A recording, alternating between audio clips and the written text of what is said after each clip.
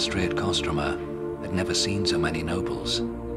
They were envoys from the National Assembly in Moscow, come to beg the great nun, Martha, to allow her son to take his rightful place as the next Tsar of Russia.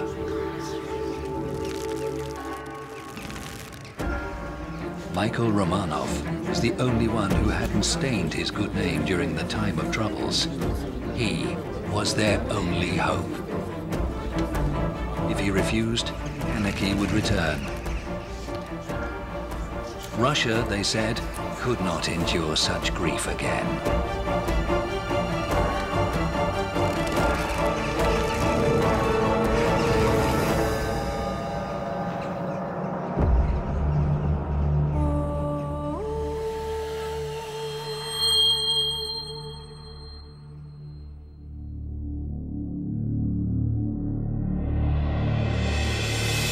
In 1598, Tsar Fyodor, son of Ivan the Terrible, died childless.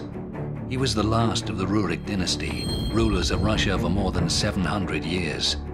His younger brother, Dmitry, had died 7 years earlier in suspicious circumstances. The National Assembly elected Boris Godunov as the next Tsar, but a rival soon emerged, an impostor claiming to be the last Tsar's dead younger brother. This so-called false Dmitry seized the throne and married the Polish noblewoman Marina Mniszek.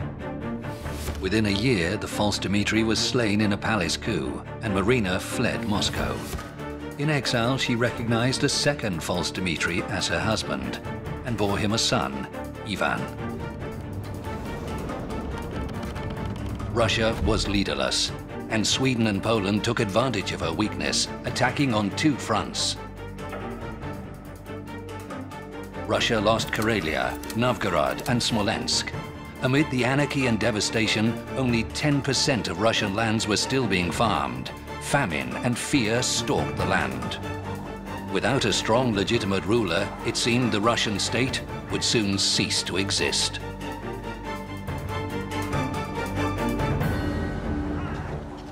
Towards the end of the brutal winter of 1613, delegates of the country's National Assembly traveled to Moscow, where they would decide the fate of the motherland.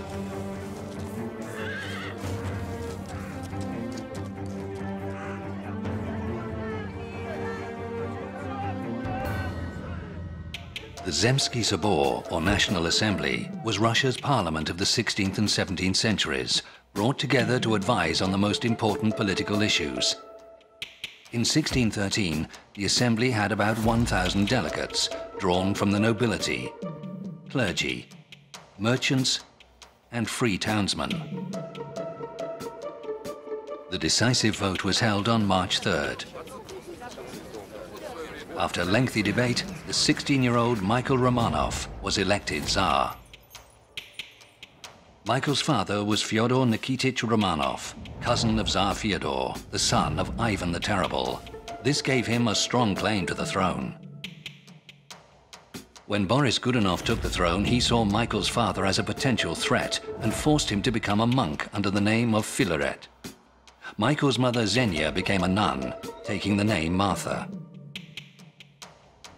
Filaret rose to the rank of bishop, but was imprisoned by the Poles while on a diplomatic mission. His Polish captors didn't bother to inform him that his son had been made Tsar of Russia.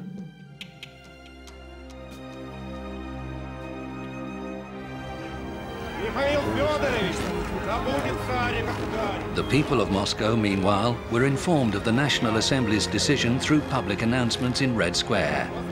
Michael Fyodorovich Romanov, it was declared, was the new sovereign of the Grand Duchy of Muscovy and Tsar of all the Russias.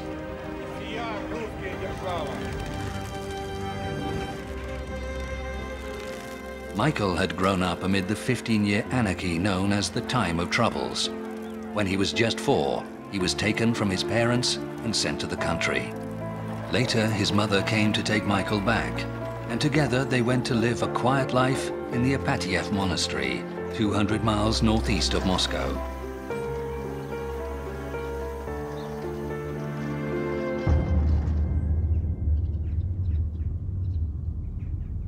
Hoarse and exhausted ambassadors, bearing the holy icon of Our Lady of St. Fyodor, spent hours persuading the Romanovs to accept power.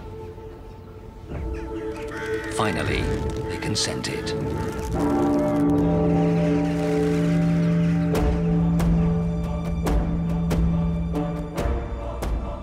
After many years of lawlessness and violence, a new Tsar ascended to the Russian throne. Michael Fyodorovich Romanov, founder of the Romanov dynasty, by God's will, Tsar and ruler of all Russia.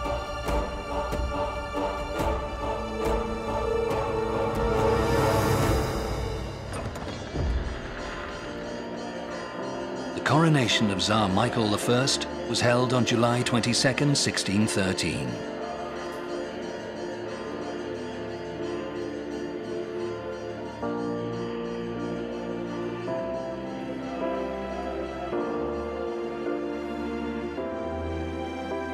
Chapter 1. Michael I Fyodorovich.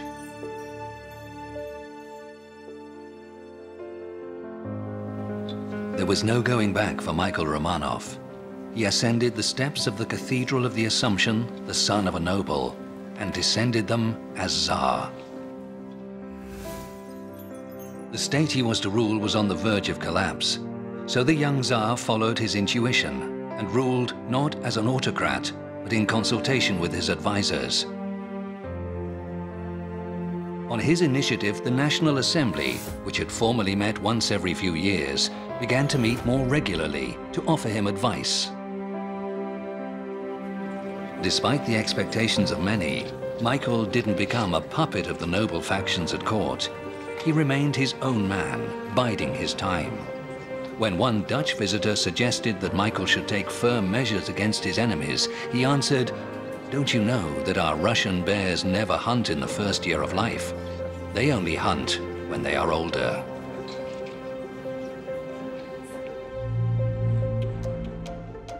Michael faced three rival claimants to the throne.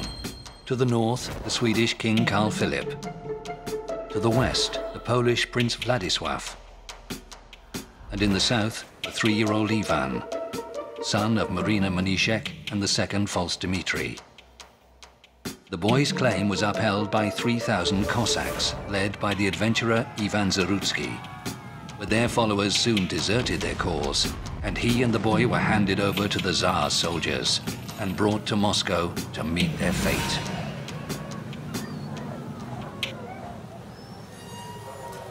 The executions took place in front of a huge crowd by the city's Serpukhov Gate. The Dutch traveler Elias Herkman remembered it for the rest of his life. Zarutsky was impaled on a stake. Then Dmitri's son was brought out. A snowstorm was blowing, wet snow slapping the boy on the face. He kept asking, "Where are you taking me?" Those carrying the child kept him calm and brought him, like a lamb to the slaughter, to the gallows. The poor boy was hanged as a thief. The Tsar's enemies could have used the boy to foment civil war, casting Russia back into the time of troubles. Michael would take any measure, no matter how brutal, to prevent that. Anarchy had been avoided, but war seemed inescapable. Swedish troops were besieging Pskov, 360 miles west of Moscow. Michael ordered his diplomats to negotiate peace at any price. In 1617, the Treaty of Stalbov was signed, and the city of Novgorod and surrounding lands were returned to Russia. The next threat was a Polish army advancing on Moscow, led by Prince Władysław in person. The Poles reached the walls of the Kremlin itself, the citadel at the heart of the city.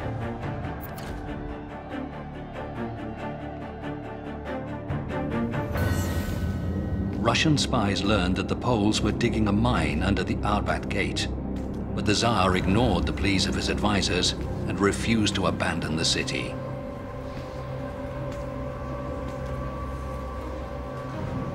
Weighing on his mind was not just the fate of the city, but a personal dilemma. Poles still held his father prisoner. Michael knew if he left Moscow, he would lose the throne. If he lost the throne, he would never see his father again.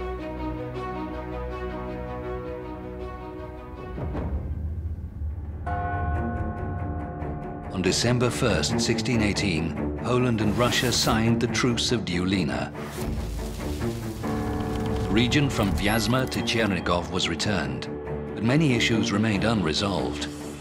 Smolensk remained under Polish control, and Prince Vladislav refused to renounce his claim to the Russian throne.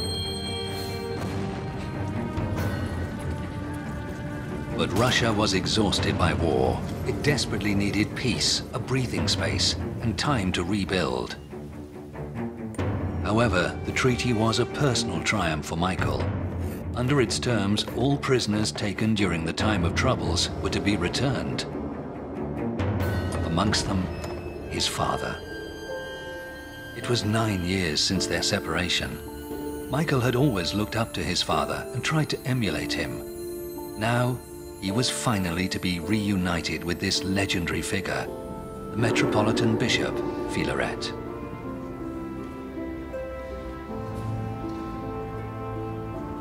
The father could see that his son had become a real Tsar of Russia, God's chosen ruler.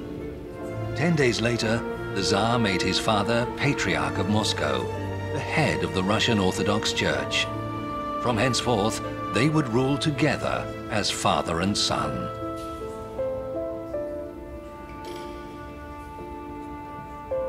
The influence of the Tsar's mother, the once all-powerful great nun Martha, began to wane.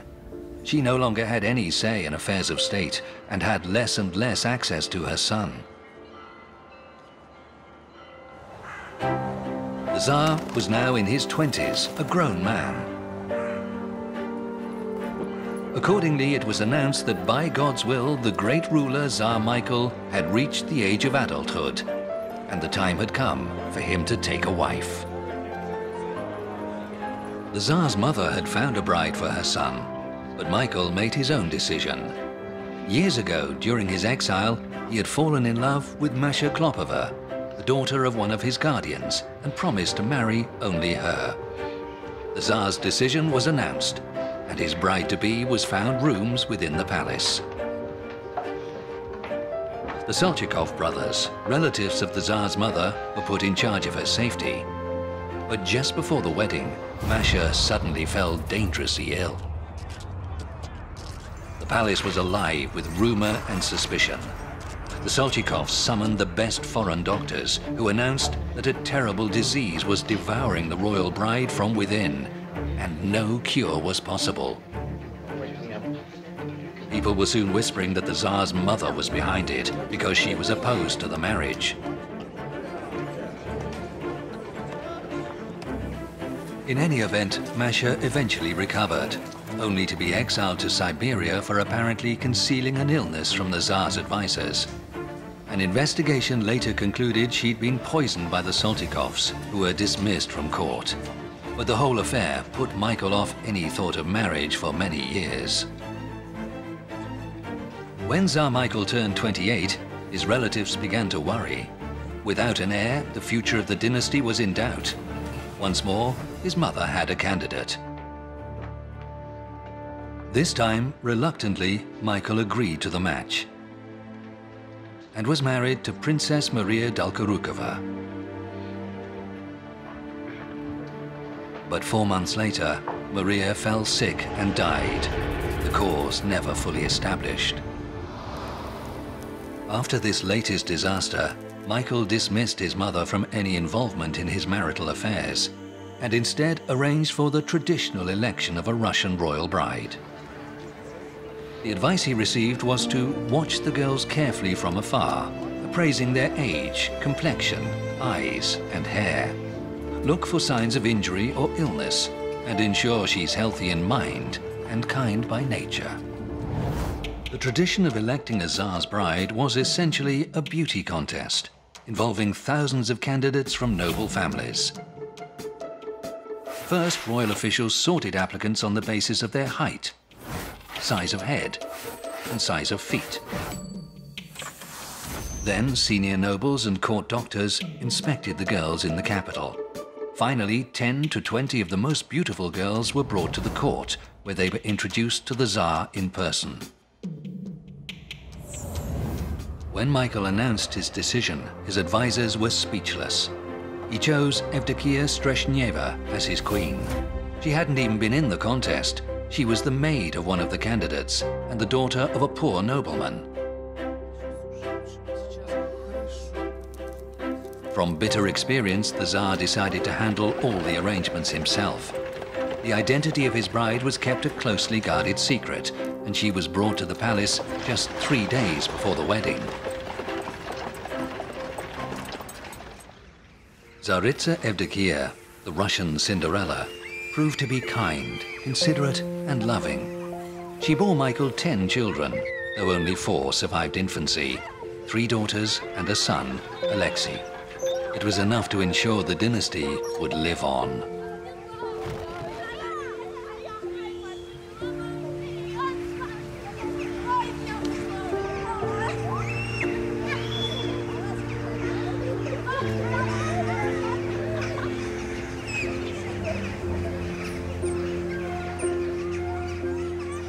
Michael and the land were at peace for a short while.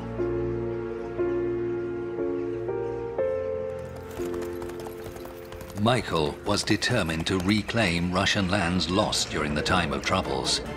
It would mean war with Poland. First, he reorganized the army, introducing new weapons and equipment based on developments in Europe. In particular, Michael learned from the Swedish army, the strongest in Europe. New regiments were formed with 8 companies of 200 men. Each had 120 musketeers and 80 pikemen. New muskets were bought, which weighed 4 kilograms instead of 6, so they could be fired without a support.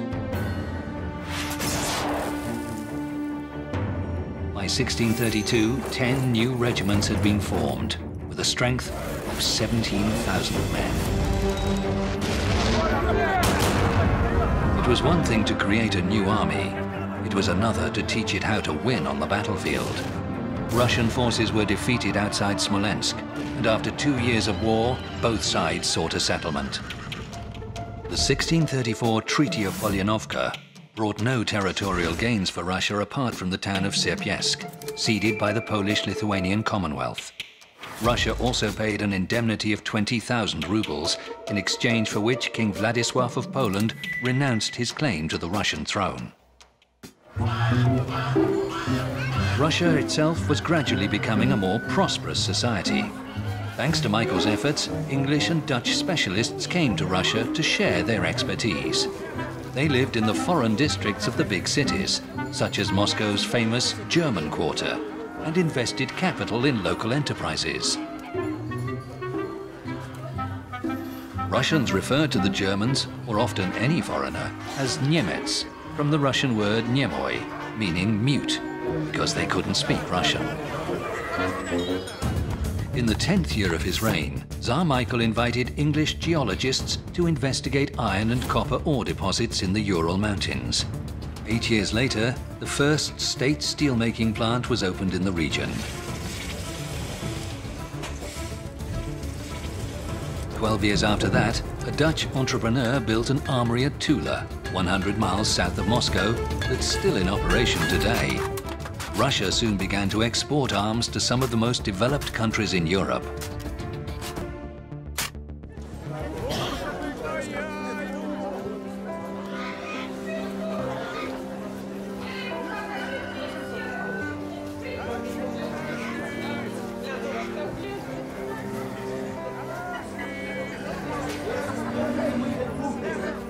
The average wage at this time was 3 kopecks a day, for which one could buy 3 chickens, or 45 eggs, or 1.5 kilos of salmon.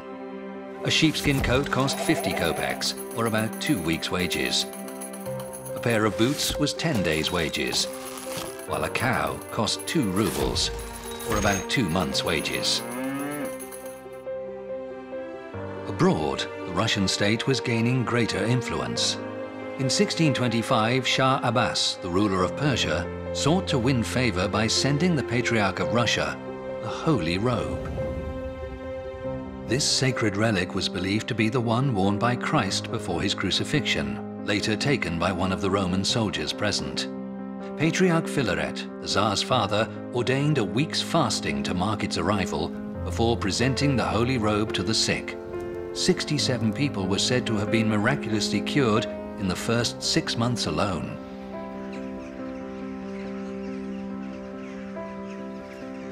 The robe itself was later placed in a cathedral within the Kremlin. Today, a part of the robe can be seen in the Cathedral of Christ the Savior in Moscow.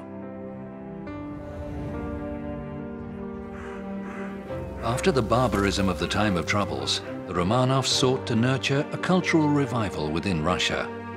One of Patriarch Filaret's first decrees was to restore the Tsar's once vast library, now largely destroyed. Scholars were sent to search for books in distant monasteries and to make copies of rare manuscripts and return with them to Moscow.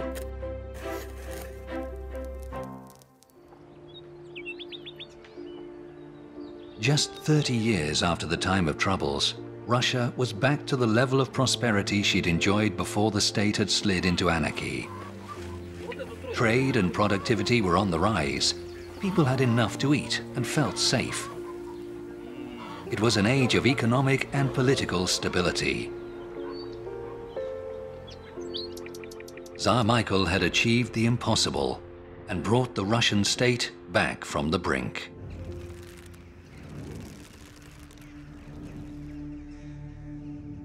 On July 12, 1645, the Tsar celebrated his 49th birthday. That morning after church, Michael seemed to have a presentiment of his own approaching death. He publicly forgave all those who had ever insulted or sinned against him, and ordered a general amnesty for all prisoners. On coming home, the first Romanov Tsar of Russia said goodbye to his wife and son, and died peacefully later that day.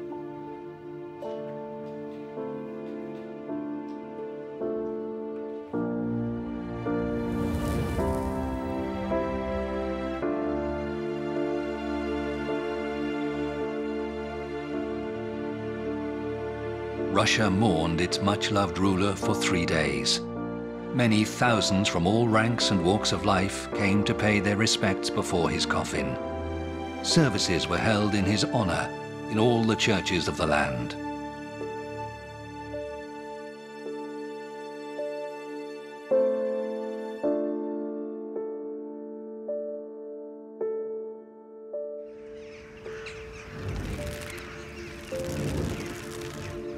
Alexei Mikhailovich, Michael's eldest son and heir, was as young as his father had been when he ascended to the throne.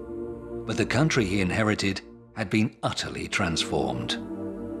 Famine, civil war, and destruction no longer stalked the land. Russia was now stable and prosperous.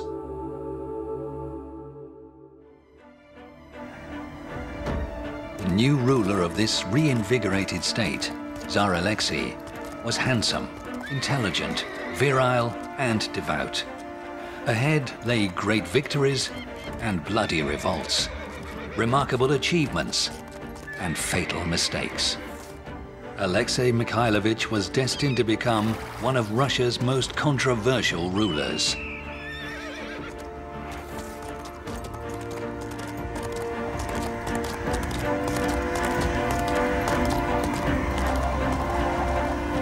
Chapter 2. Alexei I Mikhailovich.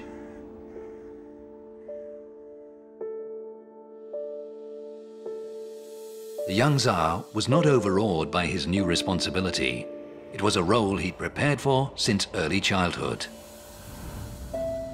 His education had begun at the age of 6. After learning the alphabet, he was taught to read using stories from the Bible. The prince's household included 20 stewards, 6 teachers and 18 musicians, as well as bodyguards, acrobats and jesters.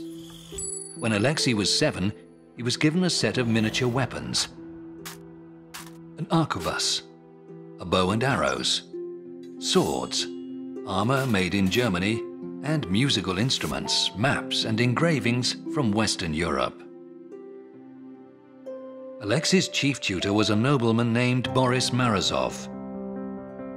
He encouraged his pupil to broaden his outlook and introduced him to Western culture. Many Europeans were invited to the Tsar's court, including interpreters, diplomats, and scholars. Alexei's personal doctor, an Englishman named Samuel Collins, admired his patient greatly. The emperor is handsome and strongly built. He has fair hair and doesn't shave his beard. He is tall with noble bearing. He can be cruel when angry, but he is mostly kind and gentle. He has an excellent memory and is devout. One could name him among the most kind and wise rulers. But for the cloud of advisors and noblemen who surround him and turn his good intentions to evil.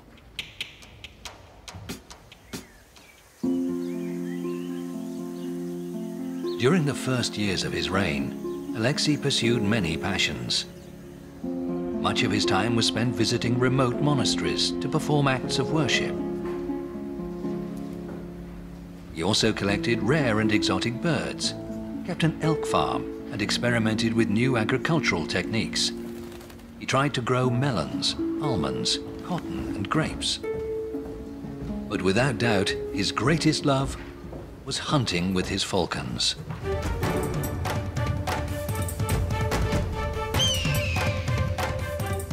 The Tsar owned no fewer than 3,000 falcons, each of which, it was said, he knew by name. His household included 100 falconers of varied rank, paid between 6 and 60 rubles a year, not including bonuses.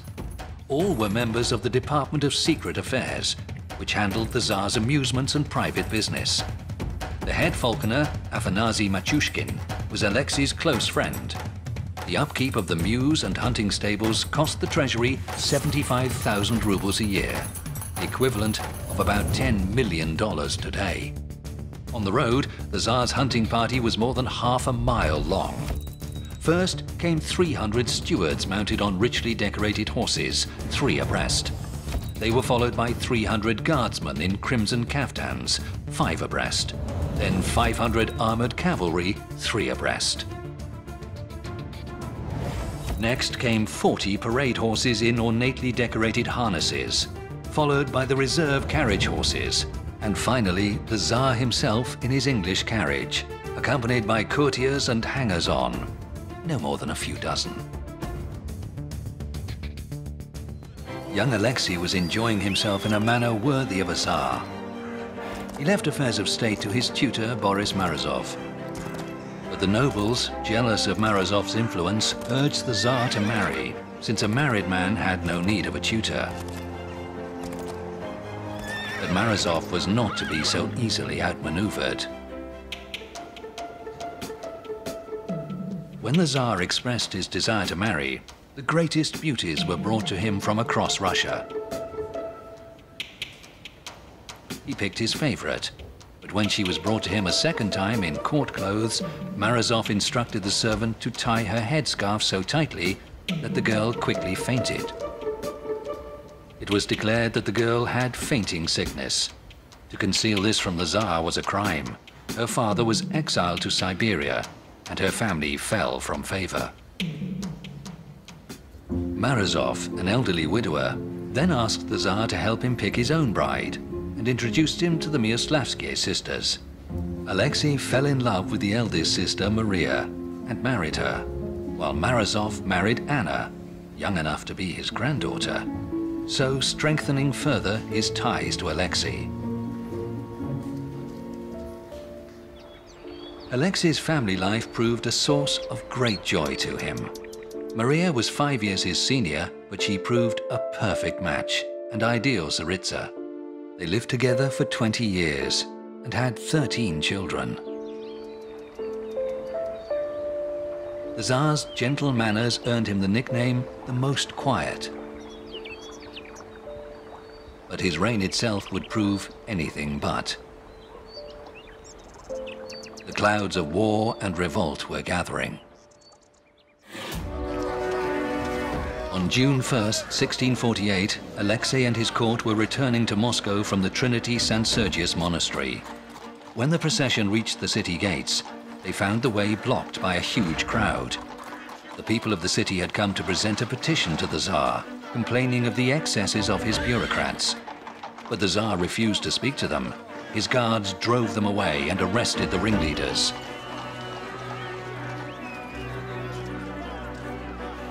The next day, the Tsar was returning from another monastery when he was again met by a huge crowd.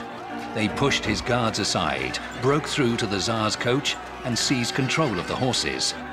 The 19-year-old Alexei was face to face with his subjects for the first time. Despite being surrounded by an angry mob, he remained calm. He listened to their complaints and promised to stamp out government corruption and to dismiss all bribe takers and embezzlers from office. Top of their list was the Tsar's old tutor, Boris Mazarov.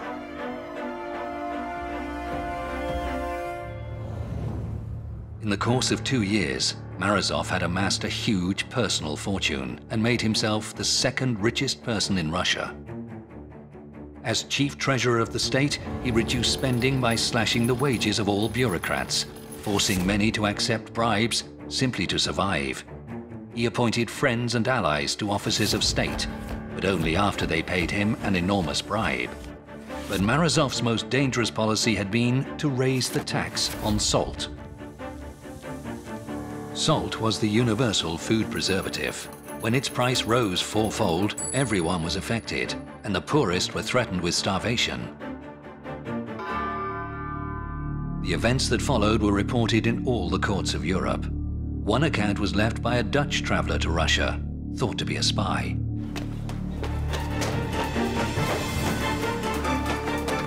A crowd of people forced their way into the palace courtyard. The guards sided with the people and burst into Morozov's house.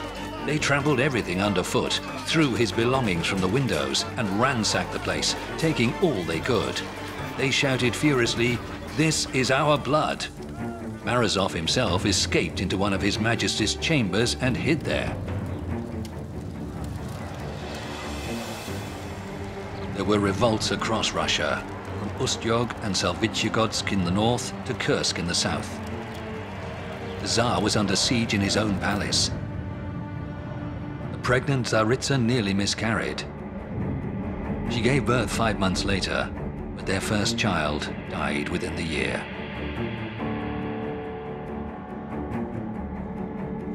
To appease the people, the Tsar ordered the execution of many corrupt officials, but not Morozov. Alexei would not sacrifice his beloved tutor, and instead exiled him to a monastery 300 miles north of Moscow. In response to the salt riots, the National Assembly was urgently convened within the Kremlin. It advised the Tsar that only a comprehensive new legal code could restore order. A special commission was established, in which the Tsar himself took an active role. The result was the Soborny Ulozhenia, a legal code that sought to consolidate all the state's existing laws into a single document for the first time. It would prove a cornerstone of Russian law for centuries to come. The code's 25 chapters and nearly 1,000 articles were copied and glued together into a single roll 309 meters long. After its approval, 1,200 copies were printed and one sent to every major city. The code entrenched the privileges of the nobility, who became the only people legally allowed to own serfs. The status of these peasants was made permanent and hereditary. The Soborny Ulozhenia was in force for almost 200 years, from 1649 until 1832. When the rioting finally abated, Boris Morozov quietly returned from exile. But his place as Alexei's closest advisor had been taken by another, the 43-year-old abbot of Novospassky Monastery, Nikon. Nikon made a great impression on the devout Tsar. Soon he was ordained Metropolitan Bishop of Novgorod. 3 years later, Alexei appointed him Patriarch, head of the entire Russian Orthodox Church. With the Tsar's backing, the new Patriarch began a large-scale reform of the Russian Church. Nikon believed that over the last 4 centuries, the rituals and beliefs of his native church had become riddled with corruption and abuse, and were increasingly at odds with the rites performed by the Greek Orthodox Church. The morality and conduct of Russian priests and monks had also been called into question.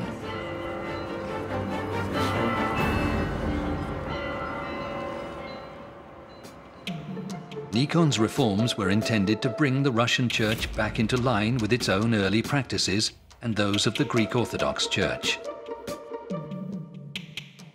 Russians were now to cross themselves using 3 fingers and not 2. They were told how many times to bow during services, what musical instruments could be played in church, and how to correctly spell the name Jesus Christ. For a deeply conservative church, such reforms were no small matter. They led to sharp divisions within the church. So-called old believers denounced them as heresy and continued to practice the old forms of worship in secret. But ultimately, it was their leader, Archpriest Avakum, who would be burnt as a heretic. Nikon's support grew steadily until by the end of Alexei's reign, his cause had become impossible to resist. Die-hard opponents remained, but many more embraced the practical benefits of his reforms, such as restoring discipline among the clergy and promoting education.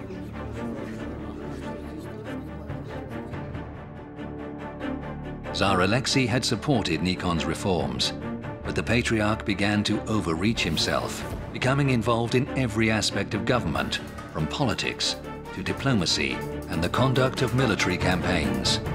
Meanwhile, the Patriarch's enemies at court spread rumors to undermine him.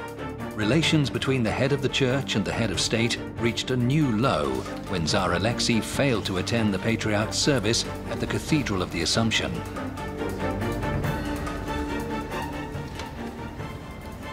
It could mean only one thing.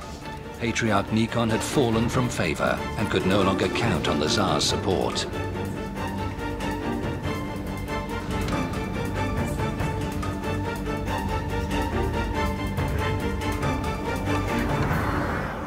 Nikon left for the New Jerusalem monastery, a day's journey from Moscow, where he planned to await the Tsar's apology.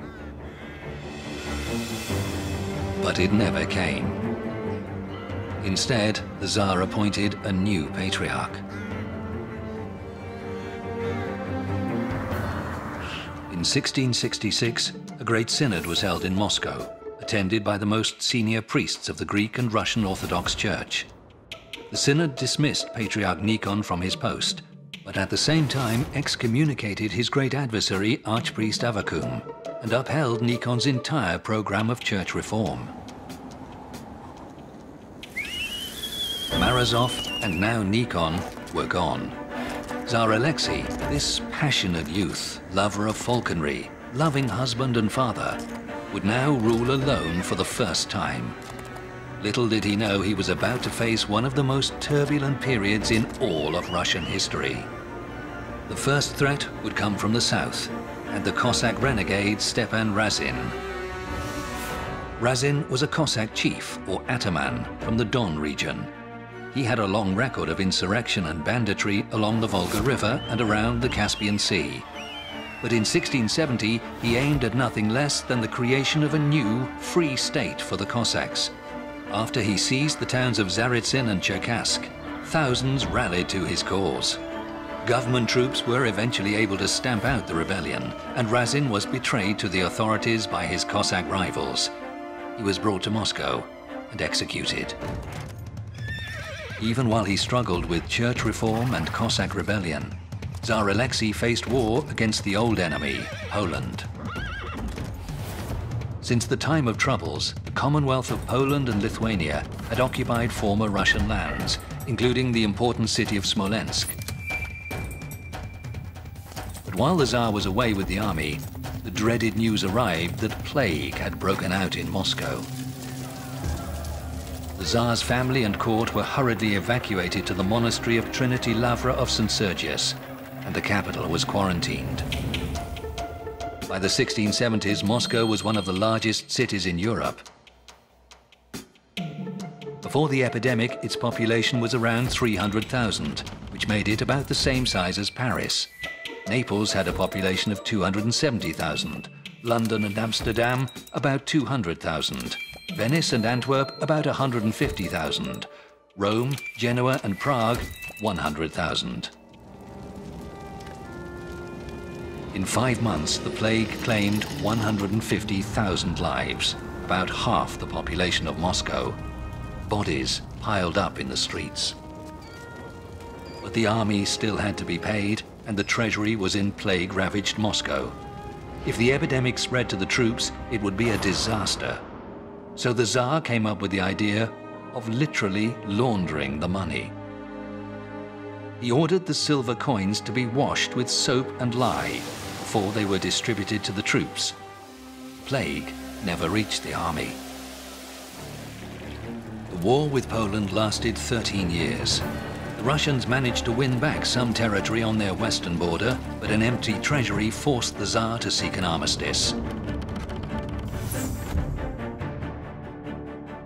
In the Truce of Andrusov, Russia won back Smolensk, Chernigov, and other lands lost more than 50 years ago in the time of troubles. Eastern Ukraine also became part of the Russian state.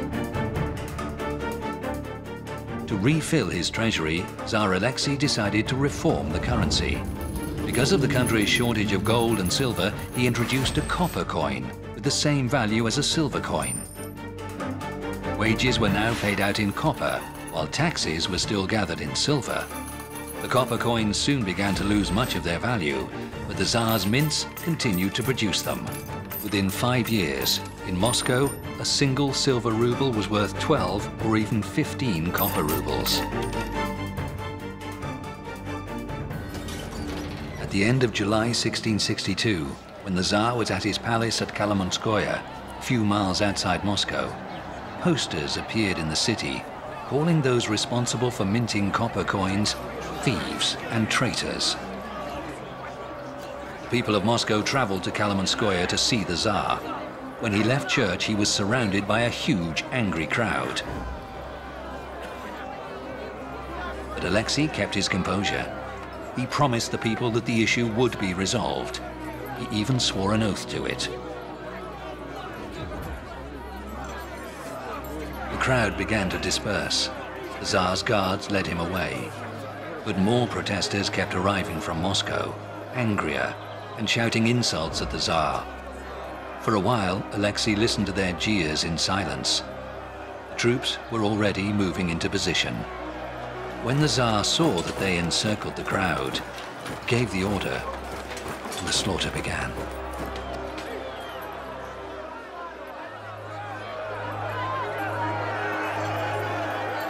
"2,500 people were killed at Kolomenskoye in just a few hours. The revolt was suppressed, but the copper coinage had to be withdrawn. The state even offered compensation at 5 kopecks, or 5% to the ruble. The Tsar's agents interrogated and tortured suspects for months to find out who'd been behind the riots. 150 were hanged.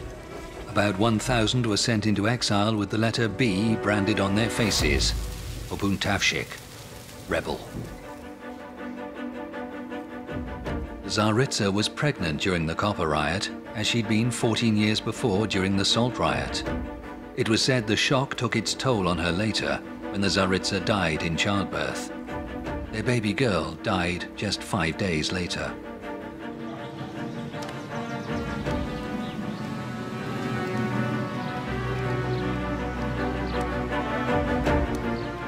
After the revolt, Tsar Alexei became deeply suspicious.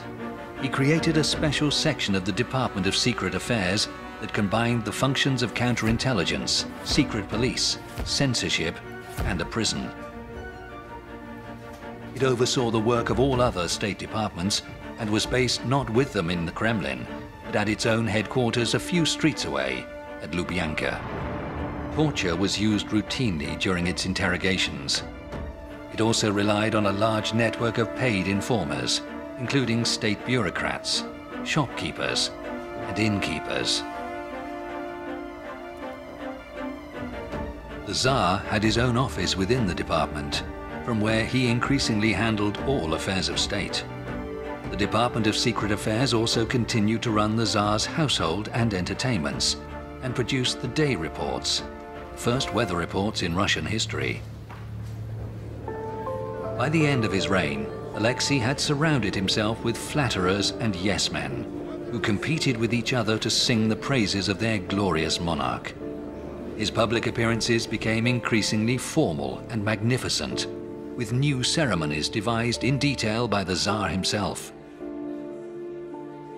The Tsar, recently widowed, seemed set on the path towards aging despotism and ever-increasing isolation. But an encounter one evening, as he dined at the house of his friend Artemon Matveyev, turned everything on its head.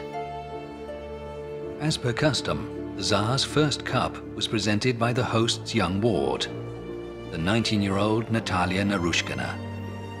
The Tsar was instantly captivated by her beauty and became determined to make her his wife. But proper protocol had to be observed.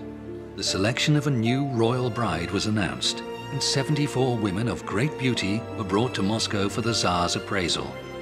Only one of them knew the result had already been decided. Natalia Narushkina had won the Tsar's heart, and the selection was a mere formality. The wedding took place in the Kremlin, in the Cathedral of the Assumption, on February 1st, 1671. A year and a half later, the new Tsaritsa gave birth to a son. The boy would be known to history as Peter the Great.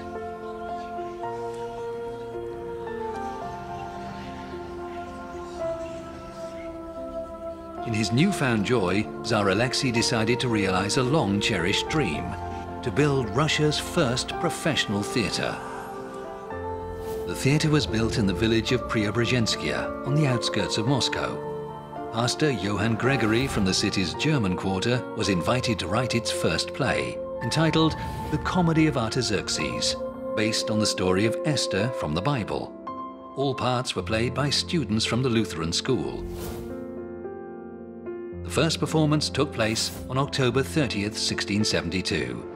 The play lasted an exhausting 10 hours. The Tsaritsa and princesses watched from behind a screen that hid them from sight. Soon, 5 more plays had been staged, all based on stories from the Bible, as well as the first ballet, Orpheus. Tsar Alexei was filled with a new zest for life and a horror of growing old. He started to study medical textbooks and to use herbs to mix his own potions. He would listen attentively to his doctors and became obsessed with bloodletting, which was believed to restore the balance of the body's humors necessary for good health. He strongly recommended the practice for all his courtiers. It was said he sometimes let his favorite falcon make the incision, as the bird never missed the vein.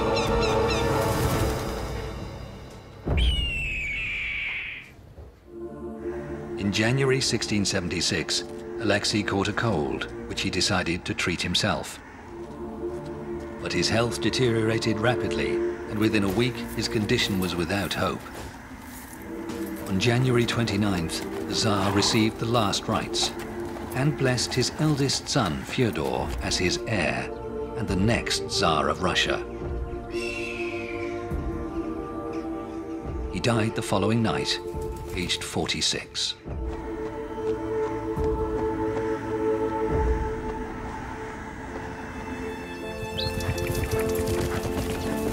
Alexei Romanov weathered many storms to leave behind a state that was rich, strong, and stable. His successors would build upon his legacy, carrying on the work of reform and modernization, none more so than his youngest son, Peter the Great, whose achievements would eclipse those of his father. Alexei died in the prime of his life, with many great ambitions unfulfilled. The country felt bereaved, as though it had lost a father. The heir to this mighty Russian state, Fyodor Alexeyevich, wasn't even able to attend his father's funeral unaided. His ill health meant he had to be carried to the cathedral on a special litter. Looking at the sickly face beneath the Tsar's fur hat, some whispered a warning. Prepare yourselves. Soon the nobles will be back in charge, and another time of troubles will be upon us.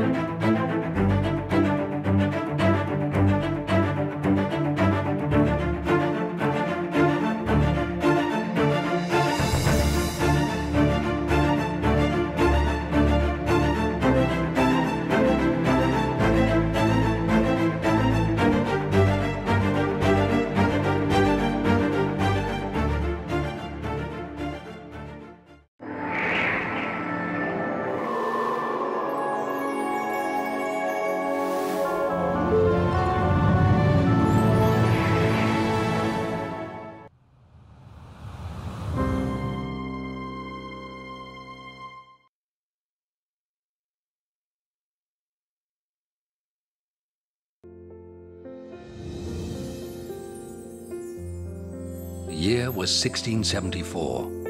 In the private theater of Tsar Alexei, the tale of the Byzantine princess Pulcheria was being retold.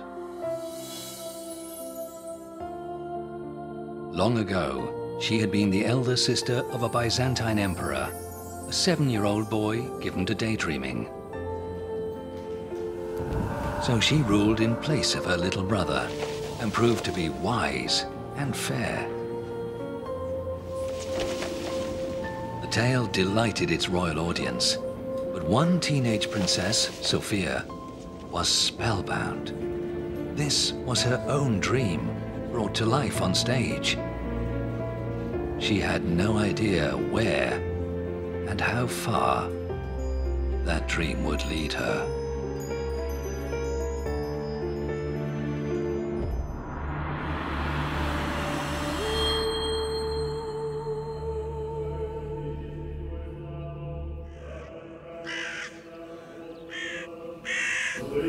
Two years later, when Tsar Alexei's eldest surviving son took the throne as Fyodor III, the House of Romanov seemed secure and stable. The succession was not in dispute. Alexei himself had named and blessed Fyodor as his successor from his deathbed.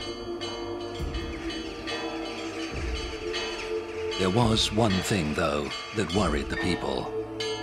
The young Tsar had had to be carried to his coronation in a litter. He could barely walk on his own.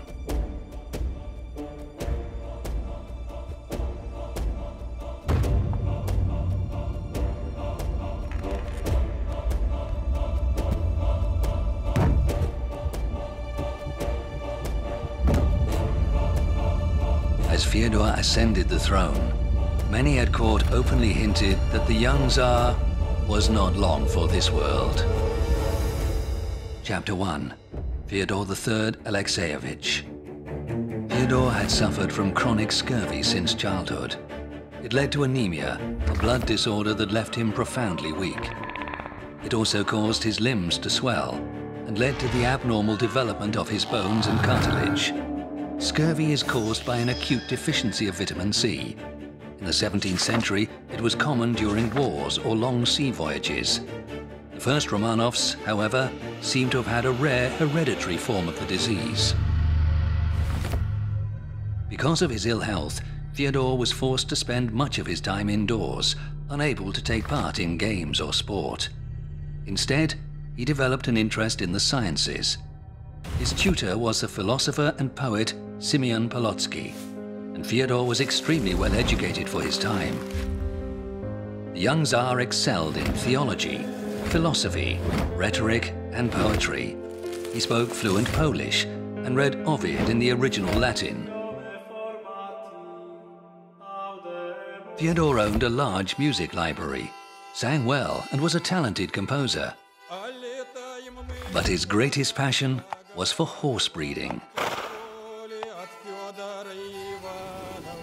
When Fyodor was only 3, he was not given a toy horse like most other 3-year-olds, but a real horse, because he was the son of a Tsar.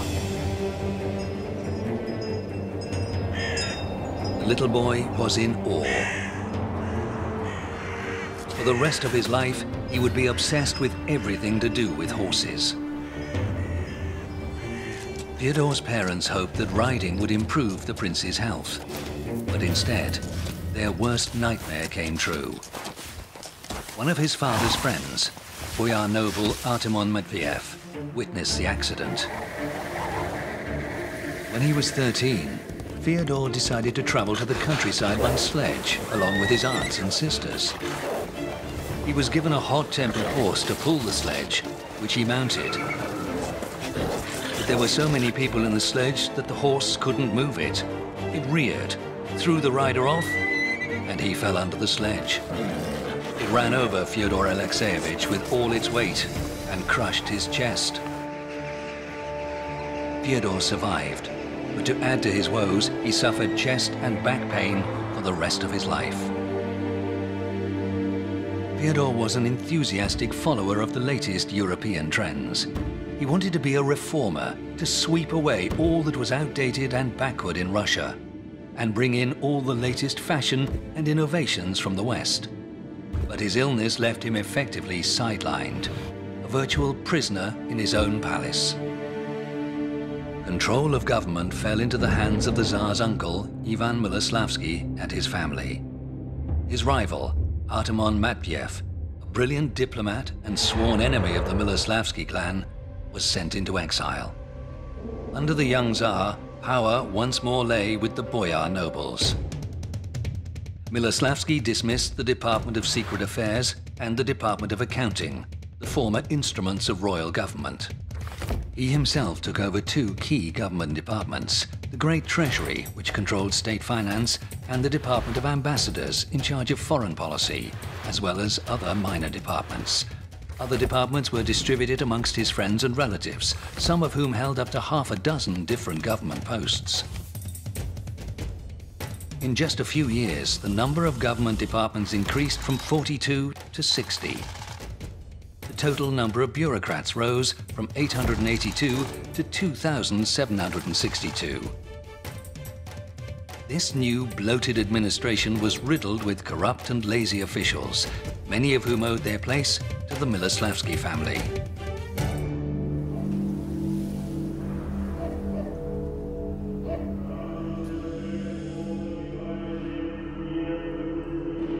It was love at first sight.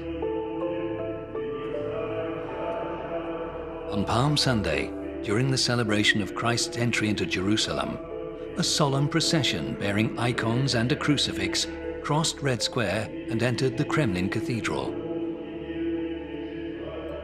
Amid the crowd, one girl caught the eye of the 18-year-old Tsar.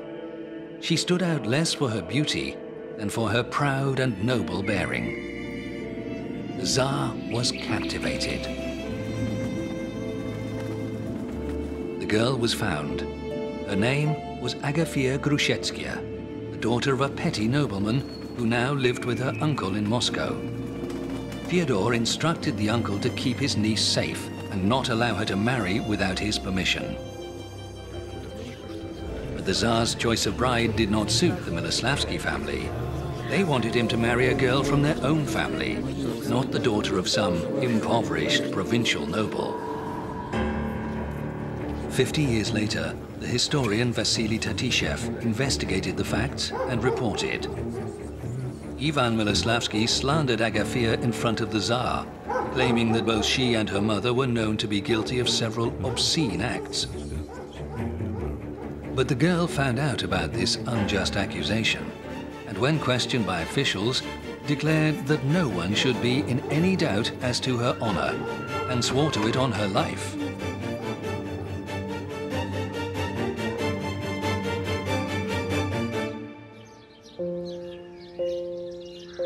Reassured by this news, the Tsar decided to pay a secret visit to his chosen one. He took a trip through the hills outside Moscow, so on his way back he could pass by Agafia's house as if by accident. Agafia's relatives told the girl to stand in the window, and for the first time, their eyes met.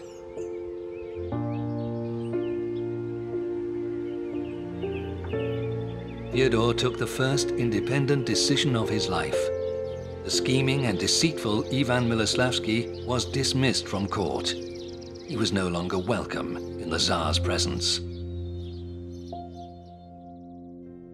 To respect tradition, a formal presentation of bridal candidates was arranged for the Tsar.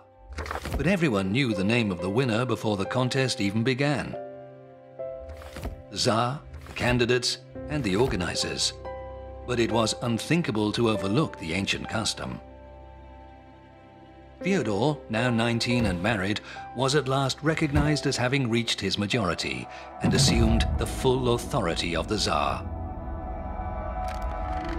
Now, he would take control of his own fate and push forward his own ideas on how Russia should be governed.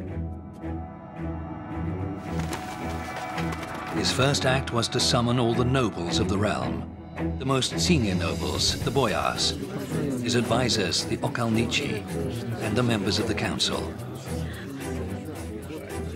They were to meet at 1 o'clock to begin the work of reform, beginning with taxation. To support the Tsar's standing army, a variety of small taxes were replaced with a single new tax. Every household was now expected to pay 90 kopecks per year, the equivalent of 72 kilograms of grain or 26 kilograms of beef. Because of the acute shortage of cash, the Tsar sold the rights to collect this tax to tax farmers, helping to quickly replenish the treasury. By 1680, state revenues totaled more than 1.2 million rubles. Customs and excise duties accounted for 53% of revenue. Direct taxation raised 44%, and other minor taxes accounted for the remainder. Next came a population census. Completed in 1678, it identified 5.6 million people living in Russia, but this only included taxpayers in the heartland regions.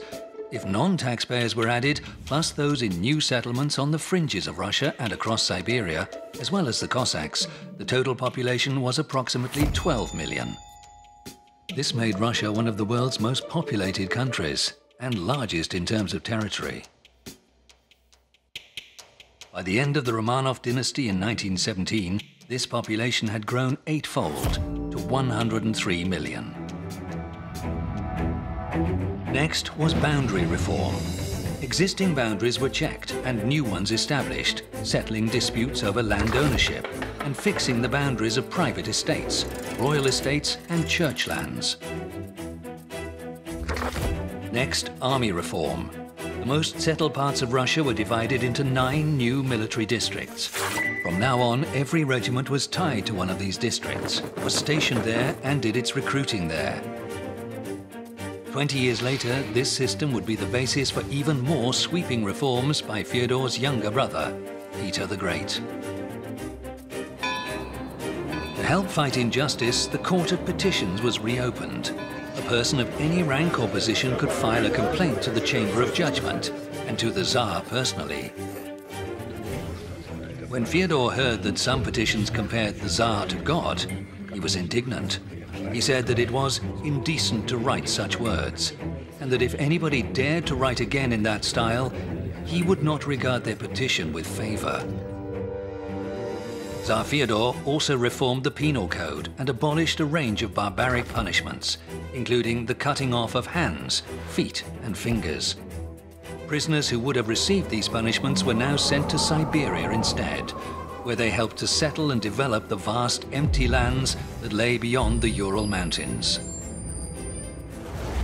Moscow, a city built of wood, used to be destroyed by fire about once every generation. In the reign of Tsar Fyodor, large parts of the city were rebuilt in stone for the first time.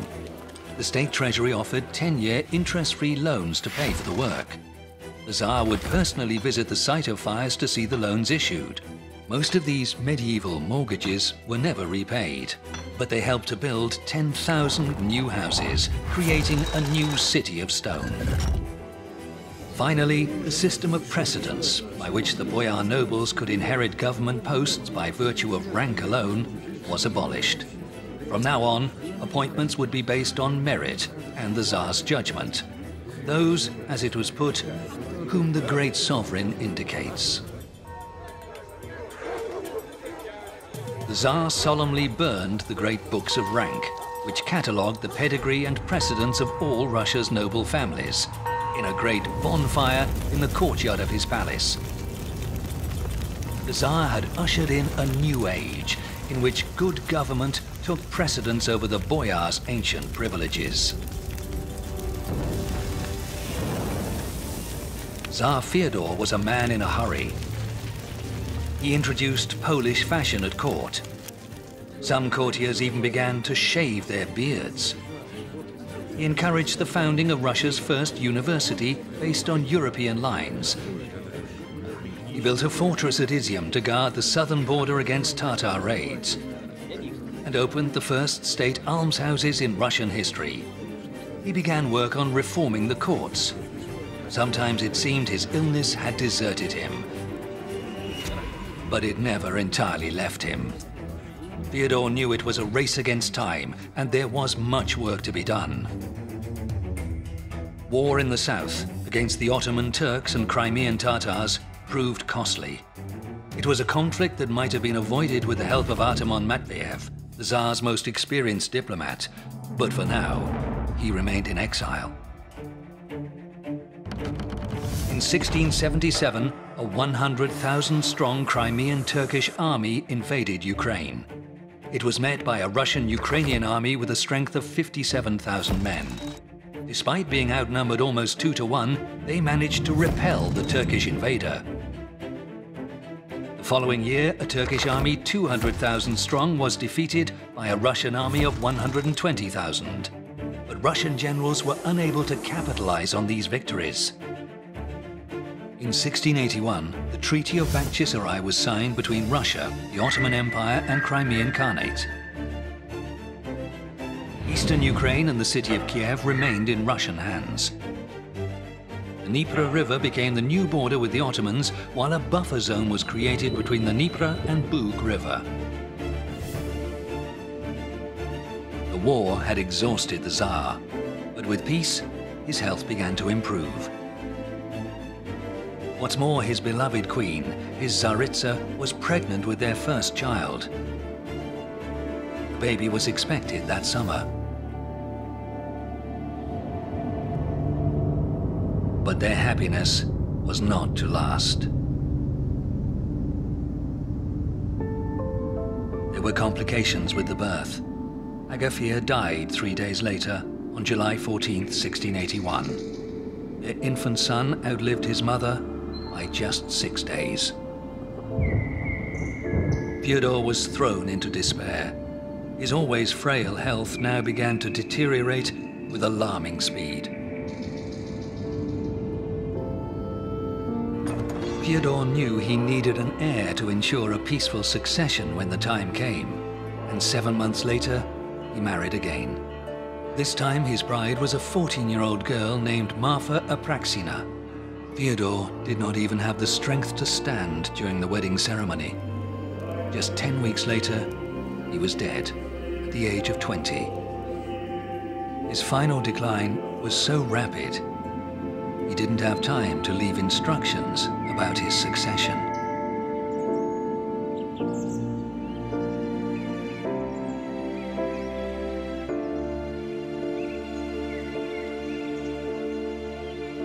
Fyodor had the potential to become Russia's first enlightened monarch, to lead Russia into the main current of European civilization. He had everything that was required: education, determination, character, everything except health.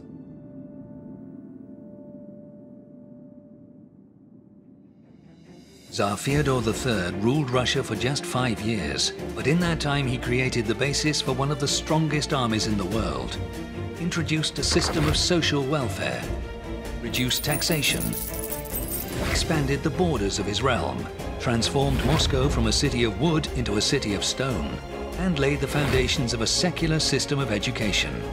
He approved the foundation of Russia's first university, but died before he could sign the charter.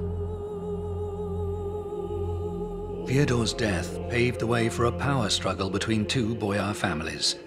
The Miloslavskis, relatives of Tsar Alexei's first wife, the late Tsaritsa Maria, and the Narushkins, the family of Alexei's second wife, Natalia. The Miloslavskis' candidate for Tsar was Maria's son, Prince Ivan, a 15-year-old boy, half-blind and disabled. The Narushkins supported Natalia's son, Peter, healthy and clever, but only 10 years old. An hour after Fyodor's death, the Boyars' Council, with the support of Patriarch Joachim, declared Prince Peter to be the new Tsar of Russia. His mother's family, the Narushkins, seemed to have won the day. For those at court, it meant one boyar family was out and another was in. But for one person, it spelled the ruin of all their dreams.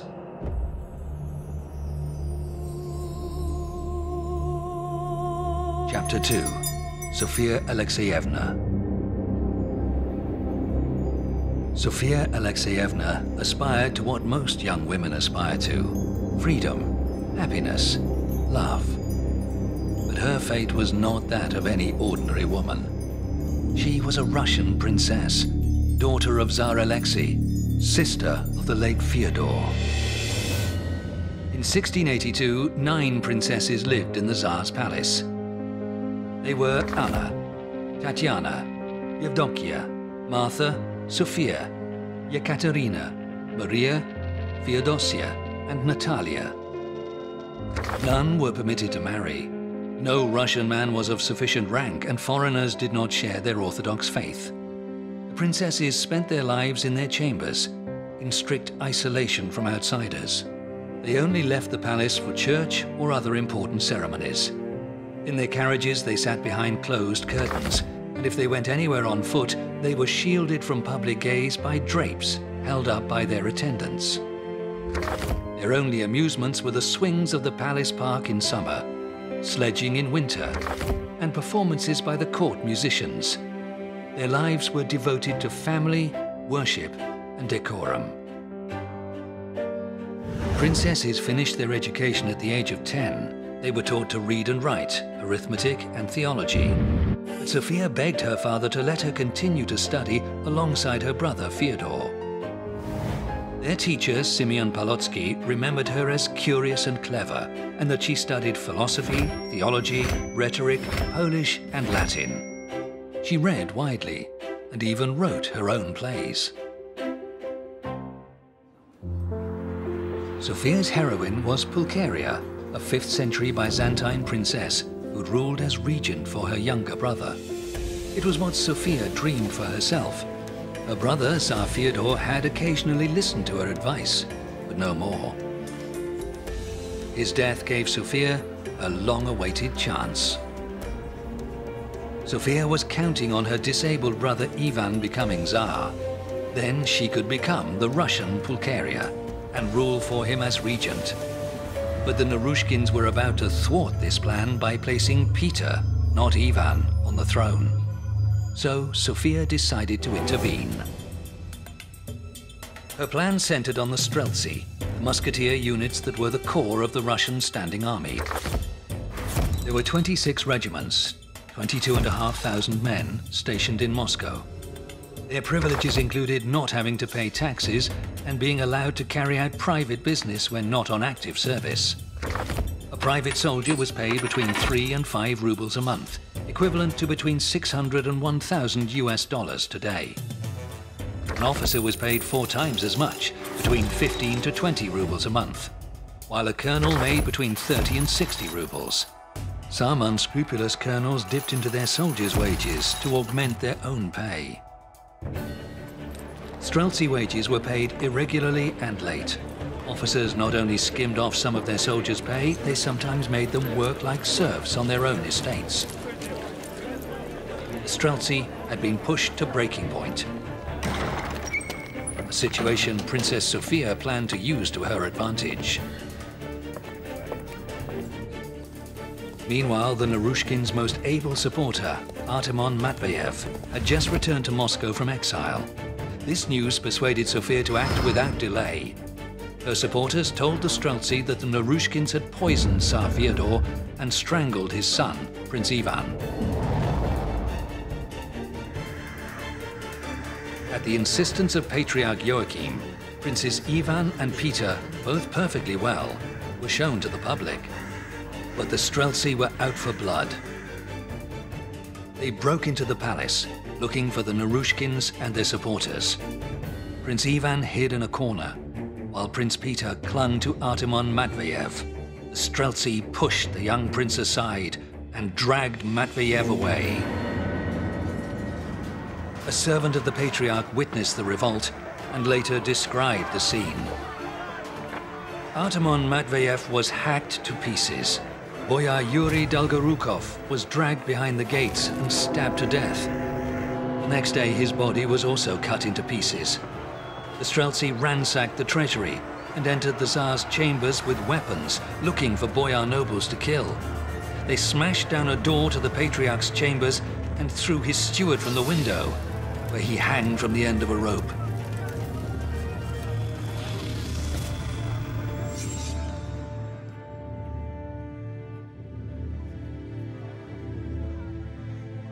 The Streltsy revolt traumatized young Peter. He would neither forget nor forgive. The massacre lasted for 3 days. The victims included prominent Narushkin supporters, including 2 of Prince Peter's uncles, 2 government ministers, the Tsar's personal doctor, and about 100 others. May 19th, the Streltsy demanded outstanding wages totaling 240,000 rubles. On May 23rd, they presented a new ultimatum. The 2 princes, Ivan and Peter, should sit on the throne together. Finally, on May 29th, they made their final demand. Princess Sophia was to become regent until Peter was of age. Russia had its Princess Pulcheria.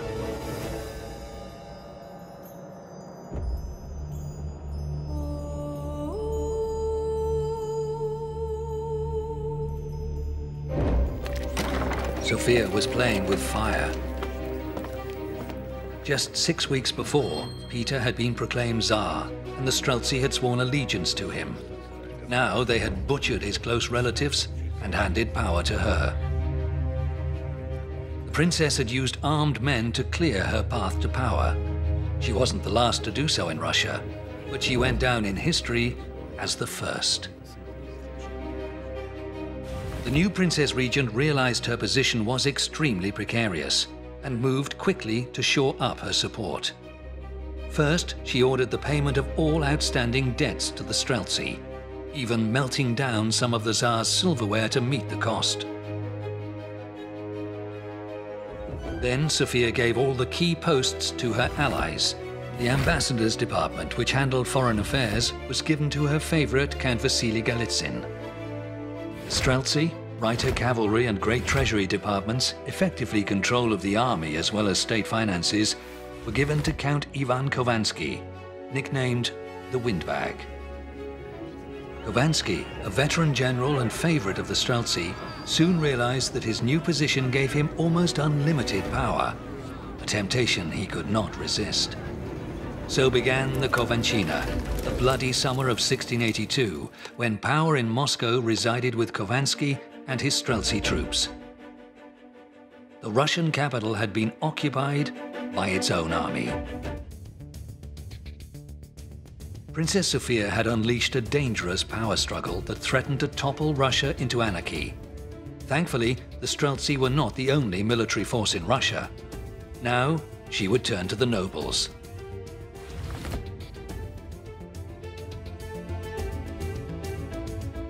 On the day of the Feast of the Transfiguration, Princess Regent Sophia left the Kremlin under the guise of visiting the Donskoy Monastery, just across the Moscow River. But instead, she left the city and made for the monastery of Trinity St. Sergius, where she planned to take refuge.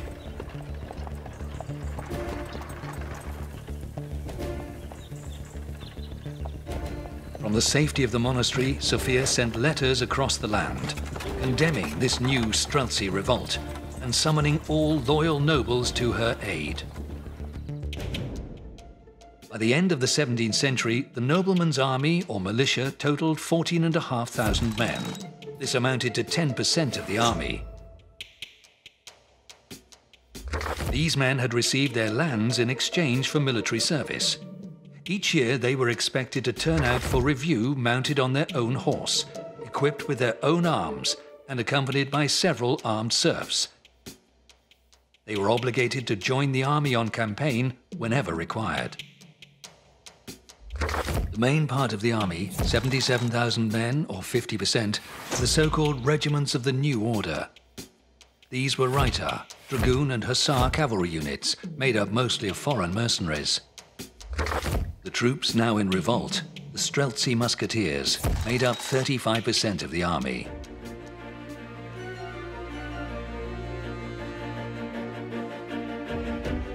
Time was running out for Khovansky.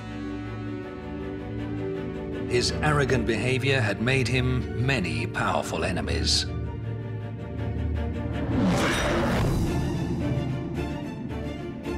The Princess Regent's agents caught him in a tavern and brought him to their mistress outside Moscow.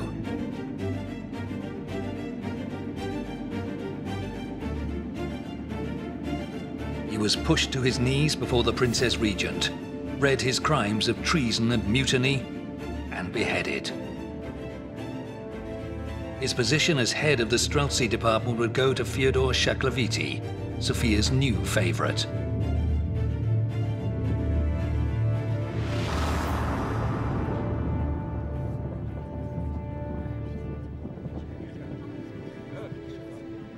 The Streltsy revolt was over. The Princess Regent returned to Moscow and took residence in the Kremlin with Tsar Ivan, while Peter, regarded as the junior Tsar, moved to the palace of Preobrazhenskaya.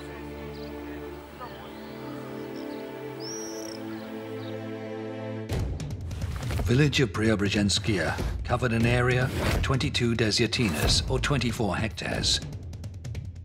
A wooden palace had been built there 20 years earlier and was the furthest royal residence from the Kremlin. Moscow's foreign quarter lay between the Kremlin and the palace.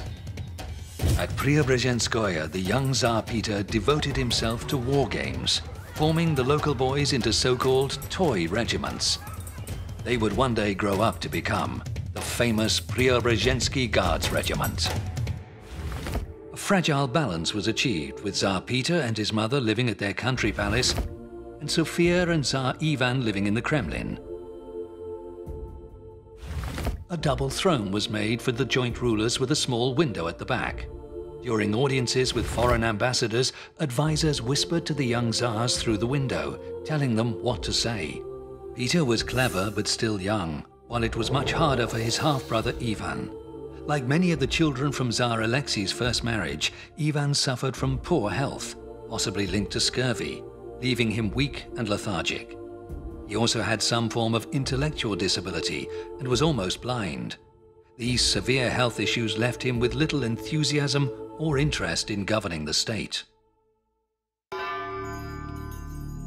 So Princess Regent Sophia ruled, with the help of her favorite and lover Vasily Golitsyn, who now bore the grand title Guardian of the Tsar's Great Seal and the state's great ambassadorial affairs.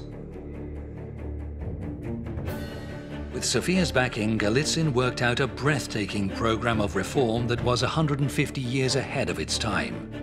Its starting point was the abolition of serfdom. But such radical ideas were impossible to realize at that time. Any attempt to free the serfs would have triggered a wholesale revolt of the nobles. Contemporaries called Vasily Golitsyn the Great. He favored Western-style reforms, spoke 5 languages fluently, was a superb diplomat, and had a great breadth of knowledge. What's more, he was said to be the most handsome man in Moscow. Sophia was completely in love with him and wrote to him almost every day. In her letters, she told him how she prayed for his good health and urged him not to exhaust himself with endless work. Her gratitude, she wrote, was impossible to express. Without him, none of her achievements would have been possible. Golitsyn urged Sophia to continue her brother Fyodor's reforms, but she never fully grasped the need for such changes. What's more, she faced stubborn opposition from the boyar nobles. Nevertheless, it was Sophia who opened Russia's first institute of higher education, the Slavonic Greek Latin Academy, based on the institute founded by Fyodor. Its first professors were 2 Greek brothers, both of them renowned scholars. A degree took 12 years. The main disciplines were Greek, Latin, grammar, rhetoric, philosophy, and theology. The academy was situated in the buildings of the Zaykona-Spassky Monastery. Today, it is the site of the Russian State University for the Humanities. The academy later spawned the Lomonosov Moscow State University, the Russian Academy of Sciences, and the Moscow Theological Academy. In 1686, negotiations began with Russia's western neighbor, the Polish-Lithuanian Commonwealth. Golitsyn led a series of long and grueling discussions, which eventually led to the signing of a Treaty of Eternal Peace in Moscow. This bound the kingdoms of Princess Regent Sophia and King Jan Sobieski in alliance, and was to prove the crowning achievement of Russian foreign policy in the 17th century.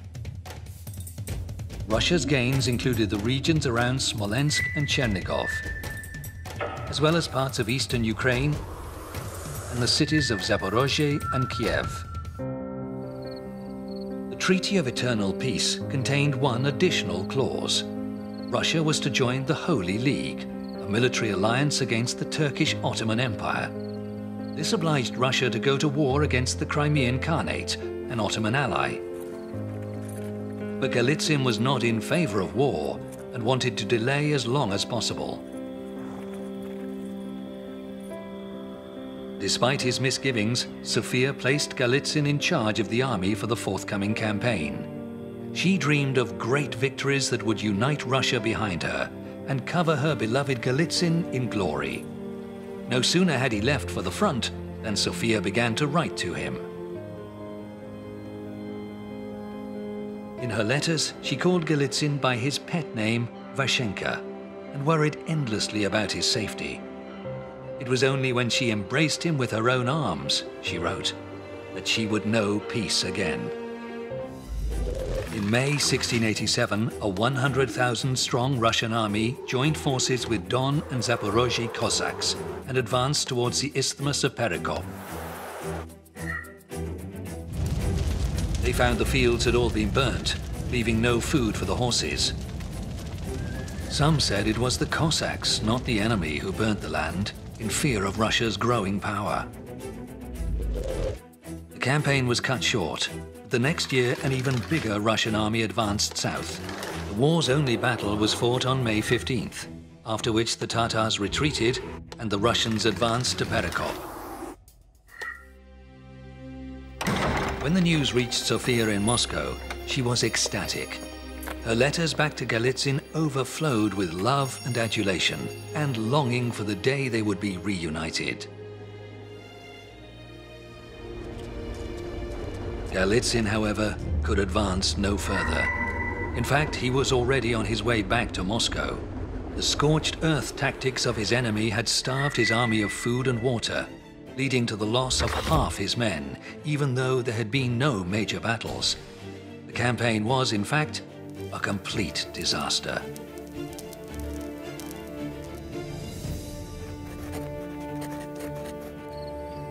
Golitsyn's role in this catastrophic defeat would not be forgotten.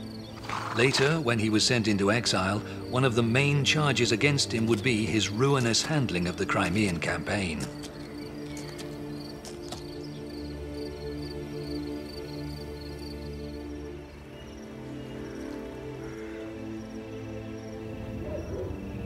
On the eve of the debacle, he suffered the worst blow of all, the betrayal of his beloved.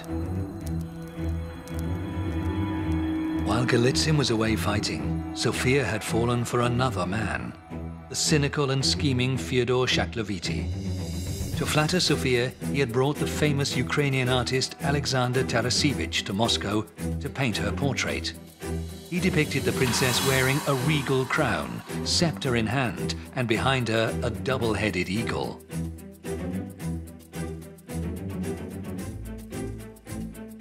Sofia adored it. She ordered the portrait to be engraved in copper, so copies could be printed and sent to all the courts of Europe.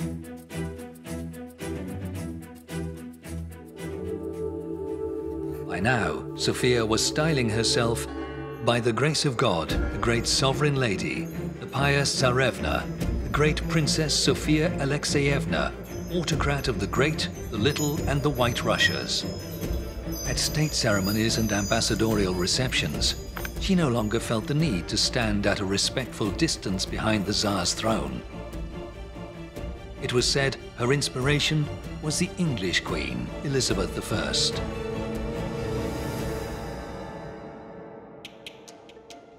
As soon as Tsar Ivan turned 18, Sofia arranged his marriage to the 20-year-old Praskovya Saltykova.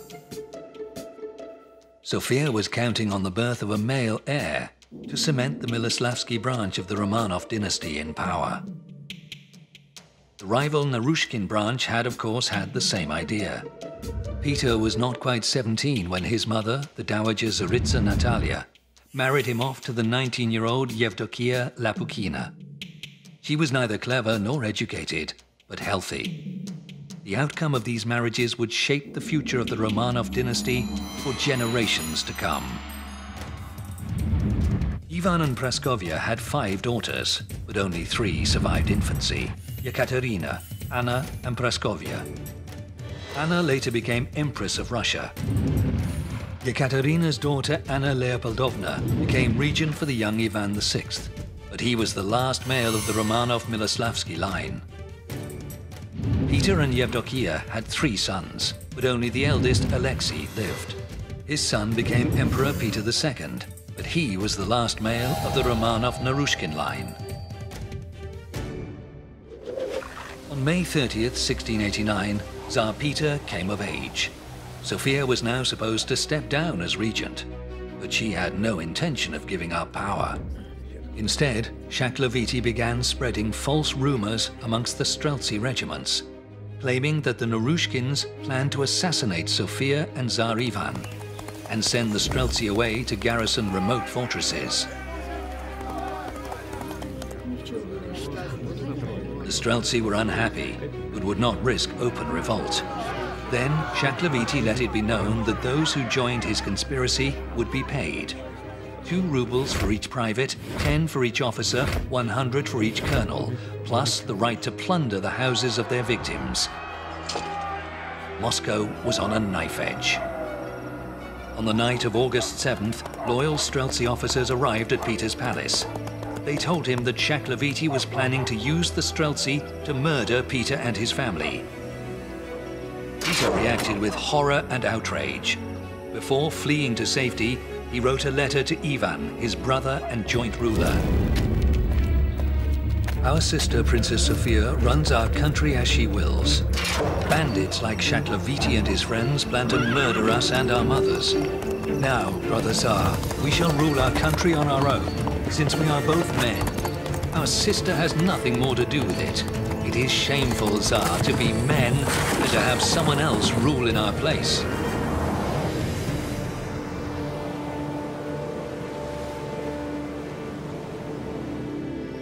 That evening, Princess Sofia received a report that Peter's palace at Preobrazhenskoye was empty.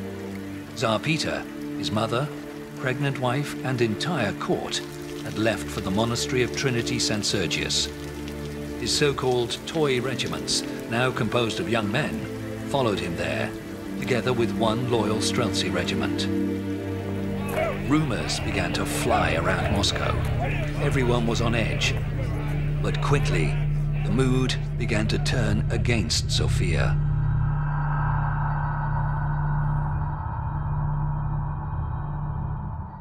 August 13th, Sofia sent an emissary to Peter, Boyar Ivan Troyekurovich, but the young Tsar would not negotiate.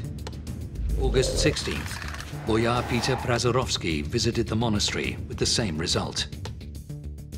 August 20th, Sofia begged Patriarch Joachim to visit Peter. He went, but did not return. He stayed with Peter. Boyars, officials, and even Streltsy began to flock to Peter's rival court. August 27th, Sofia left to negotiate with her brother in person. She realized that she shouldn't, that her humiliation would likely be in vain, but she could not simply sit and wait.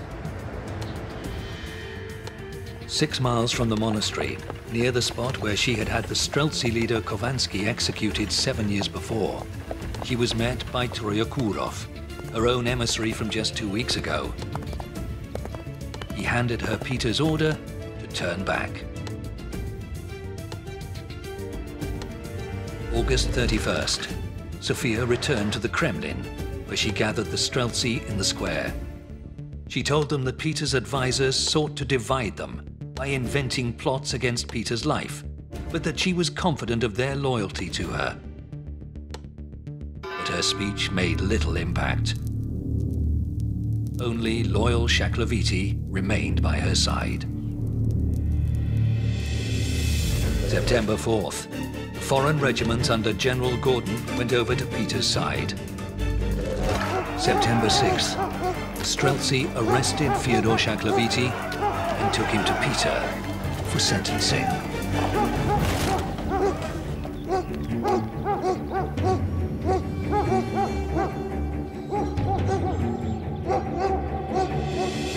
September 7th, Vasily Golitsyn came to see Peter. The Tsar refused to meet him and sent him into exile. September 8th, the title of Tsarevna, Royal Princess, was officially stripped from Sofia.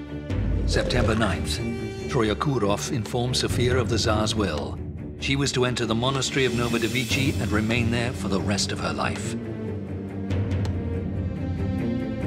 September 12th, Shaklovity was beheaded by the main road outside the Trinity Monastery. October 16th, the Tsar's court, boyars and army returned to Moscow, and Peter I took up the reins of government. His elder brother, Ivan V, remained joint ruler, taking part in ceremonies when his strength allowed. But his health continued to decline. Soon, Ivan found it difficult to walk and was almost completely blind. He died 7 years later, on February the 8th, 1696, aged just 29. Princess Sofia lived under guard in a tower of the Novodevichy monastery. She received food from the Tsar's table, as well as an allowance of 2,600 rubles a year, the same as the other royal princesses. A small staff of servants lived with her, an old nanny, 2 clerks and 9 maids. For 9 years, Sofia lived quietly in the monastery, reflecting on her years of power and the fate of her 2 lovers, one executed, the other exiled to the north. But she also continued to intrigue, exchanging secret letters with her supporters. In June 1698, Peter was in Holland learning to build ships. But back home, poor treatment led 4,000 Streltsy to kill their officers and march on Moscow, intending to restore Sofia to the throne. They were met by government troops, the Preobrazhensky Regiment, the Semenovsky Regiment, the Lefortov Regiment, the Foreign Regiment under General Gordon, and the Nobles' Militia under General Shane. The Streltsy were defeated at New Jerusalem, 30 miles from Moscow, and reprisals began. General Shane conducted the initial investigation.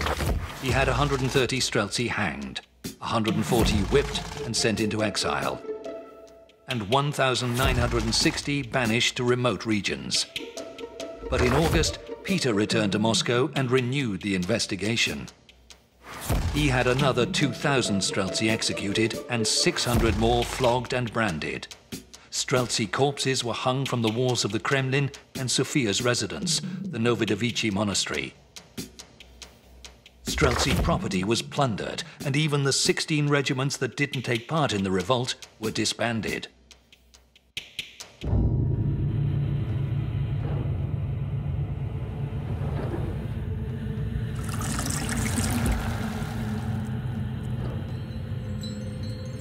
Princess Sofia was forced to take the veil under the name of Susanna.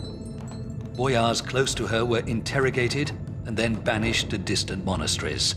Her allowance was slashed, her staff changed, and security tightened.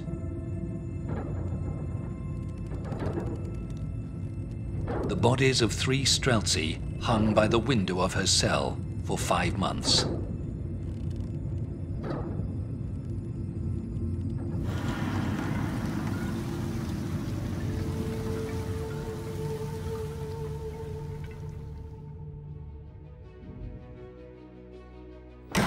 Once, she had struck terror at court, won the favor of any man she wanted, held the power to invoke and quell revolts, waged wars, and concluded brilliant peace treaties. She dreamed of becoming a real ruler, like the Byzantine princess Pulcheria, whose tale had captivated her as a child. She had defied all the odds to make her dream a reality, becoming the first Russian princess to escape her secluded existence, the first to live life and wield power. But in the end, her downfall was complete. For 7 years of rule, she spent 15 years in a monastery cell. She died in 1704, aged 46, and was buried in the cemetery of the Novodevichy monastery. By the time of her death, great changes were sweeping over the country she had once ruled. Changes that would transform Russia forever. The history of the old Russian state was at an end. The history of a new Russian empire was beginning.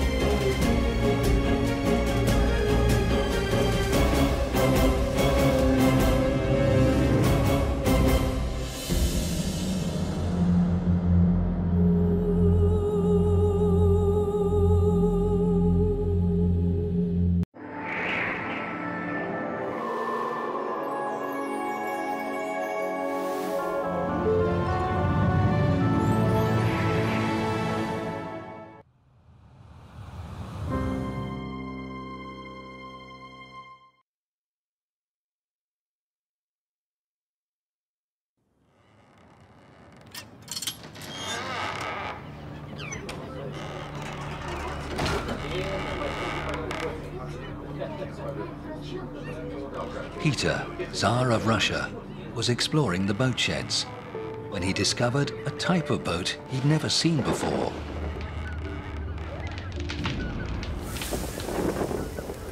He asked the boatwright who had built this remarkable craft.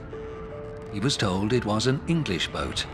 Its construction allowed it to sail into the wind as well as away from it.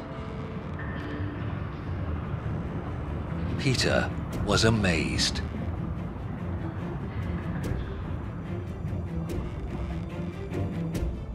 All his victories were to defy tradition, expectation, common sense, and sometimes even the laws of physics.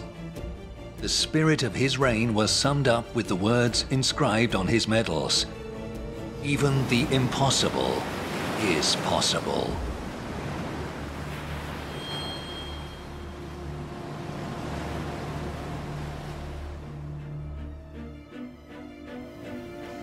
Peter was 10 years old when he first came face to face with a violent mob. Rebels from the Streltsy infantry regiments dragged away his friends and relatives and butchered them like cattle. The trauma caused Peter to suffer from convulsions for the rest of his life. No one could have guessed that this terrified boy would one day sweep away the old Russia and build a new one in its place. Chapter 1. Peter I Alexeyevich. Peter was the youngest son of Tsar Alexei I and not expected to inherit the throne. Alexei died when Peter was just 4 and was succeeded by his eldest son, Fyodor III. But when Fyodor died just 6 years later, the nobles decided 10-year-old Peter would succeed him, bypassing the middle brother, 15-year-old Ivan, who was severely disabled. After a revolt by the Streltsy regiments, real power fell into the hands of their ambitious sister, Sophia, who ruled as Princess Regent. Peter and his mother, the Dowager Tsaritsa Natalia, were sent to live on the Preobrazhensky estate on the outskirts of Moscow. There, Peter formed all the boys his own age into a toy regiment for his elaborate war games.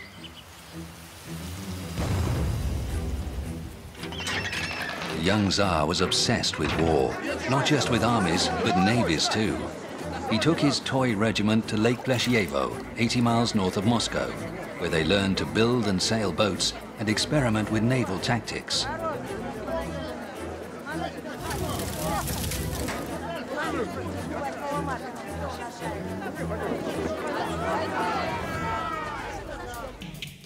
Tsar Peter was remarkable in many ways, but most obviously in physical stature. At 6'7" or 204 centimeters, he towered nearly half a meter over most of his contemporaries. What's more, his gigantic body had unusual proportions. He had very long arms with massive hands, but small feet, narrow shoulders, and a small head. His face was handsome, but became contorted when he was worried or anxious, the legacy of his childhood traumas. All his life, Peter was filled with inexhaustible energy. He could barely stand still and was always looking for some exciting activity to throw himself into. Unlike his older brothers, he didn't get expert tutors. He didn't even finish his education and made spelling mistakes his entire life.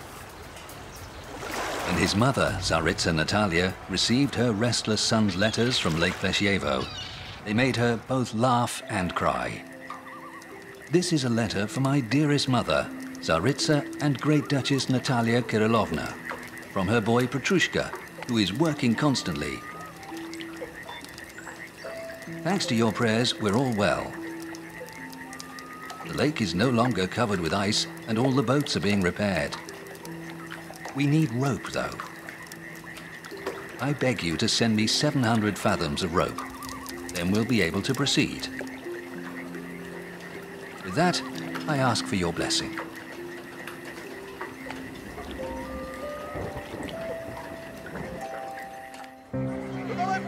Peter was fascinated by everything to do with craftsmanship. By the age of 18, he knew smithing, carpentry, wood turning, and shoemaking. He'd studied military science, fortification and shipbuilding, and learned German by speaking to men from the foreign quarter.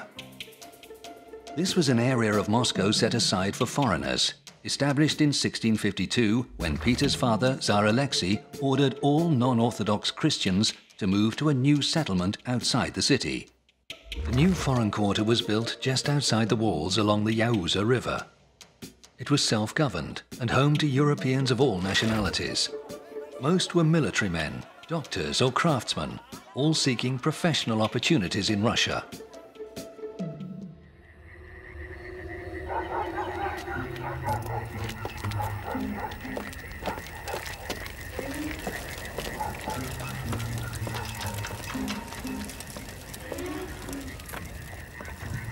The foreign quarter was just a few miles from Peter's palace at Preobrazhensky. Every day he saw the spires of its Lutheran churches and heard the sounds of bustling activity from within its walls. Unable to contain his curiosity any longer about how these Europeans lived, he decided to pay a visit. He would soon make himself at home.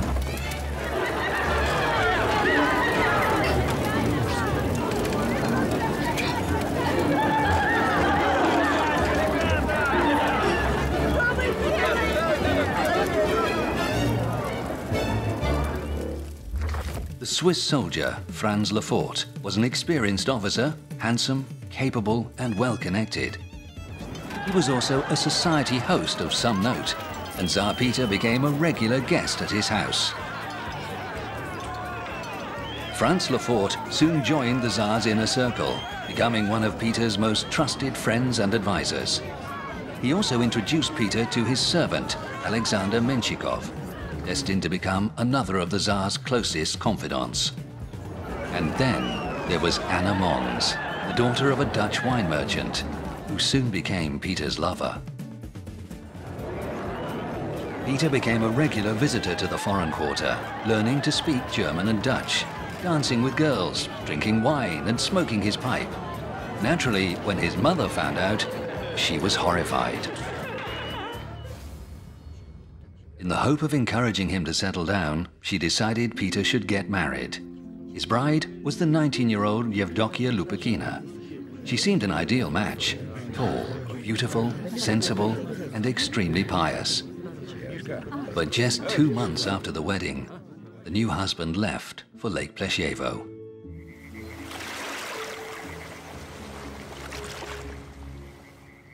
Meanwhile, unrest was brewing in Moscow. Princess Regent Sofia was refusing to relinquish power, and her agents were trying to incite Streltsy troops to murder Peter and his family at Preobrazhenskaya. When loyal Streltsy officers arrived one hot August night to warn him of the plot against his life, Peter lost his nerve. He ran out into the courtyard wearing only his nightshirt, mounted a horse, and rode off into the forest on his own. The next morning it emerged he'd ridden to the monastery of Trinity St. Sergius. He sent word for his family, his court, and all loyal troops to join him there. Nobles and generals, sick of Sofia's rule, sided with Peter. Sofia was banished to a monastery, and Peter took power. His first challenge was war. Russia had recently agreed to join Poland and Austria as a member of the Holy League, an alliance of Christian states fighting the Muslim Ottoman Empire. Their ultimate goal was to capture the Ottoman capital, Constantinople. Sofia had waged 2 wars against the Ottomans' ally, the Crimean Khanate. In 1695, Peter decided to attack the Ottomans themselves, targeting the fortress of Azov, which blocked Russia's access from the Don River to the Sea of Azov. Peter would fulfill his obligation to the Holy League while winning a strategic port for Russia. For the first time, the Russian army moved not by land, but by river, traveling down the Volga and Don on specially constructed barges. Peter himself held the rank of senior artillery officer and was the army's chief gunner. At first, it all seemed just a grander version of his war games and mock battles, but not for long. 2 attempts to storm the fortress were repulsed, and Peter was forced to order a retreat.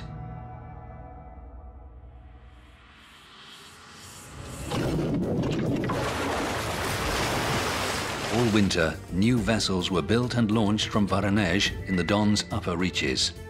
By spring of 1696, the first Russian fleet, consisting of 2 large warships, 23 oar-powered galleys, and 1,500 smaller vessels, sailed down the Don to Azov.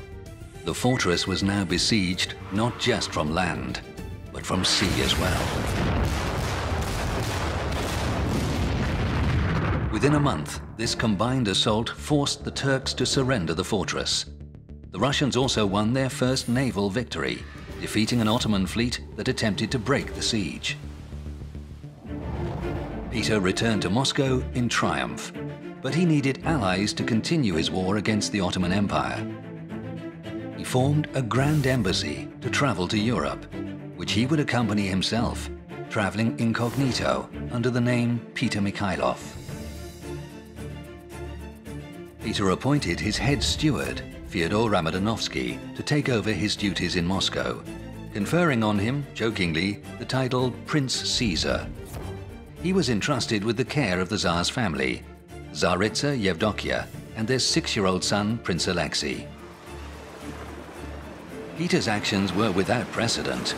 The court was horrified, but no one dared to object.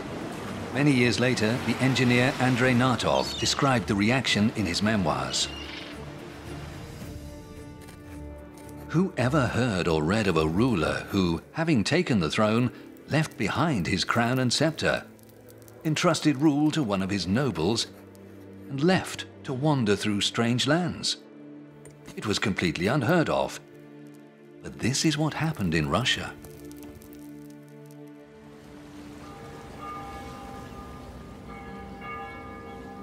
At last, the Tsar got to see the world that he had read and dreamed about since his youth. Europe fascinated Peter. Not so much the art or the music, which rather bored him, but everything to do with science, technology and industry. And he wanted to try everything with his own hands. In the Netherlands, Peter Mikhailov got a job as a carpenter in a shipyard to learn how the Dutch built their ships. In England, he also visited the docks to study shipbuilding. Foreigners didn't know what to make of him, this strange, gangly Russian who wanted to go everywhere, see everything, and try it for himself. He was curious about everything: how whales were hunted, how the sick were treated, how paper was made. Wherever he went, he tried to persuade specialists to move to Russia to share their expertise with his people. Some even agreed. But Peter's main goal, to find allies for his war against the Turks, failed. Europe's great powers were too busy preparing for their own war to settle the issue of Spanish succession. No one had time for an alliance with far-off Russia. But in Poland, Peter did manage to find an ally to fight Sweden, his northern rival. Augustus, king of the Polish-Lithuanian Commonwealth and Elector of Saxony, was said to be the strongest man in Europe. When the two rulers met, they agreed to dine together. One observer later recalled that when King Augustus saw that a silver dish on the table wasn't clean, he picked it up and rolled it into a tube with his bare hands. Tsar Peter, thinking the Polish king was trying to intimidate him, picked up another silver plate and did exactly the same.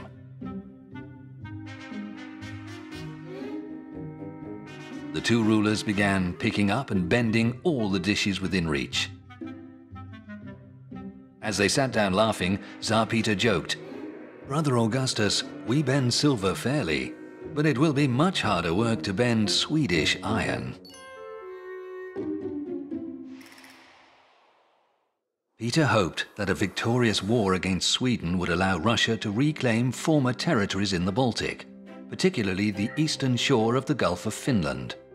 This would give Russia access to the Baltic and a sea route to Europe. But Peter's festivities were interrupted by bad news from home. In the summer of 1698, the Streltsy troops, whose revolt had so scarred him as a child, rebelled once more.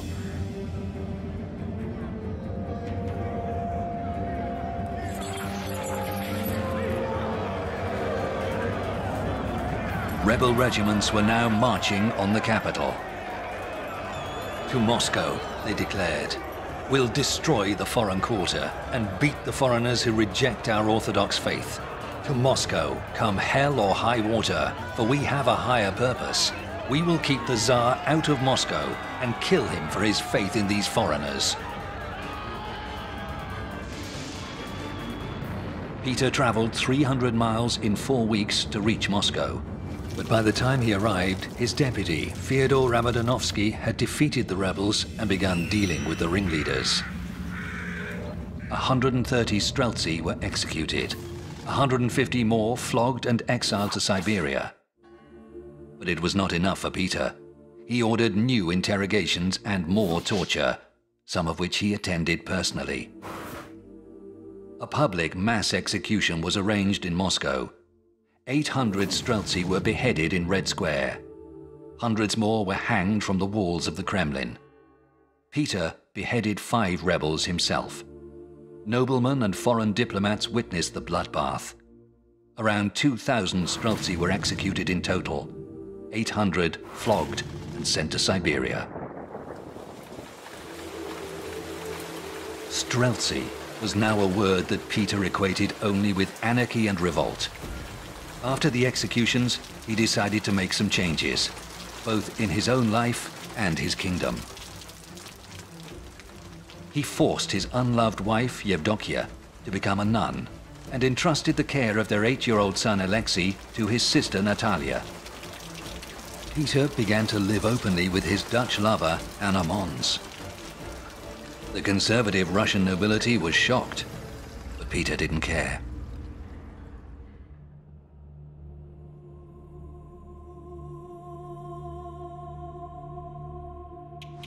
Then, Peter made it compulsory for all nobles and townsmen to shave their beards off and wear European-style clothes. The only people allowed to keep their beards were peasants, priests of the Orthodox Church, and those who paid a hefty beard tax. A beard permit cost 600 rubles a year for a nobleman, worth about $100,000 today, and 30 rubles for a servant, or $5,000 today. Peter also forced his court to adopt European customs. Wives and daughters had to wear European dresses. Everyone had to know how to dance and make polite conversation. Courtiers had to brush their teeth every morning, drink coffee, shun traditional Russian food like pickled cabbage, and eat more Dutch dishes.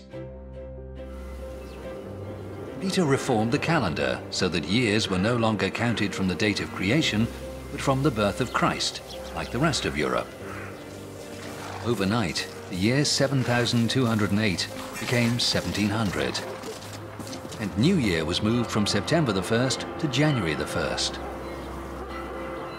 In honor of the occasion, the Tsar instructed his people to decorate fir trees, entertain their children, and go sledging. Adults, he instructed, were not to drink and fight. There were enough days of the year for that already. The first New Year festivities led to a huge fire that almost burned down Moscow. Peter was not concerned. He didn't care much for old Moscow. Besides, he was preoccupied with preparations for his war against Sweden. A secret alliance with the Polish King Augustus II and the King of Denmark and Norway, Frederick IV, had now been signed. Both kings looked on Tsar Peter as the junior partner. Their adversary was the 18-year-old King Carl XII of Sweden, a lover of hunting and parades who no one took seriously. In the spring of 1700, Augustus, ruler of the Polish-Lithuanian Commonwealth, launched an offensive in the Baltic and laid siege to the Swedish-held city of Riga. But for the King of Denmark, the war quickly took a disastrous turn when the Swedish fleet appeared unexpectedly outside Copenhagen. Unable to defend his capital, the Danish king was forced to make peace with Sweden. Soon, Augustus was forced to withdraw from Riga, leaving Peter with his ill-trained forces to face the greatest army in Europe alone.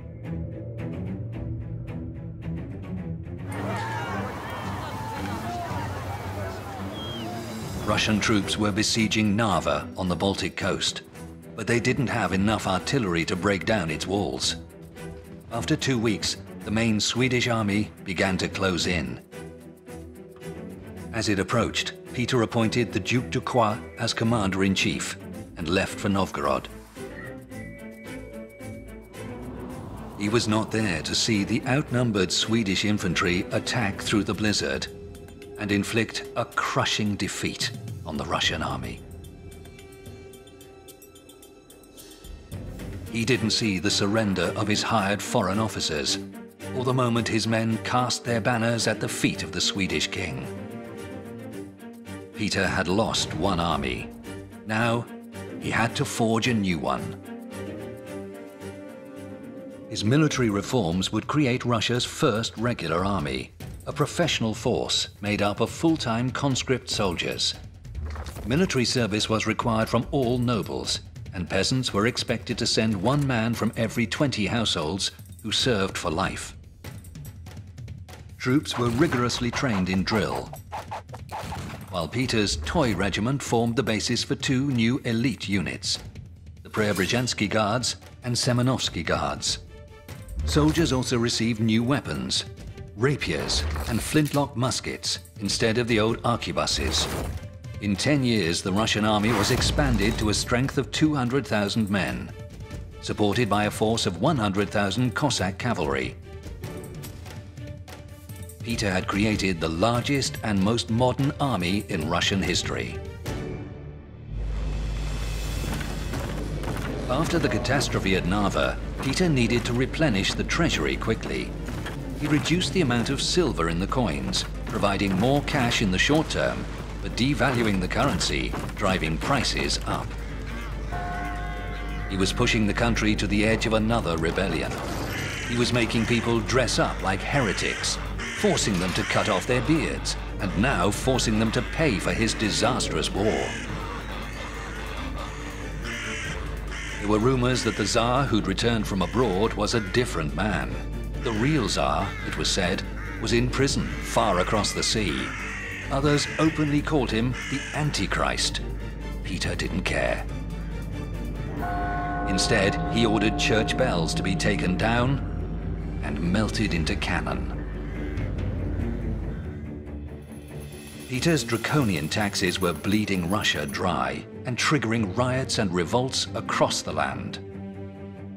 But the money paid for two large warships, the beginning of the Russian Baltic Fleet, and allowed him to open foundries in the Urals that were soon supplying the army and navy with modern cannon. The introduction of modern artillery, combined with the effect of reforms and spending increases, soon brought results. Russia could now wage war against Sweden as an equal. Victories followed, with the Russian army capturing the fortresses of Noterburg, Nienschans, Narva, and Marienburg. On the eve of this last victory, the Tsar received bitter news. His mistress, Anna Mons, who'd lived with him like a wife for 10 years, had been cheating on him. The passion of their youth was long gone, but her betrayal was still painful to Peter.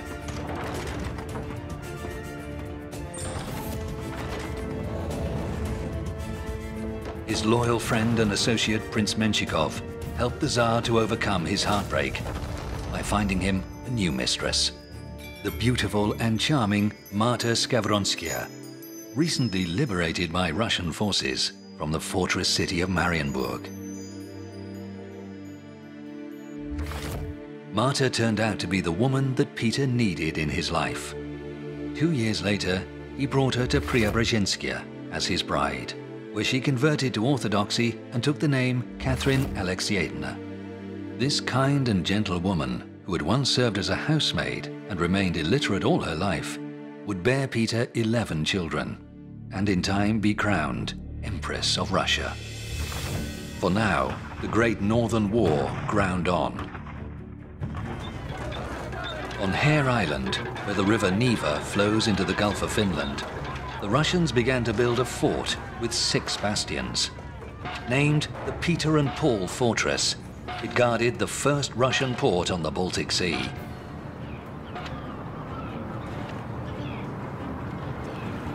This was destined to be the site of a new Russian capital, St. Petersburg. In 6 months, the first foreign ship would arrive at the port. 3 years later, the first warships would be launched from the city's Admiralty shipyard. Peter's dream of dominating the Baltic Sea was within reach. The construction of the Tsar's new capital was beset with difficulties, and needless to say, hugely expensive. First, the marshes had to be drained, then numerous dams and dikes put in place to protect the land from flooding. It took 20,000 logs to build just one dike. Today, it would take 20 freight trains to deliver this much timber. Each year, 40,000 laborers arrived to help build the new city. And for the first time, the Tsar authorized the use of thousands of prisoners as convict labor. They were formed into labor battalions, working for up to 15 hours a day, and even around the clock during the white nights of summer. In 15 years, these brutal conditions would claim the lives of an estimated 100,000 workers. Europe paid little attention to Peter's victories. All they saw was a greedy Tsar of the Muscovites seizing a piece of boggy shoreline and hurriedly settling in there. They were much more interested in his enemy, Karl XII of Sweden, waging war in the heart of Europe against the Polish King Augustus. In 1706, Karl defeated Augustus, forced him to give up his throne, and then turned on Russia. The two armies met on June 27, 1709, 4 miles outside Poltava. Both monarchs led their armies in person. On the eve of battle, Karl addressed his troops. He promised them that the next day they'd eat at the table of the Tsar of Russia. He's prepared many dishes for us. Go where glory calls. Tsar Peter also spoke to his troops.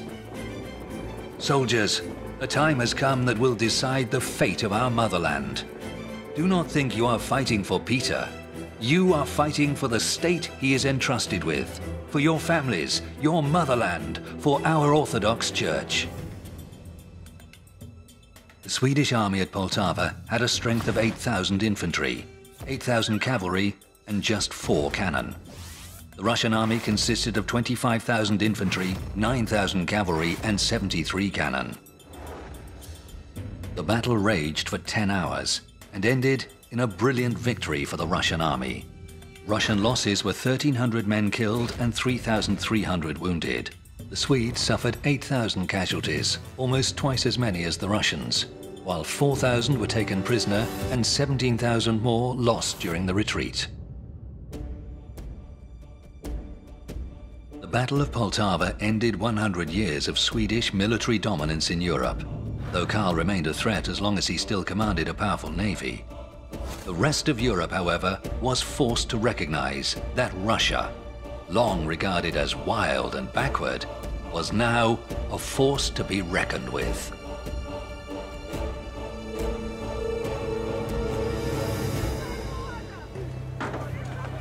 Peter had turned his back on Moscow, its onion domes, winding streets, and apple orchards. His favorite place in the whole world was now St. Petersburg. Peter described these boggy, windswept islands as paradise. He liked to oversee as much of the work as possible himself, including the construction of the Summer Palace, inspired by the stately homes and gardens he'd visited in Europe. Every day Peter spent here was a happy one, as he watched his new capital rise up around him.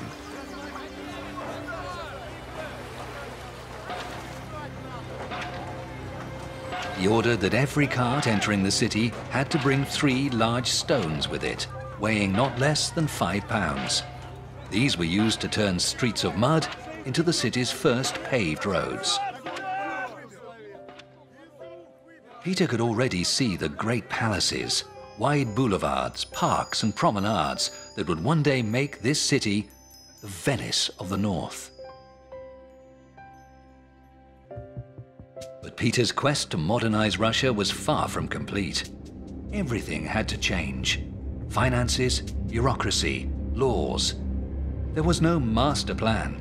It would be step by step, as dictated by necessity. And the most pressing need was for money. Peter's tax reform centered on the creation of a poll tax, to be paid once a year by every male subject in the realm. Peasants had to pay 74 kopecks, about $100 today, while those living in towns had to pay nearly double, 1.2 rubles, about $200 today. Peasants in some parts of the country were now taxed for the first time, including inhabitants of the far north, Siberia, and the Volga region. State revenue tripled, providing Peter with the money necessary for further reforms. Peter saw his work as a sacred duty, and himself as the motherland's faithful servant. He expected the same from all his subjects, regardless of rank, from the grandest noble to the humblest peasant. To ensure the smooth running of the state, he created the post of fiscal, a secret informer who sniffed out corruption, which was then punished brutally to deter others. But bribe-taking and embezzlement remained endemic. For every 100 rubles collected in state taxation, scarcely 30 reached the state treasury. The greatest embezzler of all was the Tsar's close friend, Prince Menshikov, whose income almost equaled that of the state. Peter finally lost all patience, declaring that if someone stole even just enough money to buy himself a piece of rope, that rope would be used to hang them. Menshikov talked him down, warning that if he passed such a law, he'd soon have no subjects left. Peter was involved in drawing up statutes and charters for many new bodies, from the Academy of Sciences to the Admiralty, as well as issuing hundreds of decrees. The Tsar legislated on almost every aspect of Russian life, from the type of boot polish used to the width of cloth that was produced, the profits of merchants, the proper way to construct stoves, farming implements, the correct form of wedding, the treatment of the sick, what sort of coffin should be used to bury the dead, and how many times a week a sauna should be heated. And there were more. Each new law stipulated the punishment for breaking it, a fine for talking in church, the death penalty for treason. To Peter, it was clear. His subjects were like children who couldn't be trusted to run their lives without his supervision. He didn't ask their opinion, of course, nor did he ask the opinion of his son, Alexei, whose life he also governed in every small detail. Tsarevich Alexei was the son of Peter's first wife, Yevdokia, who was banished to a convent when he was 8. He was raised instead by his aunt, Princess Natalia. Peter tried to involve Alexei in affairs of state and took him on campaign when he was just 12. The boy showed early promise with an aptitude for languages and mathematics. But Peter's bullying behavior caused Alexei to fear and eventually loathe his own father, and secretly wish him dead. The Tsar's enemies persuaded Alexei to flee to Vienna. He was signing his own death warrant. Russian agents soon found him and brought him back to face his father's judgment. The prince was terrified. Under torture, he named all those he knew to be enemies of the Tsar and renounced his right to inherit the throne. He had fled, it emerged, because he was convinced his father intended to have him killed. The prince was imprisoned in the Peter and Paul fortress. On June 25, 1718, a court found Alexei guilty of treason and sentenced him to death. The next day, the prince was found dead in his cell. The official cause of death was an apoplectic fit. The real cause cannot be proved. What is known is that the prince was cruelly tortured for days during his interrogation. The day after his son's death, Peter celebrated the 9th anniversary of the Battle of Poltava. But those close to him could see his grief. "I suffer for the entire motherland," he wrote. "My enemies play vile tricks against me. It's hard for people to believe in my innocence as they know none of the facts. But God sees the truth." Peter could see with brutal clarity how precarious his achievements were. If he died, everything would collapse. And the Tsar was not a well man. The opinion of Peter's doctor, Laurentius Blumentrost, was that his 44-year-old patient suffered from chronic bronchitis, inflammation of the bowels, chronic kidney disease, kidney stones, a swollen liver, and damaged nerves. Peter wasn't good at following diets or cutting down on alcohol. Instead, he went to spas to take the local mineral water. Peter was now spurred on by a sense of his own mortality. First, he needed to end the Great Northern War, now in its 20th year. Even after Karl XII fell in battle, Sweden would not make peace and refused to recognize Peter's Baltic conquests. Russia would first have to defeat Sweden's navy. In 1714, at Gangut, the Russian galleys won their first victory over the Swedes. 6 years later, at Grengam, they captured 4 Swedish frigates. Sweden then signed an alliance with Britain, and a joint Anglo-Swedish squadron approached Russia's Baltic Fleet base at Reval, but was then forced to withdraw. In 1721, the war ended with the Treaty of Nystadt. Sweden recognized Russian ownership of Ingria, which became the province of St. Petersburg, Livonia, modern Latvia and southern Estonia, Estland, now northern Estonia, and part of Karelia. Russia had its Baltic Sea outlet, and with it, the status of a European power. The Russian Senate asked Peter to accept the title Father of the Nation, Peter the Great, Emperor of all Russia. The moment marked the end of the Russian Tsardom and the birth of the Russian Empire. But what future for the House of Romanov?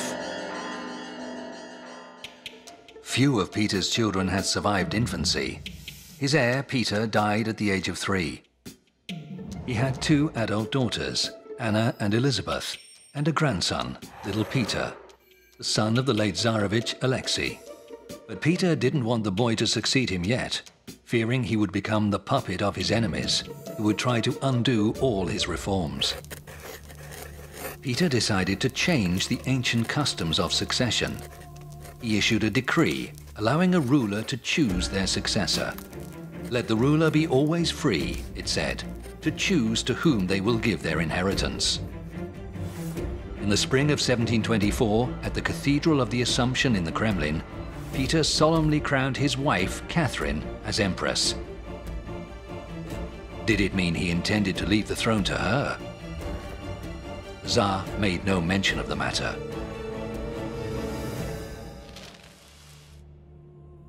Soon after the coronation, Peter learned that Catherine had been unfaithful to him, and that her lover was the brother of his former Dutch mistress Anna Mons. It was a heavy blow.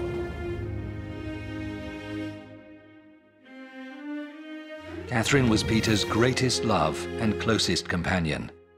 She was the only one able to calm his outbursts of rage. The German diplomat, Count Henning Friedrich Bassevich, witnessed such a scene more than once. He used to have fits, caused by a dark thought entering his head that someone was trying to kill him. These episodes were a nightmare for those closest to him. They knew a fit was coming when his mouth started to shake. They would immediately send for the Empress. She would start talking to him, and the sound of her voice calmed him down. She used to make him sit down and would then take his head in her hands, brushing it gently. It was like magic. He'd fall asleep in a matter of minutes. So as not to disturb him, she'd hold his head against her chest, and sit without moving for 2 or 3 hours. After that, he'd wake up, fresh and invigorated.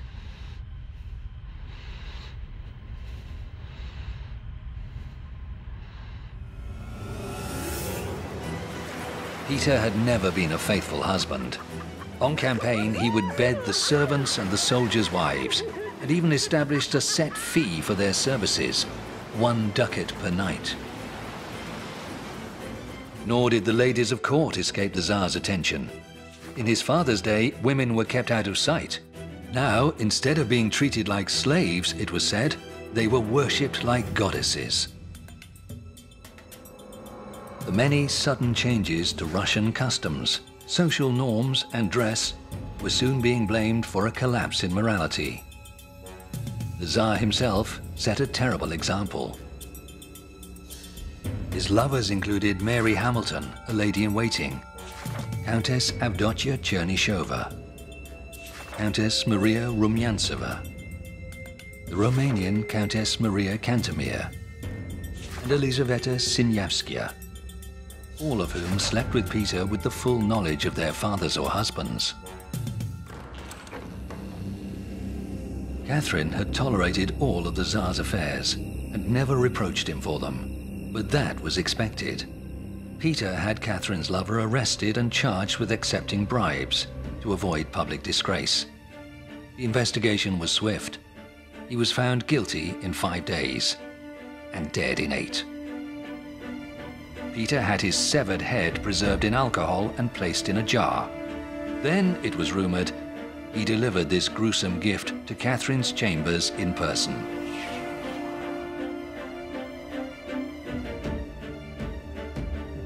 Emperor and Empress did not speak for nearly a year. They neither dined nor slept together. But in the autumn of 1724, Peter's health suddenly got worse. He'd continued to ignore his doctor's advice. Now he would pay the price. On January the 16th, Peter was too ill to leave his bed. He called for the Empress. They talked for 3 hours.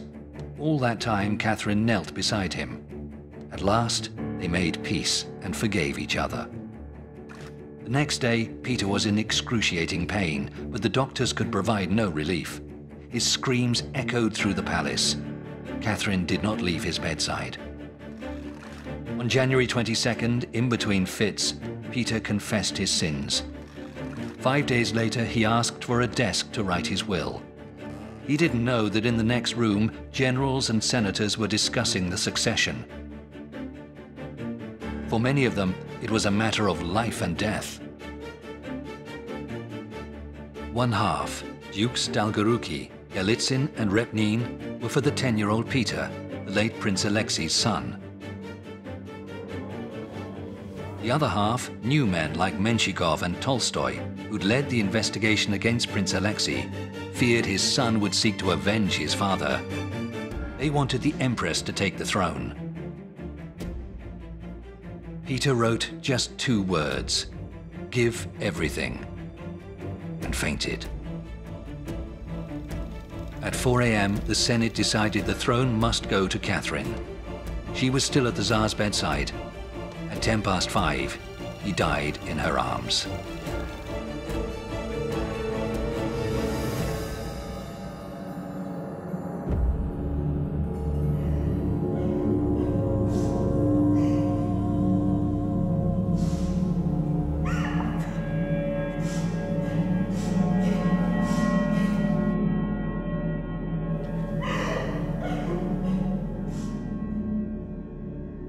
The low-born Tsaritsa to succeed her husband caused a stir, but nothing to do with Peter's reign could shock the Russians anymore. She would be Russia's second female ruler in 30 years. And there was great sympathy for Catherine. Her life was a fairy tale, a housemaid who'd captured the heart of a Tsar, become his queen and empress.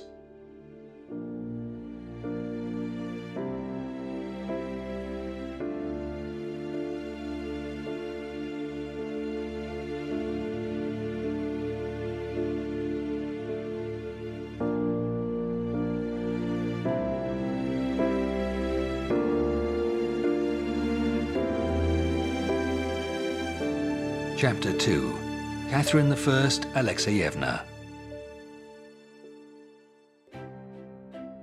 The Empress knew nothing about ruling a state. She couldn't even read and write. The only thing she ever mastered was how to sign her own name, but that was enough to authorize the founding of a Russian Academy of Sciences, as Peter had always dreamed, and to authorize Vitus Bering's expedition to the Far East. On the whole, Catherine left the governing to others and devoted herself to parties and drinking. She drank ferociously, took many lovers, and danced till dawn.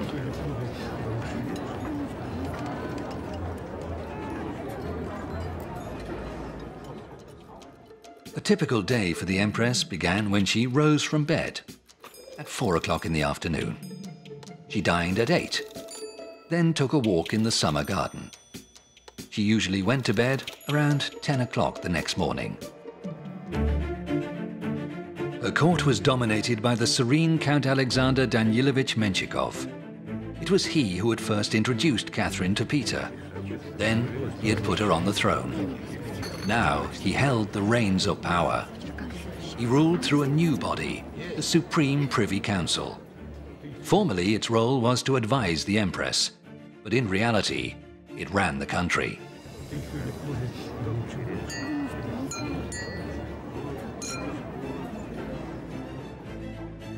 Catherine didn't attend the council meetings. She had no interest. She listened to its reports, but for no more than half an hour.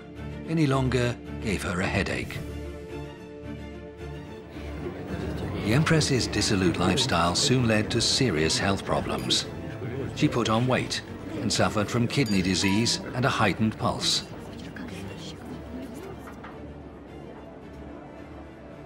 It was plain to see that Catherine would not live much longer. So Menshikov began to plan for the future, persuading the Empress to sign a will by which Prince Peter would inherit the throne, but only after he married Menshikov's daughter.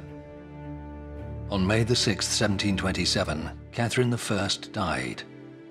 She would be remembered as a kind and merry Tsaritsa, and a loyal companion of Peter the Great.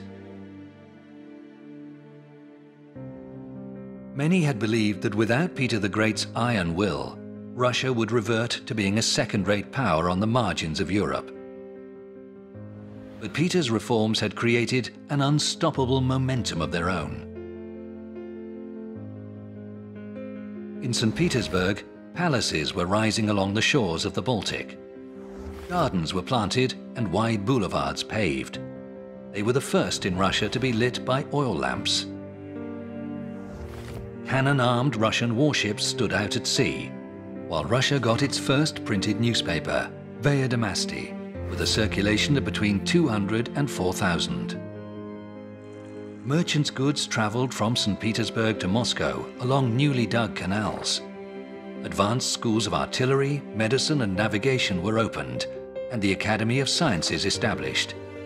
In the Urals, 9 foundries produced 7 million pounds of cast iron a year, and 200,000 pounds of copper. They supplied Russia's new armaments industry, turning out muskets and cannon for what was now one of the largest, most powerful armies in Europe.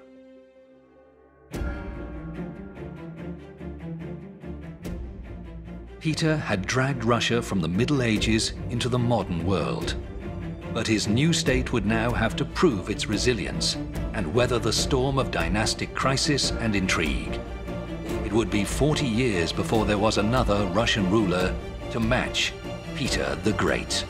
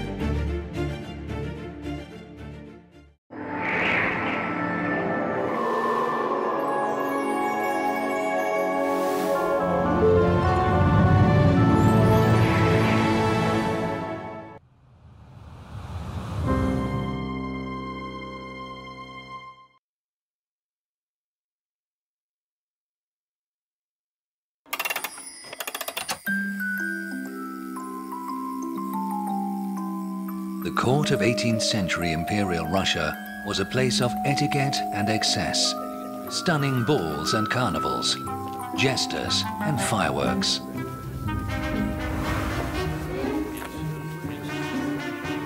The most popular dance was the quadrille, in which the dancers constantly changed their partners. Around these courtiers spun a huge Russian empire, its rulers coming and going like partners in the dance. This was Russia's age of palace revolutions.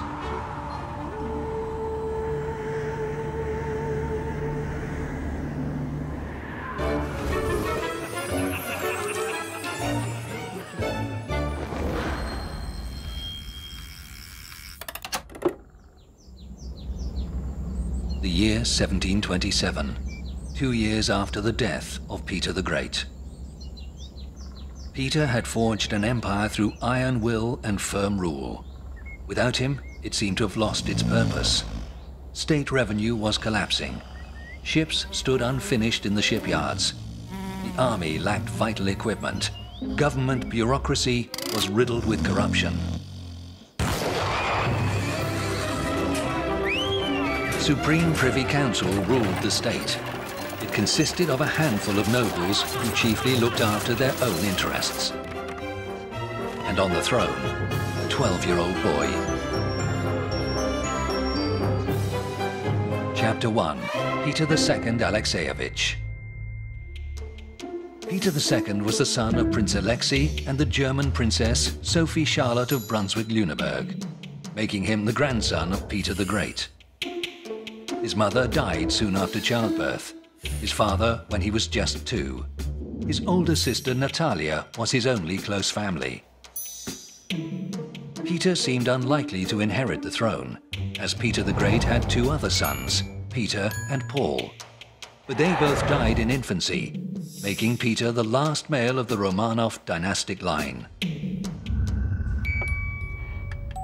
Peter was born into an environment devoid of love or affection. His parents cared little for each other, while his father lived in terror of his grandfather, Peter the Great. Indifferent nursemaids gave him wine to stop him crying. His tutors were not much better. He was taught some German and Latin, but that was the extent of his learning. Even his Russian was bad. Nevertheless, by the age of 7, he was well acquainted with the lavish entertainments of court. Young Peter wasn't interested in the army, the navy, or science, only in having fun. It didn't worry those around him. On the contrary, it served their interests. They wanted a Tsar they could control, a Tsar who was in their pocket. It was only a question of whose pocket he ended up in. When Peter II became emperor in 1727, he was immediately taken under the wing of His Serene Highness Alexander Danilovich Menshikov. He'd been a close friend and associate of Peter the Great and his widow, Empress Catherine I, and was the most influential man in Russia. Shortly before Catherine's death, Menshikov had persuaded the Empress to sign a will that made young Peter her heir. There was one condition. On coming of age, Peter was to marry Menshikov's daughter, Maria. Then Menshikov's control of the young Tsar would be total. Of course, no one asked for Peter's opinion on any of this.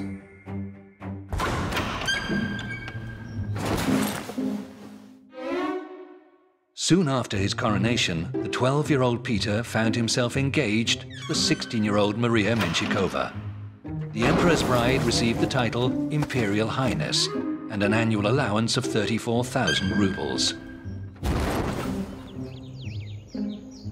Peter II found his fiancée deeply uninteresting. In his letters, he referred to her as the stone statue or the porcelain doll. Meanwhile, Menshikov moved the young Tsar into his own St. Petersburg palace to shield him from any unwanted external influence, and assigned him a governor, Baron Andrei Ivanovich Osterman, Deputy Minister of Foreign Affairs.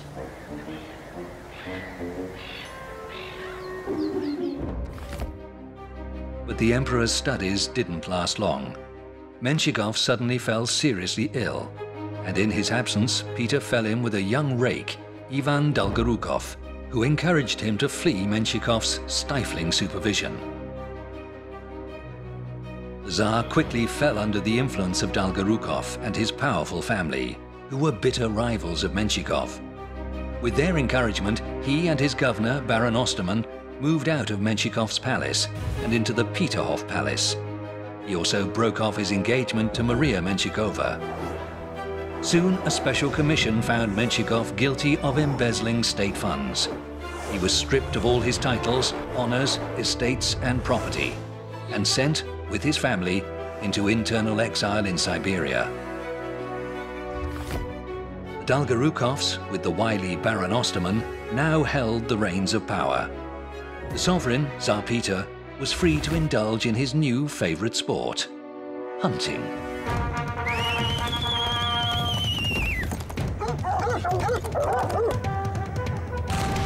Unlike his great-grandfather, Alexei I, who loved falconry, Peter II hunted without any expertise or knowledge.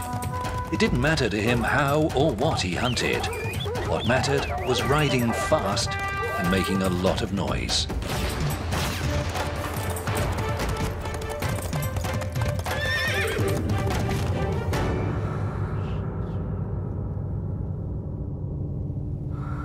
All this would have been entirely natural for his age, if it hadn't been for his constant drinking sprees.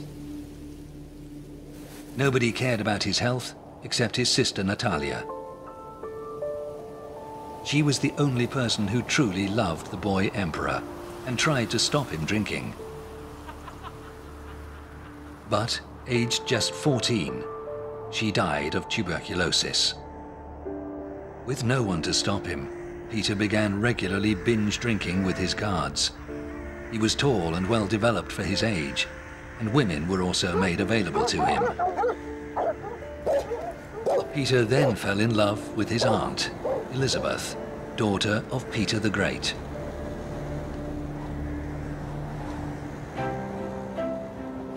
Nobody was going to let Peter marry Elizabeth.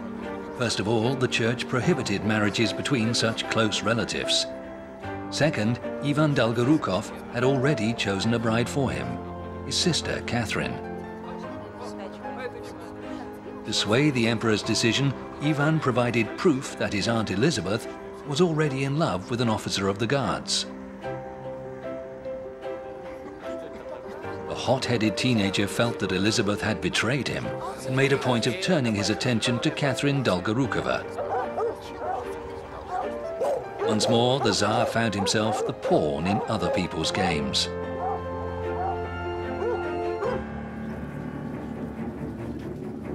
While the court was absorbed in imperial love matches, the vast Russian Empire was left virtually leaderless. State finances were in chaos. The army was disintegrating. Russia's international standing was in freefall. European ambassadors reported on the situation in Russia. It makes no sense to make an alliance at this time. The Tsar thinks only about his own amusement. His officials think only of how to ruin each other. Everybody lives without a care. It's unclear how such a vast state can maintain itself without any support. Russia's huge bureaucracy had been left to fend for itself, because the body that was supposed to wield power in Russia had effectively ceased to function. The Supreme Privy Council had been established by Catherine I to help her rule the empire, or to be more exact, to rule it for her. Officially, it was only supposed to advise the monarch, but in reality, it was now governing Russia. During Peter II's reign, 6 nobles sat on the Supreme Council: Count Gavrila Golovkin, the Golitsins, Prince Dmitry and Prince Mikhail, the Dolgorukovs, Prince Vasily Vladimirovich and Vasily Lukich, and Baron Osterman. Peter, now 14 years old, had no idea about the problems his country faced, and the Dolgorukovs did everything to keep it that way. The father, Prince Alexei, using his son Ivan to keep Peter distracted. They intended to make the emperor their puppet and turn the clock back by undoing all Peter the Great's modernizing reforms. Peter had already agreed to stop new naval construction, persuaded it was a waste of money, and moved the capital from St. Petersburg back to Moscow, where the hunting was far superior. Only a few steps remained.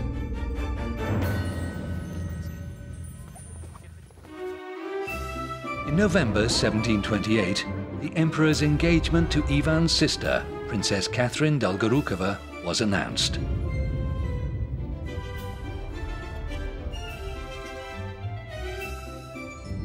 As Catherine arrived at the palace for the official engagement, her carriage caught under a low gate.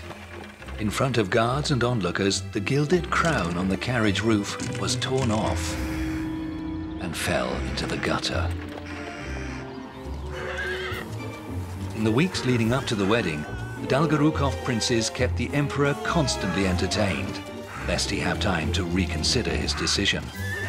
On January 6th, 13 days before the wedding, Peter went to the traditional blessing of the Moscow River. At the ceremony, he played the part of the chivalrous knight, standing on the footboard of Princess Catherine's carriage for hours in freezing weather. The next day, he had a burning fever. Then, he was diagnosed with smallpox.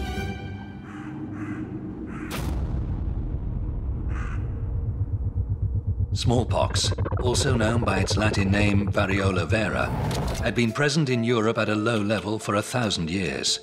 But in the 18th century, higher population levels and the greater movement of people across the continent caused it to spread like wildfire. Smallpox victims developed spots on their face and limbs, and the rich, both men and women, wore heavy makeup to mask the scars they left. But it was more than just a cosmetic issue. Smallpox was a killer. In Europe, the virus infected more than half the population, about 80 million people, killing 1 in 6. The emperor's health had been ruined by a dissolute lifestyle. His fever and weakened immune system allowed the smallpox to progress quickly. In just 1 week, it was clear Peter would not survive.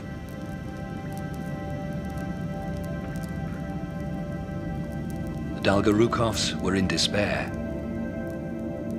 It looked as if all their efforts had been in vain, their grand schemes come to nothing. As the emperor lay dying, the Lefortov palace stood empty and silent, decorated for a wedding that would never take place. His Dolgorukov friends, meanwhile, were desperately looking for a way to cling to power. They decided to make the emperor sign a will, naming his betrothed, the Grand Duchess Catherine Dolgorukova, as his successor. If they had succeeded, the ruling House of Russia would have passed from the House of Romanov to the House of Dolgorukov. But the emperor was not able to sign the will. On January the 18th, 1730, the eve of his planned wedding, he suddenly sat up and ordered his sledge to be harnessed. "I want to go and see my sister," he said. They were his last words. He died the next day.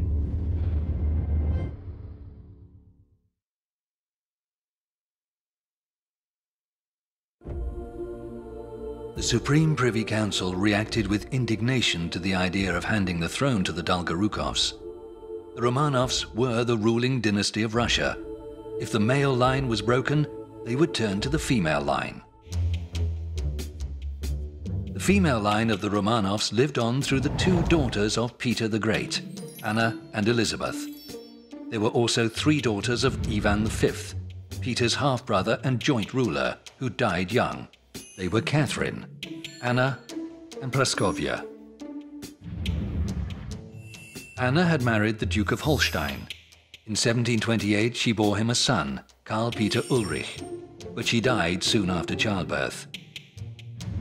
Catherine had married the Duke of Mecklenburg and had a 12-year-old daughter, Elizabeth Katerina Christina. Anna was the widow of the Duke of Courland and had no children. Praskovia was married to General Dmitriev Mamonov. The council discussed the suitability of the candidates long into the night. Finally, at 6 a.m., they chose Anna, Duchess of Courland, and daughter of Ivan V. Widowed at the age of 17, she lived in Jelgava, near Riga. She had no money and no allies in Moscow. Blessed with neither great charm nor intellect, the council believed they could soon bend her to their will. To avoid any surprises, the council prepared a list of conditions which Anna would have to sign before she took the throne. According to these conditions, the Empress would not have the right to declare war, make treaties, introduce new taxes, or spend state revenue, make promotions above the rank of colonel, give out land, sentence nobles to death, get married, or appoint her successor. All these powers would reside in the Supreme Privy Council. The Empress would have control only over her own income and her palace guards. On the morning of January 19, 1730, the death of Peter II was announced publicly. At the same time, a delegation set off from Moscow to see Anna. 9 days later, she signed the conditions. Russian autocracy had been abolished. In its place, oligarchy, the rule of an elite few. Anna arrived in Moscow, where she was greeted by her guards, the Preobrazhensky Regiment. Anna declared that she was to be their chief and spoke privately with the officers. She learned many interesting things from these conversations. She was told the people of Moscow were outraged by the conditions that had been imposed upon her, and that the Privy Council was despised by many of the nobles. Just days ago, Anna had been an impoverished, forgotten duchess in out-of-the-way Courland. Now she was within a stone's throw of becoming Empress of Russia. She sensed her moment. She gathered her guards and senior nobles in the palace hall and showed them what she thought of the conditions.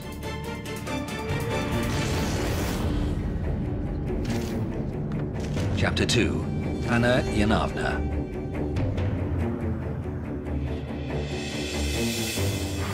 Within a week, the Supreme Privy Council was dismissed. Within a month, Prince Alexei Dolgorukov and his son Ivan were exiled to the Siberian town of Berezov, where their sworn enemy Menshikov had died the year before.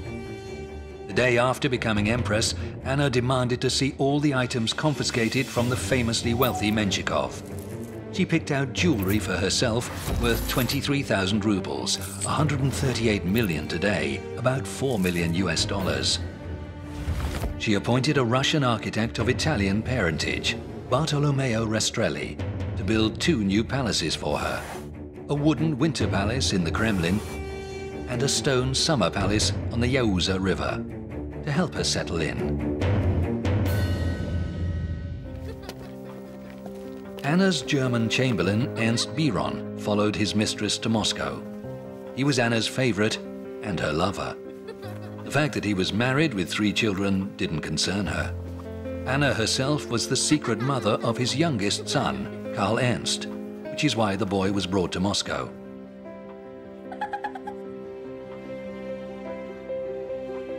Later, they were joined by Biron's wife and elder sons. Together, they formed Russia's unorthodox new imperial family. The typical day for Empress Anna began at 8 a.m. when she took her coffee. She worked between 9 and 10, receiving ministers and signing decrees. Then she went riding with Biron. And at noon she had lunch with him, his wife and children. Then she went to bed for an hour. The rest of the day was solely for her own amusement. Anna found many unusual ways to entertain herself. One of her favorite was shooting crows. This was why a loaded musket was left by each of the palace windows.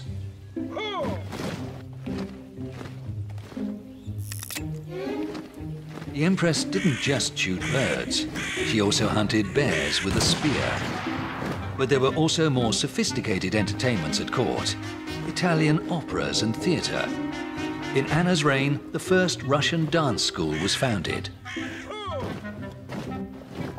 But nothing delighted the Empress quite as much as watching her court jesters and dwarves fighting. Jesters first appeared in Russia in the reign of Ivan the Terrible. A century later, Alexei I liked to play chess against his own jester, an acrimonious hunchback named Balthazar. Peter the Great's jesters included a former officer of the Preobrazhensky regiment, Ivan Balakrev, who advised the Tsar on serious issues, and a Jew who'd converted to Christianity, Jan da Costa, who debated theology with the Tsar. The position of court jester flourished during the reign of Empress Anna. Now there were more than ever. Balakrev and da Costa were joined by the Italian musician Pietro Pedrillo, a nobleman who'd been demoted to jesters, Prince Nikita Volkonsky, Prince Mikhail Galitsyn, and Count Alexei Apraksin. Her troupe of entertainers also featured 10 dwarves, 1 Kalmuk woman, and 2 Evenk women from Russia's easternmost regions. The Empress acquired a taste for exotic and spectacular parties, lavish banquets, masquerades and fireworks. The only thing she frowned on was drinking. Alcohol had caused the early death of her young husband, the Duke of Courland, after he had tried to keep pace with Peter the Great's drinking at their own wedding celebration. The Empress created a ministerial cabinet to handle the business of government. It was the Supreme Privy Council in all but name, just with new faces. Only the wily Baron Osterman kept his place, becoming the elder statesman of Anna's government. The Empress herself barely followed affairs of state.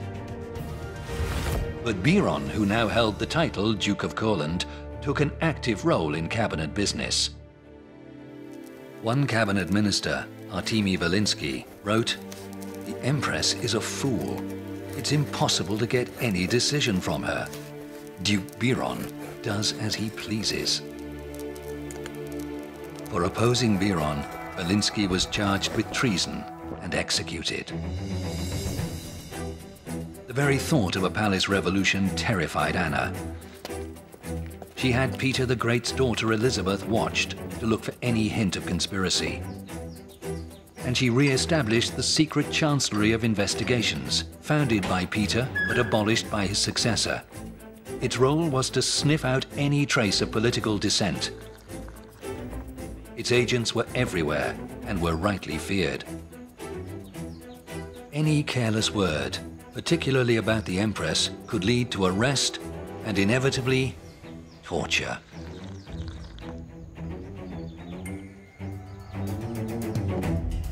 In the course of Anna's 10-year reign, the secret Chancellery arrested and tortured about 28,000 suspects. Of those, 20,000 were exiled to Siberia and Kamchatka. 5,000 went missing, 2,000 died during torture, and more than 1,000 were executed. The Empress was suspicious of her guards too, especially the Preobrazhensky regiment. They'd put her on the throne. They could depose her too. So she created a second guards regiment, Izmailovsky. The new regiment's officers were recruited from her native Duchy of Courland and took over guard duty at the palace. The Preobrazhensky regiment was sent to fight the Turks. At Belgrade in 1739, a treaty was signed to end the 4-year conflict between Russia and the Ottoman Empire. Under its terms, Azov and parts of Ukraine became part of Russia. But Russian warships and merchant ships were forbidden from sailing in the Sea of Azov or the Black Sea. The war cost the Russian army about 46,000 men. Only about 6,000, or 1 in 8 of those men, fell in battle. The remaining 40,000 died from disease, starvation, and neglect. Anna didn't concern herself with these details. She was glad the war was over, but her main concern was moving the court from Moscow back to St. Petersburg. In 1737, Moscow had been devastated by a great fire. The Kremlin, Kitay-Gorod, the surrounding White Town, part of the Earth Town, almost all the modern city center, was burnt to the ground. At the time, the great Tsar bell had been standing in the Kremlin foundry. The scaffolding around it caught fire. When water was poured onto it, the bell burst from the sudden temperature change. Anna's winter palace also burnt down. But 6 months later, the Empress was celebrating her birthday in a new winter palace, built for her by Bartolomeo Rastrelli in St. Petersburg. The state apartments consisted of more than 100 rooms, all of them decorated in the most lavish style. Under Anna's reign, expenditure on the court reached 260,000 rubles per year, worth about $42 million today.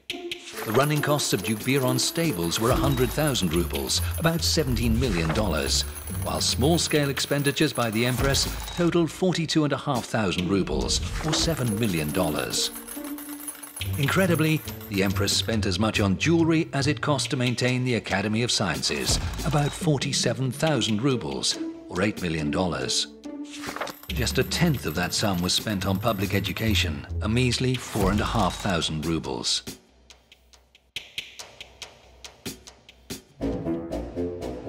Anna's most decadent celebration was held for the wedding of two of her court jesters, in a palace of ice. On Anna's whim, the 53-year-old Mikhail Golitsyn was to marry a 20-year-old Kalmuk girl named Avdotia Buzheninova. The bill for the party came to 30,000 rubles. A house of ice, 17 meters long and 3 meters high, was built between the Admiralty and the Winter Palace. 6 ice cannon and 2 mortars stood by the entrance. By the gates there were ice sculptures of elephants and dolphins, while everything inside the house, even the furniture, was made of ice. Before the wedding, a masked procession passed through the city streets playing horns and balalaikas. It included representatives from across the empire, Ukrainians from the south and Nenets from the far north. The bride and groom traveled in a cage mounted on top of an elephant, and after the wedding were left in the bedroom of the ice palace.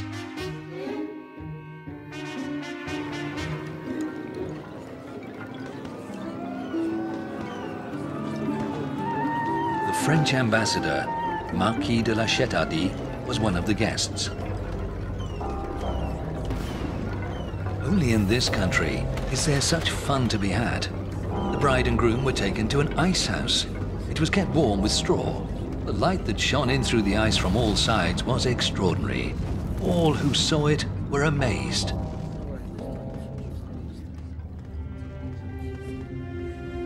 One of the few not enjoying themselves was the Empress's beautiful cousin, Princess Elizabeth, now treated with open suspicion. Princess Elizabeth was adored by the guards. She was godmother to their children and lent some of them money. But most importantly, she was Peter the Great's daughter.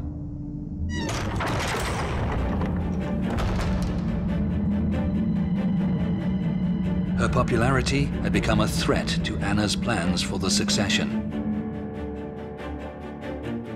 Anna wanted the throne to remain with her father's line, that of Ivan V, half-brother and joint ruler with Peter the Great. So Anna announced that her heir would be the future son of her 14-year-old niece, Elizabeth Katerina Christina, even though at the time she wasn't even married. Elizabeth took the name Anna Leopoldovna after converting to Orthodoxy, and at 20 married the Duke of Brunswick, Anton Ulrich, summoned to Russia for that purpose. Soon the couple had a son, Ion Antonovich. When the new heir to the Russian throne was just 2 months old, Empress Anna fell seriously ill with kidney stones. Inflammation and infection set in. Just 2 weeks after the first symptoms, on October 17, 1740, Anna died.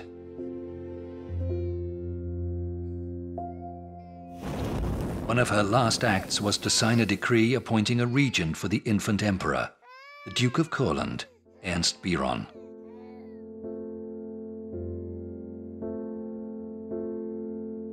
The Russian people felt no great loss at the death of Empress Anna. Her reign would be remembered for excess, frivolity, and cruelty. Nevertheless, it was Anna who pushed forward the development of St. Petersburg. Many of its grandest and most famous buildings, including the Peter and Paul Cathedral, the Admiralty with its high spire, and the fountains of the Peterhof Palace, were completed in the 1730s, under the supervision of the Italian architects Rastrelli and Trezzini. Italian musical theatre made its first appearance in Russia, while the Academy of Sciences published a regular newspaper, the St. Petersburg News, as well as the first Russian scientific journals. Elsewhere, the foundations of Russian literature were being laid by poets such as Trediakovsky and the young Lomonosov. The Empress herself, of course, was interested only in much cruder forms of entertainment. She had neither the intellect, energy, nor charisma to be an effective ruler, a position that, after all, came to her almost by chance.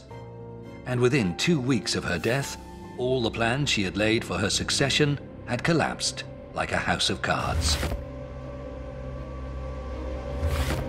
No one was satisfied by the appointment of Anna's lover, Ernst Biron, as regent to the infant emperor Ivan VI. And so the Guards intervened again. On the night of November 9, 1740, Field Marshal Count von Munich and 80 guardsmen burst into the Winter Palace.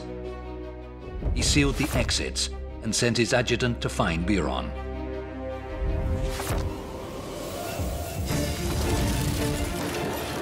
According to the adjutant's report, Biron was sleeping soundly when they arrived. When he was awoken, he tried to hide under the bed, but the soldiers dragged him out. He struck out in an effort to break free, but the soldiers answered his blows with musket butts.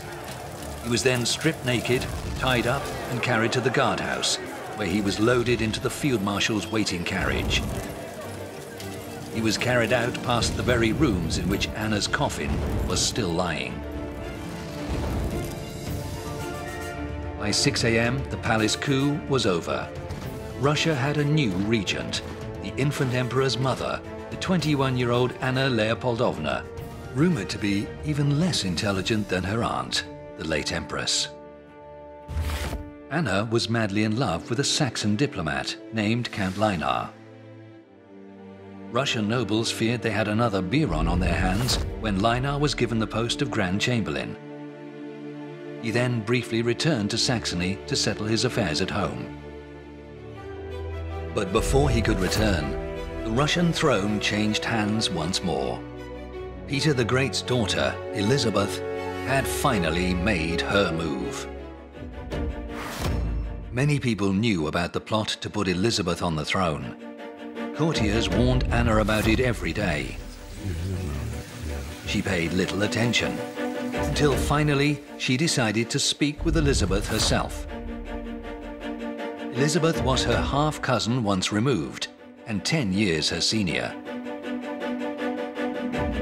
Meeting warned Elizabeth that she was suspected. She had to act fast. She summoned a few trusted men, donned a gilded breastplate over her parade uniform, and went to the barracks of the Preobrazhensky regiment. "Do you remember whose daughter I am?" she cried. "Are you ready to die for me?" The guards responded with loud cheers. Elizabeth led them to the Winter Palace, where the guards also quickly switched their allegiance. She entered the bedroom of Anna Leopoldovna with the words, "Sister, it's time to get up." Then she went to the nursery of the infant Emperor Ivan. she ordered her men not to wake him. She took Ivan in her arms, kissed him, and said, "You're not to blame, little one." Nobody knew what to do with him. Elizabeth left the Winter Palace with the child in her arms. Chapter 3. Elizabeth Petrovna. The little Ivan VI became Russia's man in the Iron Mask. Almost all his short, tragic life was spent in closely guarded confinement. First in Ranenburg, then in Kalmagory, and then in solitary confinement in the Schlisselburg fortress, where he was held as a prisoner with no name. Ivan spent 7 years in a cell with no natural light, with only the Bible to read. At the age of 24, he was murdered by his guards during a failed rescue attempt. His parents spent the rest of their lives under guard in Kolmogorye, far to the north, so that no one was ever tempted to restore their family to the throne. In the aftermath of the Palace Revolution, Ivan VI's fate was not yet known. Elizabeth had many important decisions to make. First, she announced that she would restore the laws and state bodies established by her father, Peter the Great. The Senate resumed its work as a legislative and judicial body. The ministerial cabinet was dismissed. Elizabeth would learn to keep a close eye on all her advisors, to ensure none grew too powerful or dared challenge her authority. During her magnificent coronation, Elizabeth became the first Russian monarch to place the crown upon her own head, a moment rich in symbolism. Foreigners who'd helped Elizabeth gain power, hoping for special treatment, were disappointed. The new empress wasn't going to dance to anyone else's tune. On one occasion, her agents intercepted a letter sent by her old friend, the French ambassador Marquis de Chettardy. The smallest matters terrify her. Weakness and instability. This is the essence of all the Tsaritsa's actions. Marquis was sent home within 24 hours. The Empress never forgot who'd really put her in power. The Guards. Now she entrusted her life to them, creating a special unit to act as her bodyguard. The Leap Company was an elite unit made up of the 300 grenadiers and 64 officers that had put Elizabeth on the throne. These men could do virtually whatever they liked, and made for terrible guards, often drinking on duty, falling asleep, and even leaving their posts. But the Empress excused them anything. She herself was the unit's commanding officer. Its officers were her friends and closest allies, including the brothers Peter and Alexander Shuvalov and her lover, Alexei Razumovsky. Alexei Razumovsky held no political rank at all, but if he'd wanted, he could have become the most influential man in Russia. Wielding power did not interest him. He was good-natured and entirely without ambition. The Empress's happiness was his only concern. The son of a Cossack farmer from northern Ukraine, he had a fine singing voice and was extremely handsome. He became Elizabeth's constant companion. He was cheerful, calm, and dependable, and they were devoted to each other.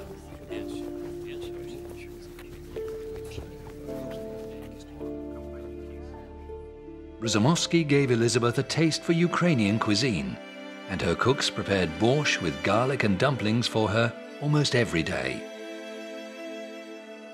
The Empress liked to eat well and had certain peculiar habits. For example, she always had a radish with a glass of vodka, ate something fatty late at night, and drank a lot of coffee. Her personal coffee maker, Karl Sievers, was obliged to follow her everywhere to make coffee for her.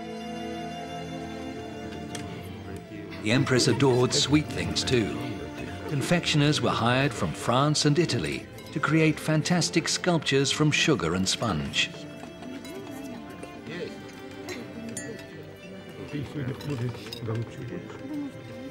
Like her mother, Catherine I, Elizabeth was a night owl and stayed up long after the balls had finished. And there was always the lingering fear of a nighttime palace coup.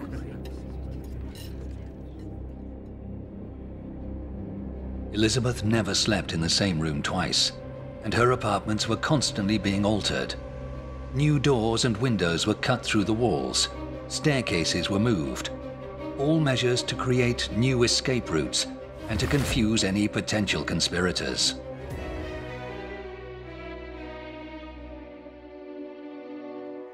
This deep fear was masked by a busy schedule of court entertainments. On Mondays, music for dancing. On Wednesdays, Italian music. On Tuesdays and Fridays, theatre. Elizabeth loved balls and masquerades and could happily dance through the night. She liked to devise her own magical or comical themes. For instance, making all the men come dressed as women and the women as men. All the guests would be made to look ridiculous, except Elizabeth herself, whose shapely legs were universally admired. The Empress was a great beauty, but hugely vain. Her courtiers were expected to pay her endless compliments, while ladies feared to dress too well in case they were thought to be competing with her. To ensure she was always the most magnificently attired, Elizabeth would issue strict rules before a ball, stipulating certain colors or hairstyles that only she was permitted to wear. The Empress's wardrobe was reported to include no fewer than 15,000 dresses. She never wore a dress twice, and sometimes changed several times in a single evening. Merchants importing expensive textiles from abroad were obliged to bring them to the Empress first, so she could select the finest fabrics for herself.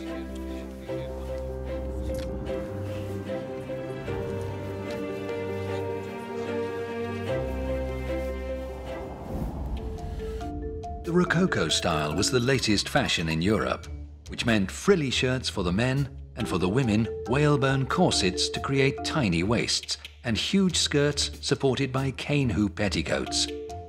Fantastically elaborate hairdos were all the rage, some of them 60 centimeters high and shaped to resemble fancy hats, flower beds, or even ships and windmills.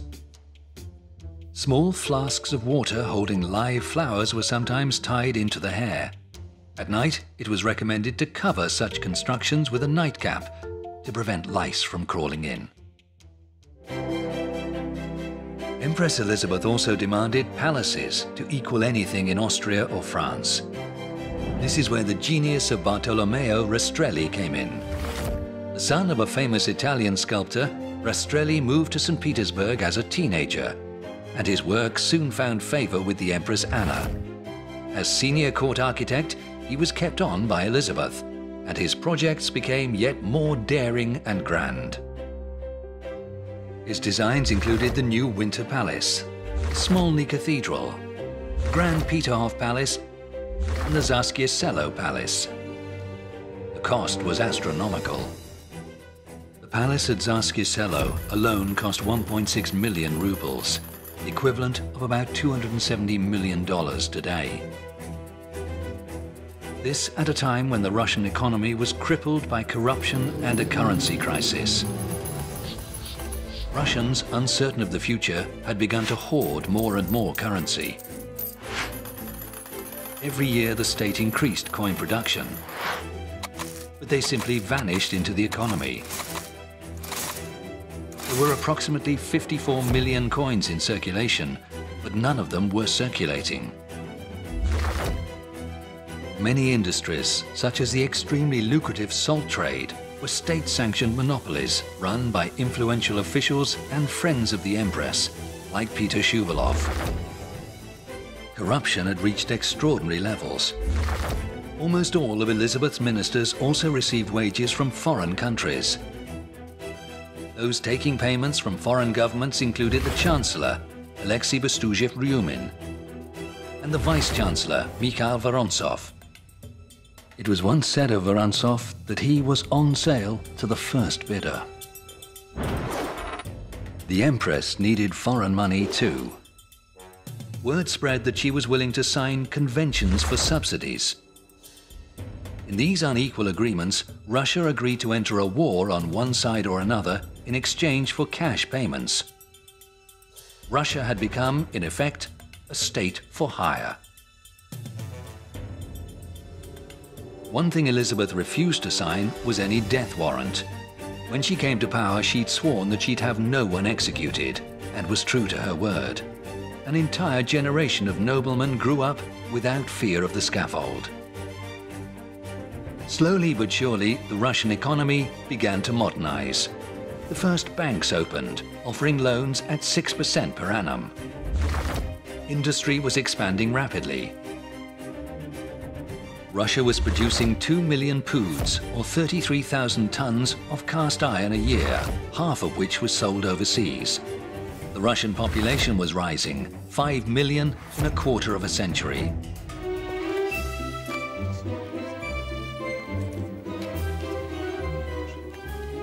As she aged, Elizabeth became increasingly worried about losing her looks. She sought reassurance in the arms of a court page, 18 years her junior, named Ivan Shuvalov. Her infatuation with this handsome youth soon turned to love. Her former favorite, Romanovs, quickly understood. Without scandal or acrimony, he quietly withdrew from court.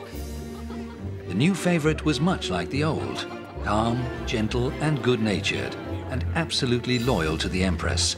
He asked for neither money nor positions. However, unlike Romanovs, Shuvalov was highly educated. He corresponded with the French philosopher Helvetius and was passionate about improving the state of Russian education. Thanks to his influence, Elizabeth authorized the founding of the Russian Academy of Arts and Moscow University. But the life of the merry Empress was not all balls and parties. She had another passion: foreign policy. In the 1740s, the warlike King Frederick of Prussia was seeking to expand his realm at the expense of his neighbors, and to establish Prussia as a great power. Most of the other European powers were determined to stop him, and formed themselves into an alliance. The driving forces behind the alliance were Maria Theresa, Empress of Austria, Elizabeth, Empress of Russia, and Madame Pompadour, mistress of the King of France. Frederick, famous for his low opinion of women, was nevertheless an intellectual and a wit, who nicknamed the alliance against him the League of the Three Petticoats. The three women had led their countries into one of the greatest conflicts in European history, the 7 Years' War. Russia joined the fray in 1757, launching an attack on East Prussia. After meeting the Russian army in battle, Frederick declared, "To stop a Russian soldier, you need 2 bullets. One to kill him, another to bring him down." Following a decisive victory against the Prussian army at Kunersdorf, Russian forces took control of eastern Prussia. The following year, 1760, Russian troops briefly occupied Frederick's capital, Berlin. The war seemed to be virtually won. But suddenly, inexplicably, military operations were called to a halt. On Christmas Eve, 1761, Elizabeth had a sudden sensation that she was dying. All her life, the word death had terrified her. But now, she was perfectly calm. She made her confession, took communion, and bid farewell to relatives and friends.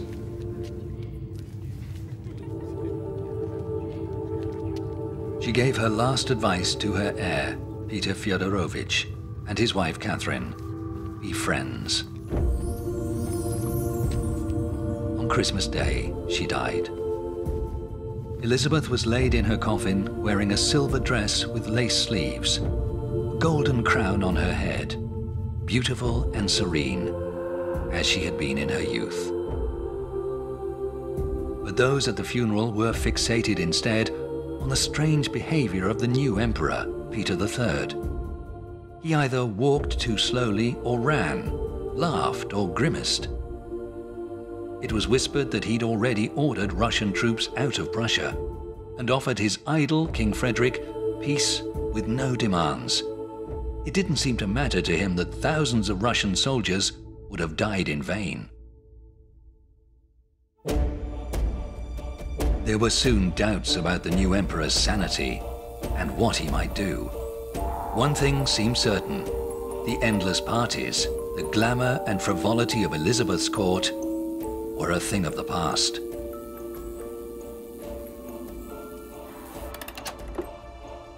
But some already looked to Peter III's young wife, Catherine, and wondered if that glorious age could not be reclaimed.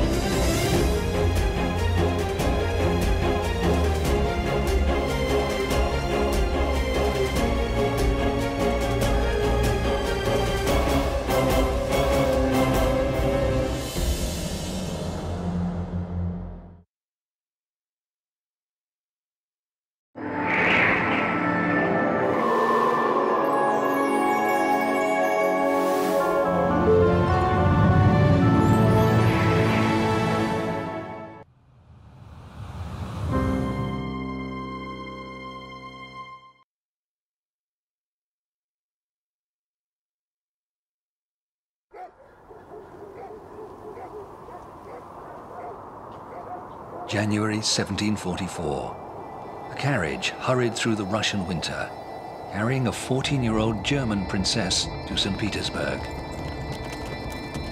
Christened Sophie Friederike Augusta, in Russia, she would take a new name: Catherine. She was to marry the heir to the Russian throne, and must have imagined her future in this frozen land, and dreamt of a loving husband. But her hopes were in vain. The marriage would be loveless. This young princess would instead fall in love with Russia.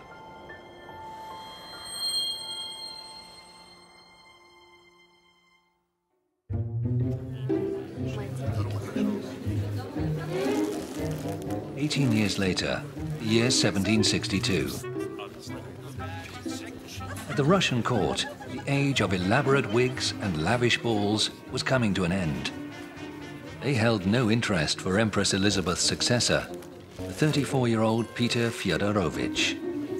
Not even those close to the new emperor knew quite what to expect from him. He fidgeted constantly through ceremonies, liked to play with toy soldiers, and often said out loud that he'd rather rule a civilized country like Sweden than a wild one like Russia. Chapter 1. Peter III Fyodorovich. Peter was born Karl Peter Ulrich, son of the German Duke of Holstein, a nephew of King Karl XII of Sweden. His mother was Anna Petrovna, daughter of Peter the Great, making him heir to both the Russian and Swedish thrones. Peter, orphaned at the age of 11, was brought to Russia by his aunt, Empress Elizabeth. She had him convert to Russian Orthodoxy and renounce his claim to the Swedish throne. At the age of 17, he married the 16-year-old German Princess of Anhalt-Zerbst, who converted to Orthodoxy and took the name Catherine. Peter quickly discovered he had nothing in common with his young wife. Although she was beautiful, he found her dull. He played his violin for her and tried to include her in his own hobbies, but she was interested neither in his music nor his toy soldiers. Catherine was intelligent and well educated, but in Russia, she felt isolated.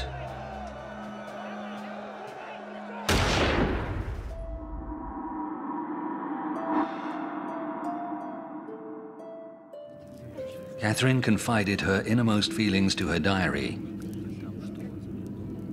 "I see very clearly that the Grand Duke doesn't love me at all," she wrote. "I will be very unhappy with this man."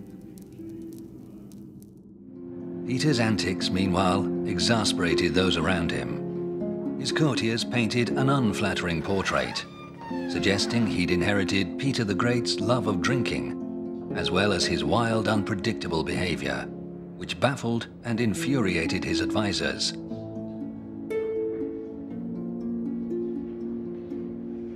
They reported that he talked such nonsense in front of foreign ambassadors that it made our hearts bleed with shame.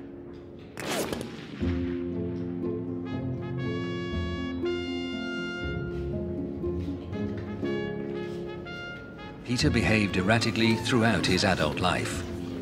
Some thought he had a form of mental impairment. Others thought his development had been affected by a serious bout of smallpox as a teenager. Nevertheless, Peter received a brilliant education and excelled in the natural sciences, mathematics, geography and fortification. He spoke German, French, and even some Latin, although his Russian remained poor. The prospect of becoming Emperor of Russia appealed to him not at all. In contrast, his wife Catherine was determined to be accepted in her new homeland. She practiced her Russian lessons late into the night and read books about Russian history and the lives of the saints. She even studied the old Slavonic language of the church. She got up early to help the servants stoke the palace fireplaces and practice her Russian with them.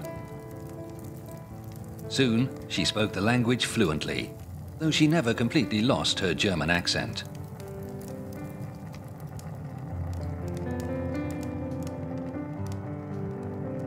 When Peter III became emperor in 1762, he began a period of frantic legislation. In 186 days, he signed 192 decrees. He abolished the hated secret chancellery and the use of torture, and allowed 20,000 people to return from exile in Siberia. He ended the persecution of the so-called Old Believers and took land from the monasteries and gave it to the state. He ordered that babies should be baptized in warm water. He approved the formation of Russia's first state bank and the introduction of the first banknotes. He declared forests to be a national resource and granted new civil liberties to the nobility, exempting them from compulsory military service and allowing them to travel abroad for the first time. There were rumors that Peter intended further sweeping reforms of the church. He certainly showed little respect, laughing, joking, and talking loudly through services.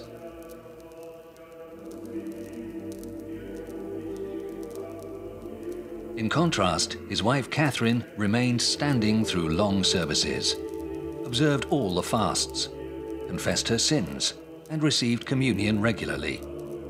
Her calm and pious demeanor made the emperor look like an oaf. Catherine never had any illusions about her husband, even in the early days of their marriage. She recalled one incident in her diary. "When I entered the chambers of His Imperial Highness," she wrote, "I was shocked to see that he had hanged a huge rat. I asked him what it meant. He explained that the rat had committed a criminal offense. It had climbed over the wall of his cardboard fortress and eaten 2 guards that were on duty. So he ordered the criminal to be tried according to military law. The rat was hanged at once and was to remain there for 3 days as an example to others."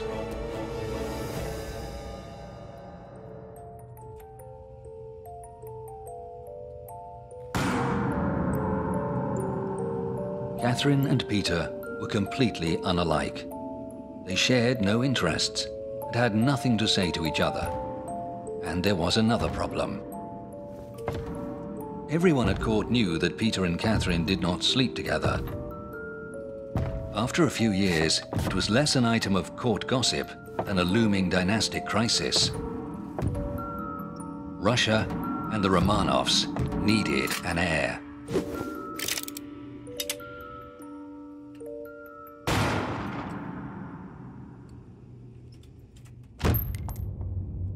After 9 years of marriage, Catherine finally became pregnant. According to one account, Peter had surgery to correct a condition that had prevented him consummating the marriage. According to another account, Catherine was seduced by her chamberlain, Sergei Saltykov. In any event, in 1754, at the Winter Palace in St. Petersburg, Catherine gave birth to a son, Paul Petrovich. As far as Empress Elizabeth was concerned, Catherine had fulfilled her only duty, to provide the Romanov line with an heir. She now intended to raise the precious child herself. Catherine's infant son was taken away from her. For several years, she lived virtually alone. It gave her plenty of time for her favorite pastime, reading. For a Russian Grand Duchess, Catherine had unusual taste. Her favorite writers were all French philosophers, men such as Diderot, Voltaire, and Montesquieu. Her other great passion was for handsome men. Her first lover, Sergei Saltykov, was soon sent on a diplomatic mission to Sweden.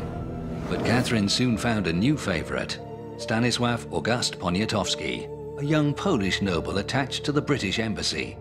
They had a daughter named Anna, and in time, Catherine would help Poniatowski to become the last Polish king in history. When Catherine turned 30, she took a new lover, a handsome, boisterous guards officer named Grigory Orlov. He and his 4 brothers, all officers in the guards, wielded enormous influence and effectively controlled the loyalty of their regiments. Catherine was cultivating powerful allies in St. Petersburg. By the time Peter became emperor, husband and wife were barely speaking to each other. Peter didn't even know that Catherine was pregnant again, this time with Grigory Orlov's child. The birth of an illegitimate child could be the excuse Peter was waiting for to get rid of his unloved wife. It had to be kept secret. On the date the baby was due, Catherine's chamberlain, knowing Peter loved watching huge fires, went to an extraordinary length to lure him away from the palace. He ran to the city and set fire to his own house. Peter set off to see the great blaze, while Catherine gave birth to a son in a far wing of the Winter Palace. In time, the emperor discovered the existence of both his wife's illegitimate children. He remarked casually, "God knows where my wife gets her pregnancies from. I don't know." Peter was not a faithful husband either. His mistress was Elizabeth Vorontsova, a lady-in-waiting, and he wanted to marry her. But first they would have to remove one major obstacle, Catherine. Peter planned to imprison his wife and their son Paul in the Schlisselburg fortress near St. Petersburg. Rooms had already been prepared for them. Catherine knew she had to make her move first. She also knew that the emperor had made himself many powerful enemies close to home.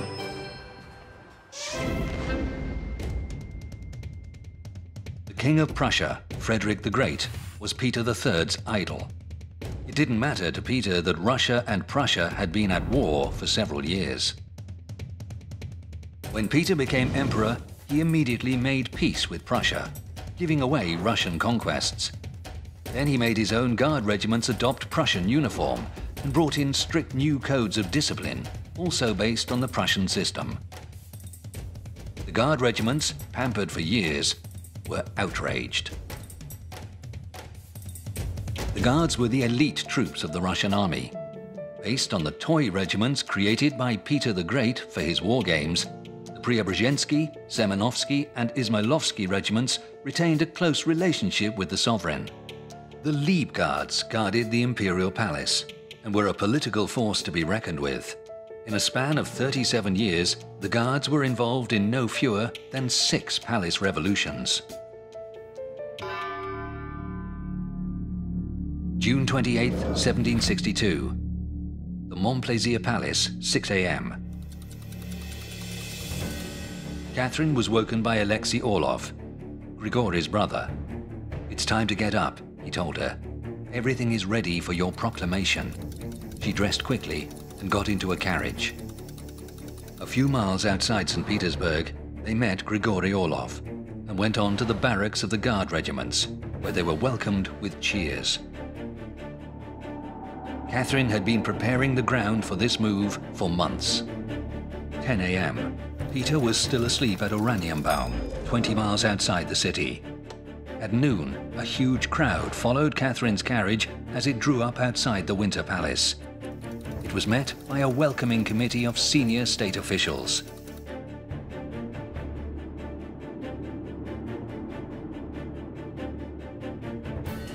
At the Peterhof Palace, Peter was told that the Empress had vanished. He searched her chambers in person, looking inside her wardrobes and under her bed. When it was discovered that Catherine was in the city gathering support, he sent messengers to find out what was going on. None of them returned. Instead, they joined Catherine. Peter took a boat to the naval base at Kronstadt, hoping that the fleet remained loyal to him. A galley carrying all the ladies of court followed him. The emperor intended to use them as hostages, since their husbands had all sided with Catherine. But the fortress at Kronstadt opened fire on Peter's boat. The commandant announced that he recognized no emperor. Russia was ruled by Empress Catherine. In St. Petersburg, the people gathered on the shore with sticks and stones to prevent the emperor returning to the capital. 24 hours later, after learning that the Senate, army, and fleet had all sworn allegiance to Catherine, Peter agreed to sign an act of abdication. The guards arrived to escort him to the royal hunting lodge at Ropsha, a few miles outside the city. Peter went out to the carriage, handed his sword to an officer, and fainted.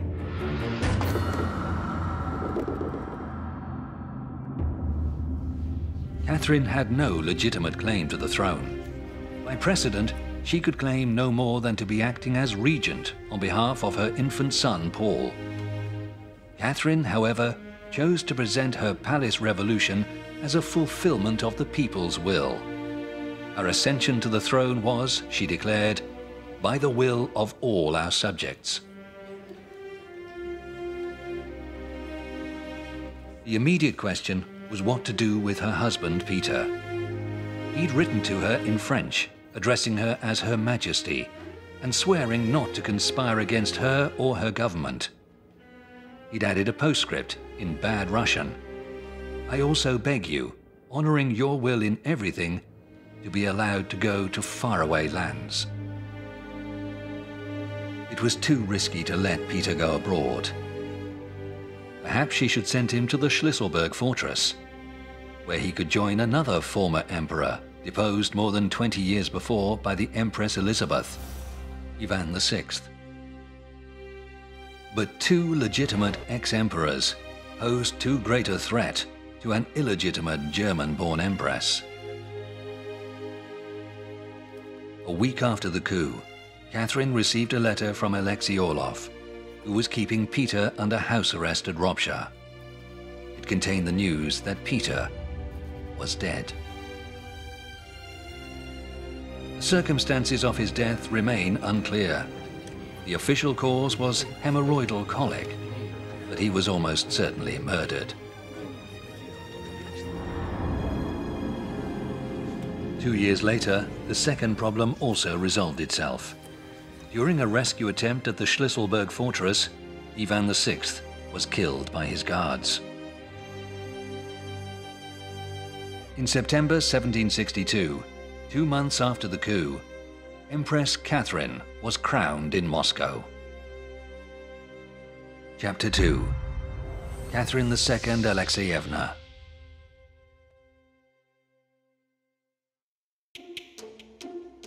At Catherine's coronation, 1,200 poods of silver, more than 19 tons, were given out to the people. Crowds were then treated to a masquerade involving thousands of musicians, giants, dwarfs and jesters. They ate fried beef and drank from fountains of Rhenish wine. The festivities lasted 3 months. The main attraction was the Great Imperial Crown, containing 4,936 diamonds weighing 2,858 carats in total.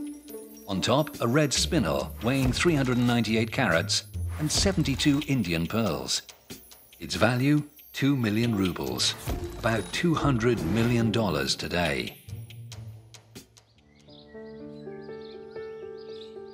Catherine was the first Russian empress to dedicate most of her time to work, not her own pleasure. Compared to her predecessors, she led an orderly life. She preferred plain food. Her favorite dish was boiled beef with salted cucumbers, and she hardly ever drank. Even during state banquets, she drank blackcurrant juice instead of wine. She also kept to a strict daily routine.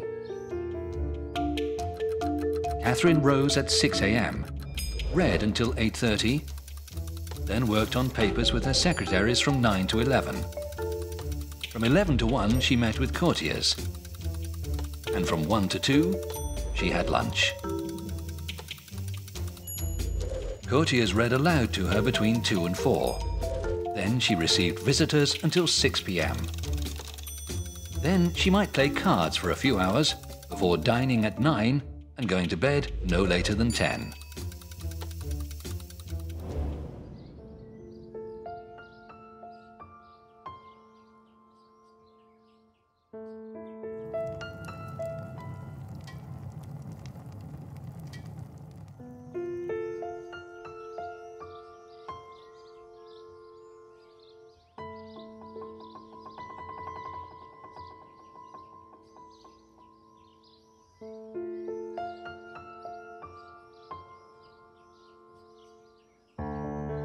The philosophical treatises that Catherine had read in her youth now began to bear fruit. The Empress decided to establish a new style of government in Russia, enlightened absolutism. Its main principles were to be freedom of thought and speech, and equality for all classes before the law. Russia still used a legal code that dated back to 1649, known as the Soborное Uложение. Catherine ordered the summoning of a legislative commission to debate new laws for Russia. Its delegates were to be drawn from all the classes and regions of the empire, and were to come to Moscow bearing written instructions from their constituents. Before the commission met, the Empress wrote down her own ideas about the law in a document that became known as the nakaz, or instruction. It took 2 years to write and contained more than 600 clauses. It discussed the rule of law, the abolition of the death penalty, the presumption of innocence, the concept of liberty, the different classes, and serfdom.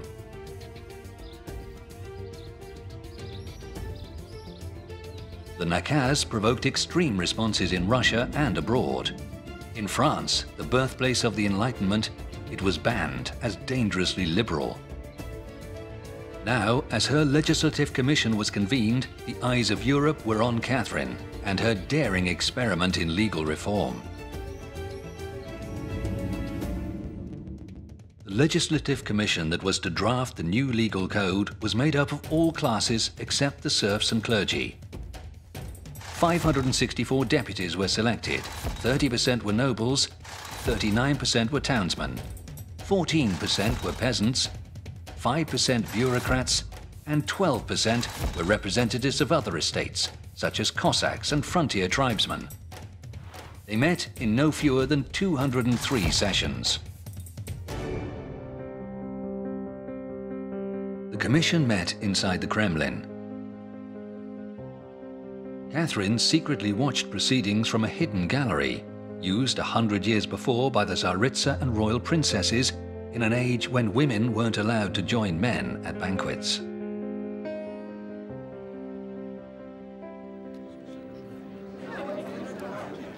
The more the commission talked, the clearer it was there was little common ground between the different estates. Sometimes it seemed the soldiers were the only thing that stopped them from attacking each other. One issue bridged the gap between the estates. Merchants, Cossacks, and industrialists wanted the right to own serfs, like the nobles did. While Catherine was striving to nurture liberty, the delegates wanted the opposite, and weren't afraid to say so.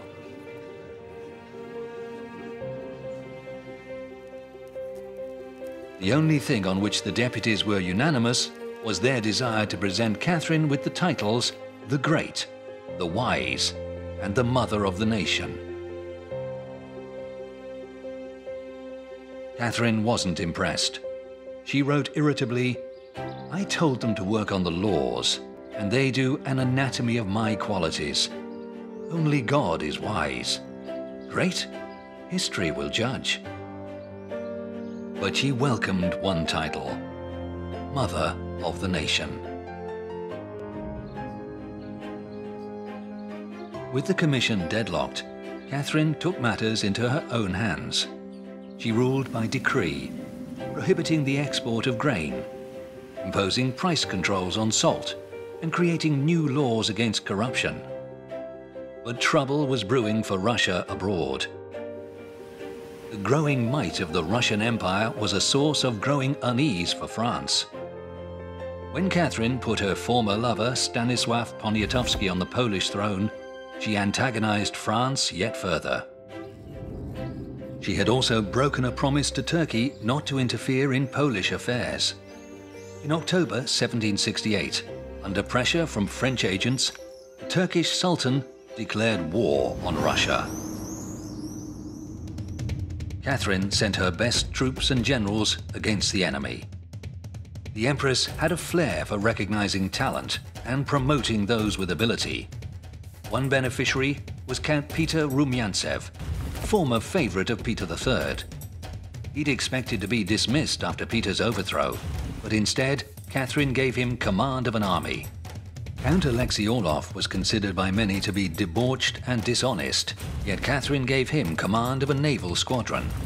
Alexander Suvorov was an unassuming 30-year-old major when he first met the Empress. She gave him her portrait as a gift, a moment he later described as paving his way to glory. According to some estimates, he went on to win 93 battles for Russia and was one of the few generals in history never to be defeated. In July 1770, the two armies met at the river Laga in modern Moldova. Rumyantsev smashed an Ottoman army that outnumbered him more than 2 to 1, 38,000 Russians defeating 80,000 Turks. That same day at Chesma in the Aegean Sea, Alexei Orlov led his naval squadron into action. He too won a stunning victory against a much larger force, 32,000 Russians defeating 73,000 Turks. On August 1st, 1770, near the river Kagul, Count Rumyantsev attacked and defeated a Turkish army that outnumbered him 5 to 1.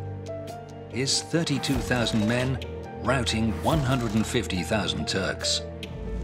4 years later, at the village of Kozluja in modern Bulgaria, Suvorov won the last great land battle of the war, once more attacking and defeating a larger Ottoman force, his 25,000 men putting to flight 40,000 Turks. The string of victories against the Ottoman Empire caught everyone's attention. Soon, ambitious young officers were traveling from across Europe to seek service with the Russian army. Among them was a Spaniard, José de Ribas, future founder of the city of Odessa. He was nearly joined by a young Corsican officer named Napoleon Bonaparte, who changed his mind because foreigners were hired with a demotion in rank.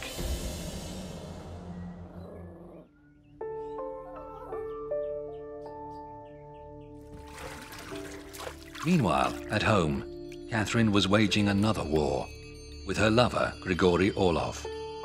Her favorite had a furious temper, while she could be jealous and resentful. They would often quarrel furiously, make up, and quarrel again.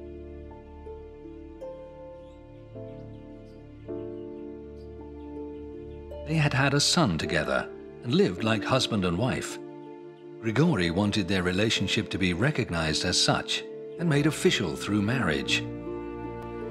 But Catherine was worried it would undermine her position as empress.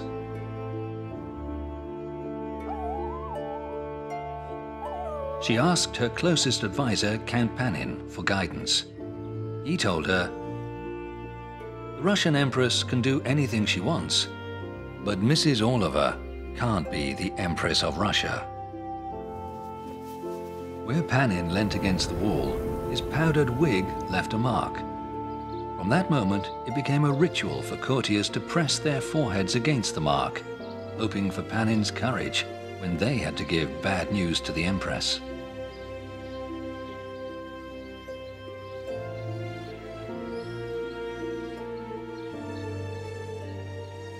After 12 years, Catherine finally tired of Grigory Orlov. That year, 1774, plague struck Moscow. Every day, 1,000 people perished. Officials fled the city and riots broke out. Orlov volunteered to go into the plague-ridden city. With the Guard regiments, he restored order, organized the burial of the dead, and opened hospitals with his own money. In 1 month, the epidemic subsided. Orlov returned to St. Petersburg in triumph. The Empress's love was briefly rekindled. But 2 years later, while Orlov was away negotiating with the Turks, she found a new favorite, a young officer named Alexander Vasilichkov. When Orlov found out, he was furious. He broke off negotiations and rushed home to see Catherine. But her courier met him en route and handed him strict instructions to go to his palace at Gatchina and not to come to court.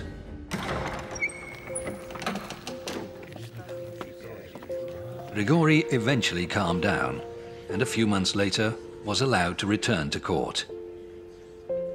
He and the Empress remained friends for the rest of their lives.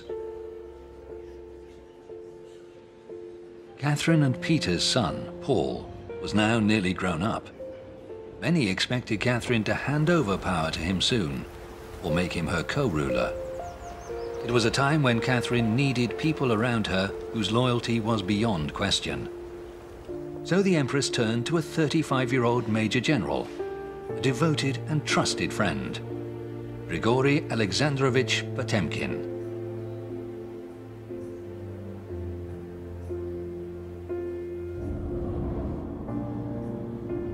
Catherine and Potemkin soon became lovers.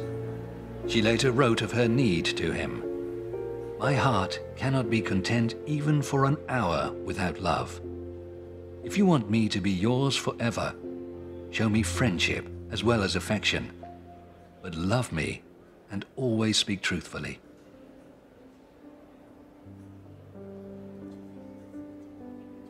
She called him my student, my friend, my idol. Soon, she couldn't bear to be apart from him, and when he left the capital, she wrote tender letters addressing him as my dear husband.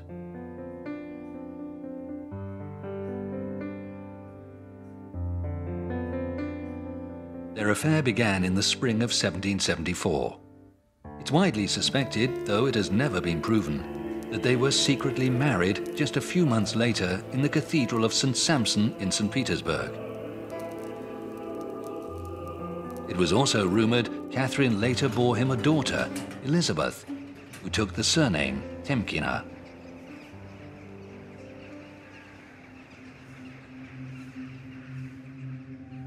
But even this affair brought Catherine only fleeting happiness. Catherine and Potemkin were both headstrong and always tried to impose their will on the other. Eventually, Catherine had had enough. While Potemkin was away in the provinces, Catherine took a new lover, Peter Zavadovsky. Potemkin wrote to Catherine threatening to kill the man who'd taken his place. But she had made her decision and told Potemkin, "The first sign of loyalty is obedience." Zavadovsky was her favorite for just a year before he was replaced by Semyon Zorich, a cavalry officer 14 years Catherine's junior. The next lover was even younger, 25 years her junior. Catherine chose her own lovers, but for counsel and company, she always returned to Potemkin. Many years later, Catherine's last favorite, Platon Zubov, 38 years her junior, wrote, "The Empress always gave in to Potemkin's wishes and feared him just like a demanding husband. She often pointed to him as the example I should follow." It was the tireless Potemkin who oversaw the colonization of Russia's new lands in the south, known as Novorossiya, New Russia. For centuries, this territory had been ruled by the Muslim Tatars of the Crimean Khanate, but in 1774, as part of the peace treaty of Kuchuk-Kanaji, it became part of the Russian Empire. A few years later, taking advantage of Tatar weakness, Catherine annexed Crimea itself. In just 4 years, Potemkin brought 400,000 settlers to these new lands and founded the cities of Yekaterinoslav, Nikolaev, Mariupol, Kherson, and Sevastopol, the new home of Russia's Black Sea Fleet. Its warships built in the shipyards in Taganrog and Kherson. Potemkin invited Catherine to inspect her new lands in person. He organized every aspect of the trip, down to the tiniest detail. It was like nothing else in history. The imperial party consisted of 3,000 people, traveling in 14 carriages and 164 sleighs, including 40 spares. Catherine herself traveled in a specially constructed giant sleigh, housing an office, a parlor with room for 8, a card table and a library. It was pulled by 40 horses. The trip lasted 6 months and covered 6,034 kilometers. At every one of the 375 relay stations, 550 fresh horses were waiting, as well as fresh provisions, 6 cows and calves, 30 hens and geese, 500 eggs, 80 kilos of flour, sugar and butter, 6 hams, 8 kilos of coffee, a barrel of herrings, 50 lemons, and 3 buckets of wine. The Empress visited 35 cities, each of which welcomed her with great fanfare and celebration. At Balaclava, she was greeted by an all-female regiment of Greek Amazons, while at Poltava, 50,000 extras reenacted Russia's great victory over the Swedes.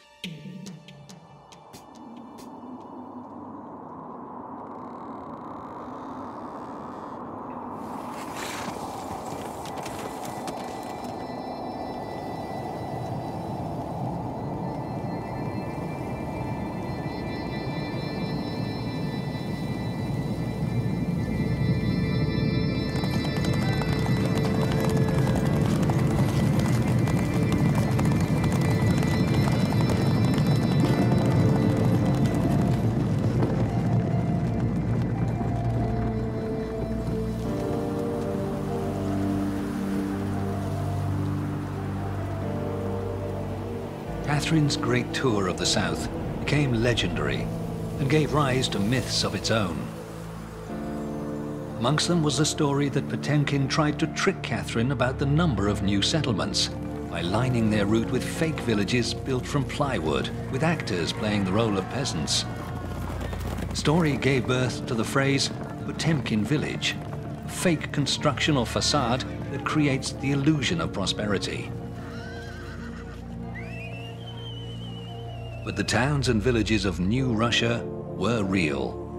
The myth was created by foreign observers, reluctant to believe that Russia could so quickly consolidate its hold on such a vast region. Welcomed and acclaimed across New Russia, Catherine was made to truly feel like the mother of the nation. The Austrian Emperor Joseph II and other foreigners traveling with her were full of admiration. This, of course, was Catherine's desire, to make a powerful international impression. The Ottoman Empire, however, was incensed by this triumphal procession, and declared war in a bid to win back its lost lands. The result was a series of brilliant Russian victories on land and sea. The bright stars of Rumyantsev and Suvorov were joined by a new Russian naval hero, Fyodor Ushakov. In the course of 2 years, he fought 4 battles against the Ottoman fleet, all of them won or drawn despite always facing superior numbers.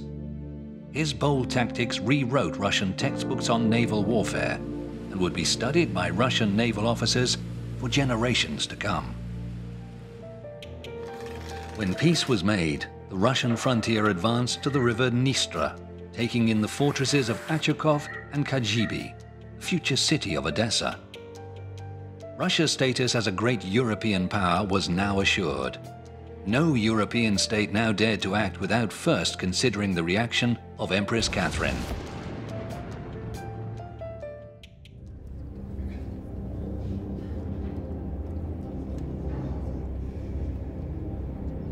The empire's internal situation, however, was cause for serious concern.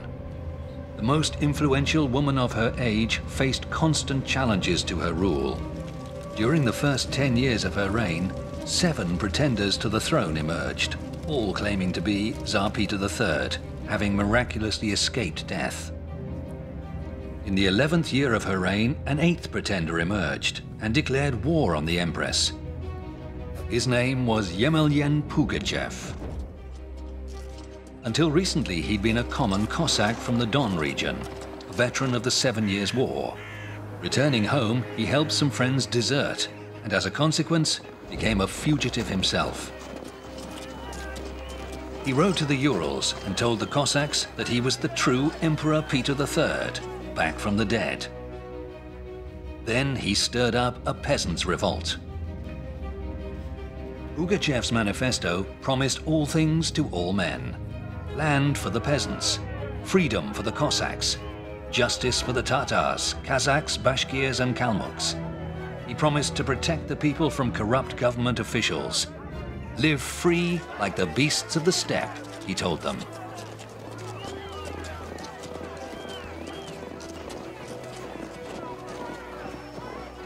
Pugachev's people lived free indeed, taking whatever they wanted by force, robbing from the poor as well as the rich.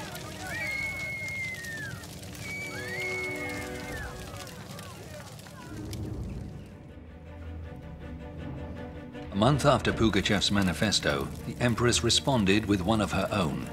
She informed her subjects that a fugitive Cossack named Yemelyan Pugachev had gathered a band of thieves and vagabonds around him and dared to style himself emperor.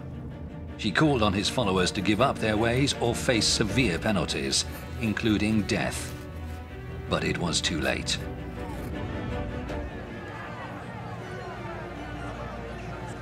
In just a month, Pugachev's 80 followers became 8,000. In 3 months, he had an army of 24,000 men, made up of peasants, Cossacks, Bashkirs and Kalmuks from the steppe. The rebellion had plunged the whole region into anarchy. Catherine would have to do more than write a manifesto to regain control.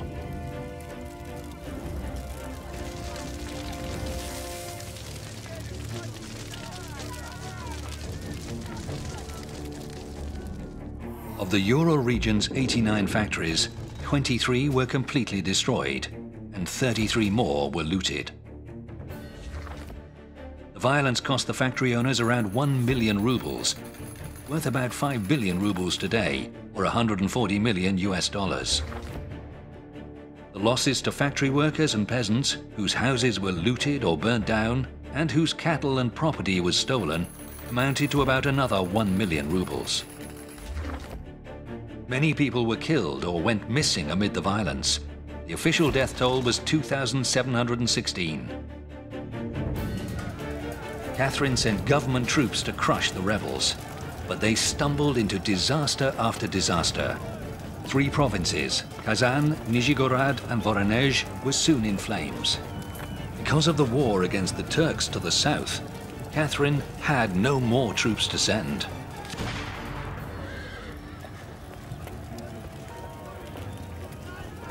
But as soon as peace was made with the Turks, regular troops flooded the region, and the revolt was suppressed. The defeated Cossacks handed over their renegade leader to the government. Pugachev was brought to Moscow in a cage, like a wild steppe beast. His treatment and interrogation were authorized by the Empress herself. Pugachev, along with 6 other ringleaders, was sentenced to death. On January 10, 1775, in front of a huge crowd in Moscow's Bolotnaya Square, one of the most dangerous and charismatic rebels in Russian history was executed by quartering. By law, Pugachev's legs should have been cut off first, then his arms, and only then his head. But by personal order of the Empress, Pugachev and his comrades were granted a small mercy. They were beheaded first. The Empress later declared Pugachev's rebellion to be a national tragedy and ordered its events to pass into eternal oblivion and deep silence. Catherine believed that the rebellion had been caused by the state of Russia's provincial government, archaic, incompetent, and corrupt. The entire administration of the empire needed overhauling. It was to this great task that Catherine turned next. "My quick quill will be the death of me," she wrote to the French philosopher Voltaire. "I've never written so much in my life." The result was 216 pages on reform of the provincial administration of the Russian Empire. Catherine's reforms began with a complete reorganization of the empire, doubling the number of provinces from 23 to 50. Each province was subdivided into between 10 and 20 districts, all of roughly equal size. These new provinces and districts would be the new basis for local government. 216 towns received city status. Each city, from the capital downwards, became a separate administrative unit, divided into its own districts and quarters. This system was in use with few changes until the Russian Revolution. Some of its measures even remain in use today. Then, shocking news arrived from France that would halt Catherine's reforms in their tracks. Louis XVI, King of France, had been guillotined. Catherine had never been a friend of the king, but the news made her physically ill. The French Revolution was the largest political and social upheaval of the age. France's monarchy was overthrown in 1792, and a republic based on freedom and equality was proclaimed. The ground had been laid by Enlightenment philosophers such as Voltaire, Montesquieu, Rousseau, and Diderot. Now revolutionaries like Robespierre, Marat, and Danton sought to fashion a new state from their ideas. The Empress was thrown into panic. The French Revolution had been inspired by the same ideals that drove her. Was she paving the way for a Russian Robespierre or Marat? Would she be the next monarch to lose her head? She offered to send Suvorov and an army of 60,000 men to crush the revolution. It did not happen, but from henceforth Catherine looked on her old Enlightenment ideals with deep mistrust. Catherine kept the title Mother of the Nation close to her heart. There was hardly any area of Russian life she didn't look at to see how it might be improved, from provincial administration to the duties of Russian midwives. Her reign saw the birth of Russian journalism and satire. She even contributed to such magazines herself.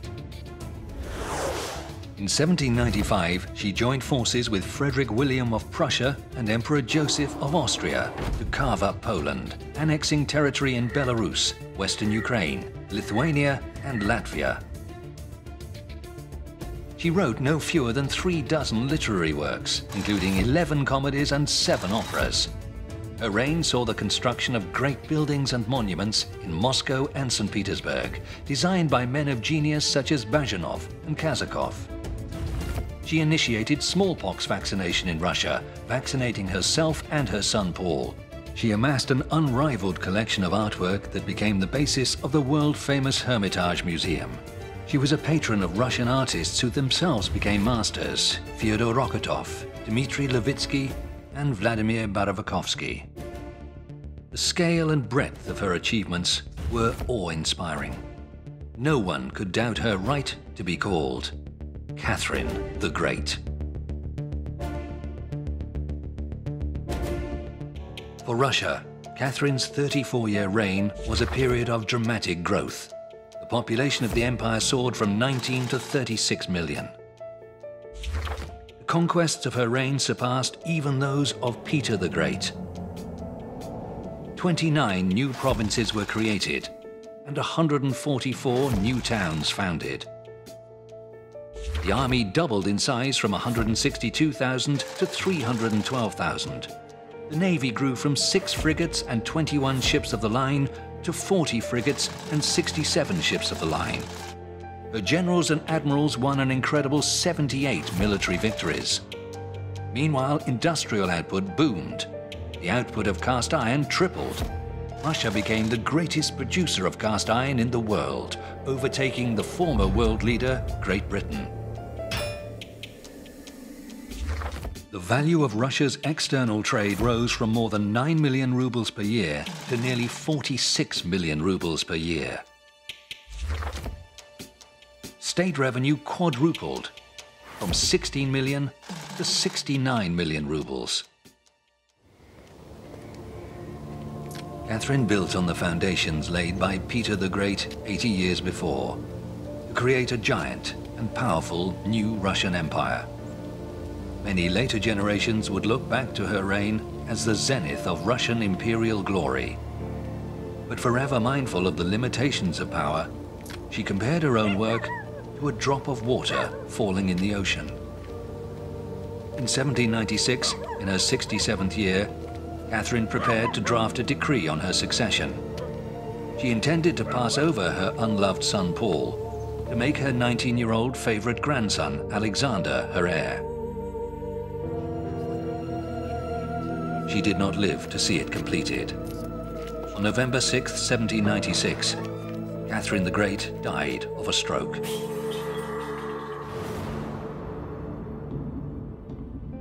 Her 42-year-old son Paul became emperor. In just 1 month, it was plain to see why the empress had tried to remove him from the succession. Catherine the Great was never wrong.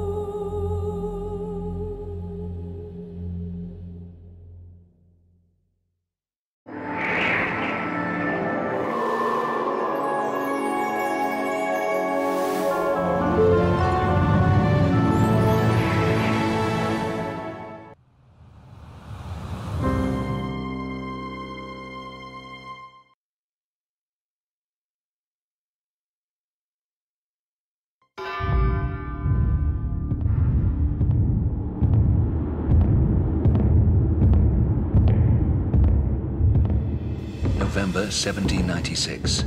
Grand Duke Paul Petrovich strode through the corridors of the Winter Palace as his mother, Catherine the Great, lay dying. He was looking for Catherine's secret will, one piece of paper that stood between him and the throne. Unless it was destroyed, the throne would pass directly to his son Alexander, as Catherine had wished.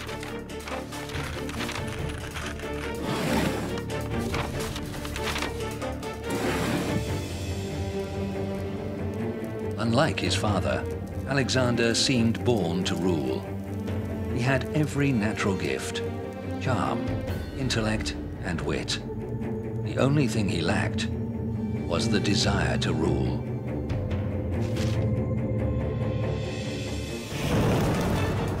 Catherine's will never saw the light of day.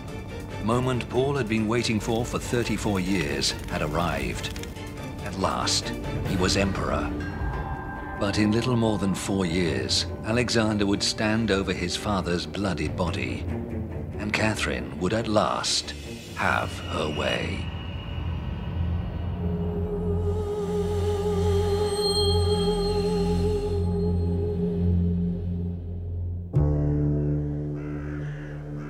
Paul's birth had been a joyous event.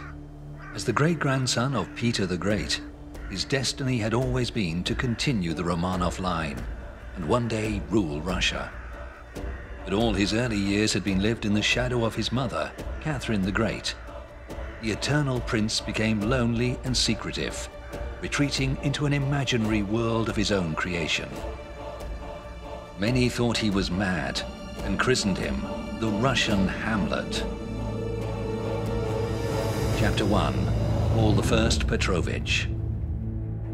Immediately after Paul's birth, he was taken from his mother by Empress Elizabeth, who raised him as her own. His mother, Catherine, was granted almost no access to her son. His father, the future Peter III, also saw little of the boy. There were rumors at court that Paul's real father was not Peter, but a courtier, Sergei Saltykov. Catherine herself encouraged these rumors, which undermined the husband she later deposed. Stories about Paul's uncertain parentage delighted courtiers, but as the prince grew up, the resemblance to Peter III was plain to see, both physically and in his strange mannerisms. Like his father, Paul liked to march around his palaces as though on military parade. He frequently baffled courtiers and ambassadors with his inane remarks, leaving his wife, the German princess Maria Fyodorovna, to cover up his strange behavior as best she could, just as Catherine had to do for Emperor Peter. Nevertheless, Empress Elizabeth adored her great-nephew Paul. She began to consider making him her successor and bypassing his father Peter, who she and many others believed was insane. To prepare Paul for rule, she found him the best tutors in Russia. Paul studied 5 languages: history, literature, mathematics, science, draftsmanship, and architecture, as well as riding, fencing, dance, carpentry, and chess. Paul himself insisted on studying the military sciences. To help with navigation lessons, his entire table was painted blue and marked up to look like a huge naval chart.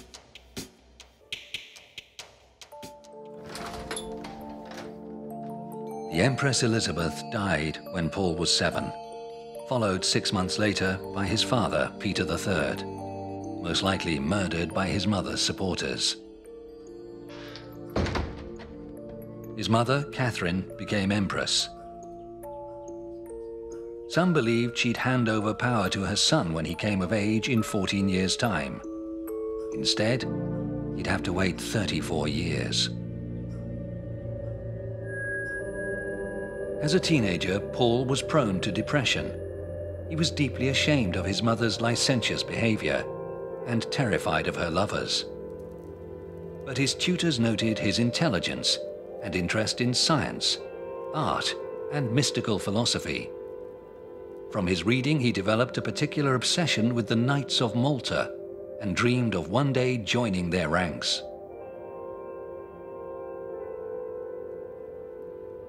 Becoming emperor was a daunting prospect for Paul.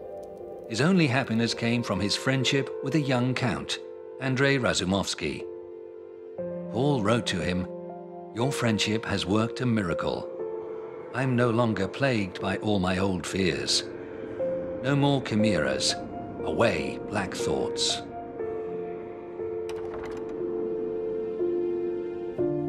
When Paul turned 19, his mother found him a bride, the 18-year-old Wilhelmina Louisa, Princess of Hesse-Darmstadt. Paul fell in love almost immediately. After converting to Russian Orthodoxy, Wilhelmina took the name Natalia Alexeyevna. But after 4 years of marriage, Natalia died, giving birth to a stillborn son. Paul went almost mad with grief. His mother chose to console him by revealing letters between Natalia and Razumovsky, proving his wife had been having an affair with his best friend. Paul never recovered from this blow. The lesson he drew was never to trust anyone again. His mother quickly found Paul another German princess to marry. 6 months later, he was engaged to Sophia Dorothea of Württemberg, who took the Russian name Maria Fyodorovna. Paul's second marriage was a happy one, and in the course of 25 years, she gave birth to 10 royal children. These children would carry on the Romanov dynasty for the next 150 years. Her sons included the emperors Alexander I and Nicholas I. Her grandson was Alexander II, her great-grandson Alexander III, and her great-great-grandson Nicholas II. All surviving representatives of the House of Romanov are also her descendants. The couple honeymooned in Europe, traveling incognito under the names Count and Countess Severnik, Russian for of the North. Few of their hosts were fooled, and across Europe Paul was welcomed with a degree of respect he'd never received at home. In Vienna, the couple went to the Court Theatre to see a performance of Hamlet. But when the lead found out who was in the audience, it was said he refused to go on stage, declaring, "I cannot play the part of a prince who seeks revenge for his murdered father, with the real thing watching from the royal box."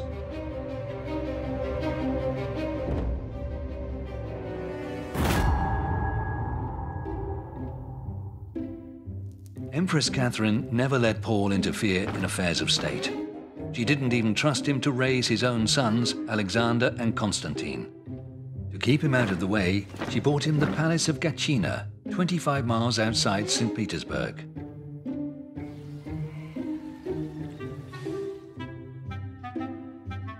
For 20 years, Paul devoted himself to creating his own miniature kingdom at Gatchina. He had the buildings renovated to imitate the latest European styles, and made his guards wear Prussian-style uniforms and powdered wigs. Catherine's courtiers ridiculed Paul. One wrote, "You can't observe the Grand Duke's behavior without disgust. He thinks himself the King of Prussia. Every Wednesday he conducts maneuvers."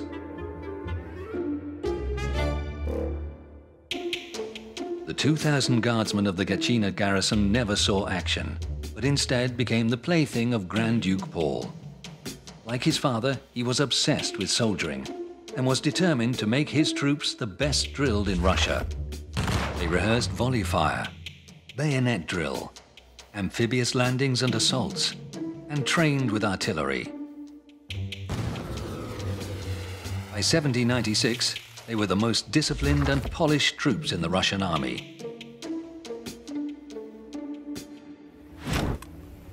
Gatchina drill went down in Russian military folklore. Before appearing on duty, each soldier was screwed into a special contraption to straighten his head and his back and keep them perfectly still. Their tight white breeches were pulled on wet and dried on the body, so there wasn't a single crease. Officers made the men practice marching with a glass of water on their head. If they spilled any water, they weren't keeping their head still enough. Even minor misdemeanors were punished with beatings. Changing the guard became an elaborate drill that lasted hours, and all soldiers marched with the famous high-stepping parade march still used by Russian Guard regiments.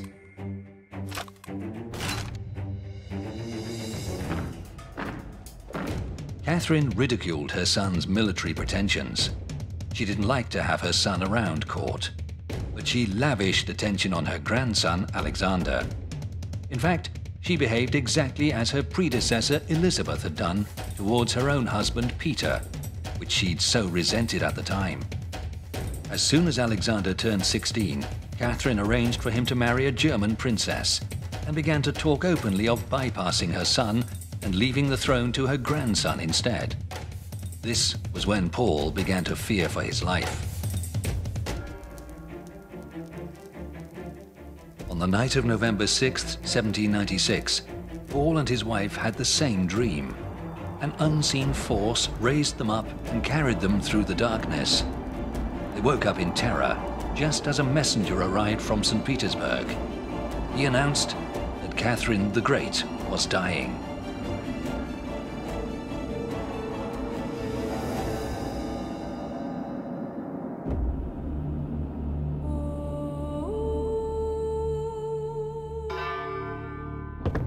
Within hours, Paul was Emperor of Russia, and he was soon passing laws at a dizzying rate, as though he didn't believe he had much time. In the course of his 4.5-year reign, Paul passed 7,865 acts of legislation, twice as many as Peter the Great had passed in his 43-year reign, and 1.5 times as many as Catherine the Great in her 34-year reign. He also found time to issue 14,207 orders concerning the army. The emperor rose at 4 a.m. and worked in his office until 9, where he received visitors and reports. Then he rode out, usually accompanied by Grand Duke Alexander, to visit some state establishment. The changing of the guard was held at 11. Then, after an hour's walking through St. Petersburg streets, the emperor returned to the parade ground to inspect the guard. He even measured the length of the soldiers' pigtails and checked the amount of powder in their hair. Officers were punished severely for the smallest faults. In just the first 3 days of Paul's reign, the emperor dismissed 16 lieutenant generals, 57 major generals, and 3 full generals. Over 4 years, 2,594 officers resigned, including 333 generals. The emperor's behavior created an atmosphere of permanent anxiety. The wife of his military adjutant remembered, his victims formed an endless procession to the fortress. Often their only fault was hair that was too long, or a jacket that was too short. The wearing of vests was strictly forbidden. If the emperor spotted anyone wearing a vest, the unfortunate owner was sent straight to the guardhouse. Even ladies sometimes ended up there if they saw the emperor and didn't jump out of their carriage quickly enough to make the proper curtsy. This is why the streets he used to walk along in St. Petersburg quickly became deserted. Everyone trembled before the emperor. Paul imagined himself as a perfect chivalric knight become emperor, and he had not forgotten his childhood dream of joining the Knights of Malta. When Napoleon conquered their home island in 1798, Paul offered the Knights a new home in Russia and became their Grand Master, even though he was Orthodox and it was a Catholic order. Paul became the first Russian emperor to meet the Pope, Pius VI, even inviting him to move to Russia when Rome was also occupied by Napoleon. In Paul's eyes, Napoleon represented a world evil that had to be defeated. He allied Russia with the coalition of powers fighting against him, and sent an army under the brilliant Field Marshal Suvorov to Europe. In 1799, in northern Italy, Suvorov won 3 battles in just 4 months, and was then forced to execute a dramatic but brilliant strategic retreat across the Swiss Alps in winter. The emperor resented Suvorov for opposing his military reforms, but even he confessed his admiration for this latest achievement, telling Suvorov, "The only victory you had yet to win was over nature itself. Even there, you now have the upper hand." Paul set out to undo all his mother's reforms, which meant his next target was Russia's own nobility, who had thrived under Catherine's rule.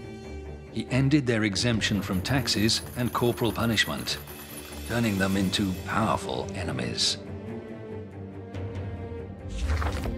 Paul tried to watch everything and everyone. Stacks of unread reports began to pile up on his desk. Because of a mass purging of the civil service, there weren't enough staff left to run the offices of state. The British ambassador, Sir Charles Whitworth, who was watching the emperor carefully, wrote troubling reports to London. The emperor has gone mad. Since the moment he ascended the throne, his physical state has worsened. The emperor's behavior became more and more strange. He no longer went for walks along the embankment because he feared the strong wind might blow his head away like a soap bubble. He suffered from insomnia, so his loyal wife Maria walked with him all night, so he wouldn't pester the guards with nonsensical questions. A conspiracy against him was now formed. It included Count Palin, governor of St. Petersburg, Vice-Chancellor Nikita Panin, Catherine's favorite Platon Zubov, General Bennigsen, General Uvarov, and many others, perhaps as many as 300 people. Grand Duke Alexander didn't join the conspirators, but nor did he stop them. He only insisted they did not harm a hair on his father's head. The conspirators swore to it. They wanted Paul to abdicate and retire to Mikhailovsky Castle, or as a last resort, they would lock him up.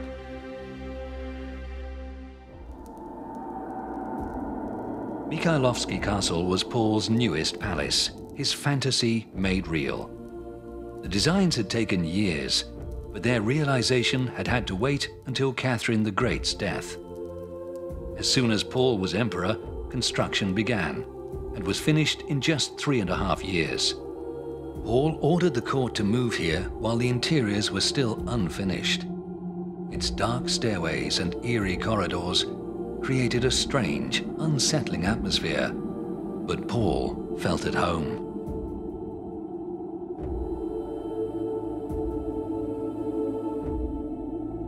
The emperor's behavior was becoming even more unpredictable. He sat for hours in deep thought. He began to suspect his wife and sons of plotting against him. He wrote a secret letter and hid it in a chest, with a note reading, "To be opened by our descendant 100 years after my death." It was known that it concerned the fate of the dynasty, and that Paul had written it after speaking with a prisoner from the Peter and Paul fortress named Abel. Abel was a monk, born Vasily Vasilyev in 1757, who took his monastic vows at the island monastery of Valam. He was later said to have gained the gift of prophecy and wrote many of his visions down in a book. It's claimed he accurately predicted many events, some of which took place during his lifetime, such as the death of Catherine the Great, the death of Paul, Napoleon's invasion of Russia, the Decembrist revolt, as well as more distant events including the First World War, the Russian Revolution, the murder of the last Tsar, civil war, repression, and war with Hitler. Abel had been locked up for prophesying the death of the last empress, but he was summoned from his prison cell to speak with Paul. When asked what future he saw for the emperor, Abel replied, "Your reign will be short. You will be strangled in your bedchamber by scoundrels who even now you hold in your warm embrace." He even named the day, March 11th. On the evening of the 11th, Paul dined with his family. At one point, he looked into a mirror and joked, "What a funny mirror. I can see myself in it with a broken neck."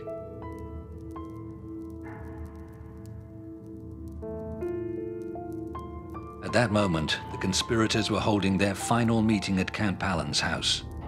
When someone asked what they should do if the emperor resisted, Palin answered, "Omelets are not made without breaking eggs."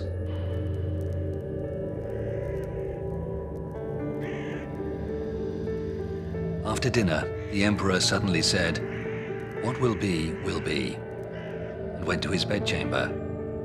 He checked the doors and windows and wondered why the crows in the summer garden were making such a fuss. His assassins were passing through the summer garden on their way to the palace. When they arrived, the guards let them in. Paul heard heavy footsteps in the corridor and knew they'd come for him. The conspirators included ex-army officers, many of whom were drunk. They burst into the emperor's bedroom and found him hiding behind a screen. They tried to make him sign his abdication, but he refused. Then Platon Zubov struck him on the temple with a golden snuff box, like a pair of brass knuckle dusters. The emperor fell to the ground. Paul fought bravely, 1 against a dozen. They beat him senseless, and then throttled him with his own scarf.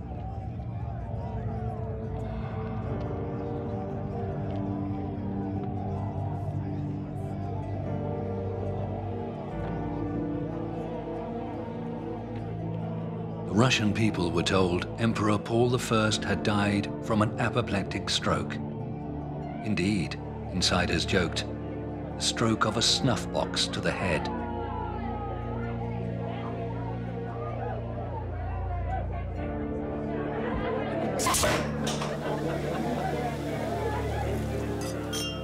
French artist Elisabeth Vigée-Lebrun witnessed the reaction to the emperor's death. The city went wild with delight. People were singing, dancing, and kissing in the streets. The people I knew would run up to my carriage, shake my hand, and exclaim, "Now we are free." Many households even hung out lights. The death of this unhappy emperor caused universal joy.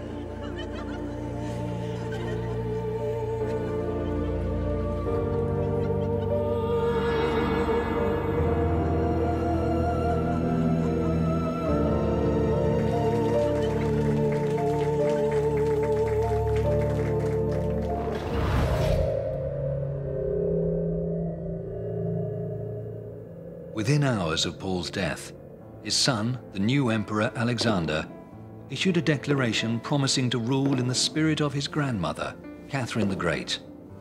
But he did not share in the general sense of jubilation. He was sickened by the events of the previous night. He had only wanted what was best for Russia, but his good intentions had paved the way to hell, his own personal hell, that would remain with him for the rest of his life.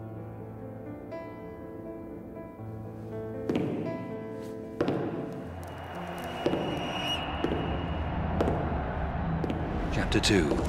Alexander I Pavlovich. It was Catherine the Great who chose the name Alexander for Paul's first son.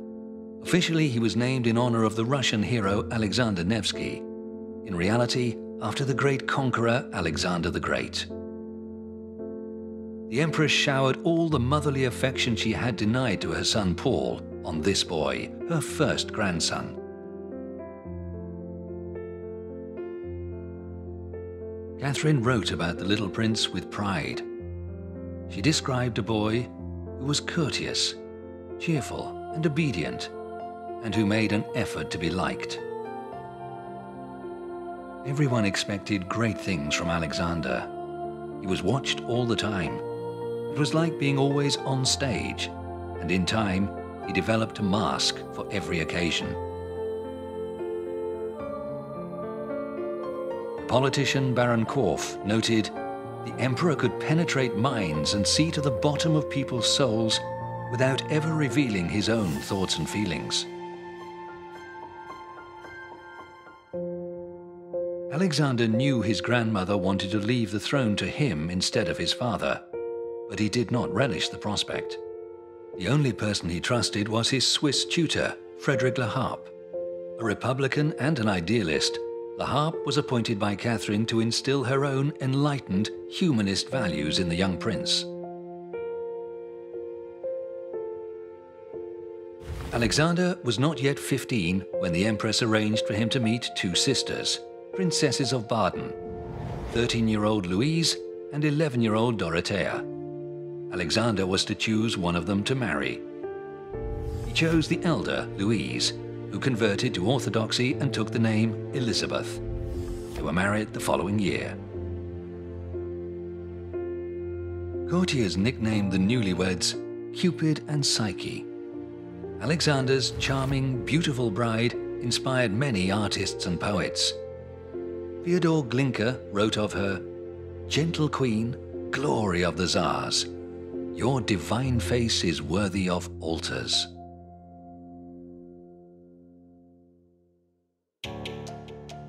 Elizabeth would go on to become renowned as a Russian patriot. During the Napoleonic Wars, she founded a society to support the sick and wounded and pay for their hospital treatment. She founded orphanages and schools for the children of officers killed in the war, as well as other charitable institutions. Elizabeth was considered the great beauty of her age. Guards officers formed clubs inspired by their love for her. For all of Russian society, she became an emblem of love, beauty, and virtue.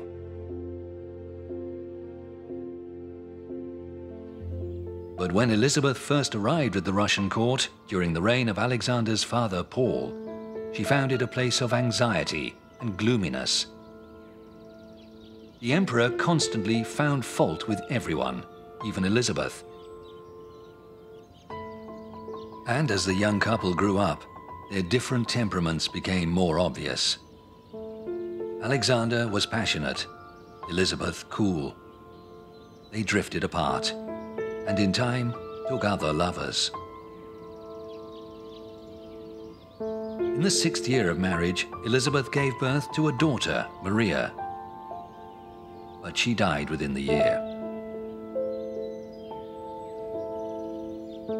With each passing year, Alexander realized he didn't want to become emperor.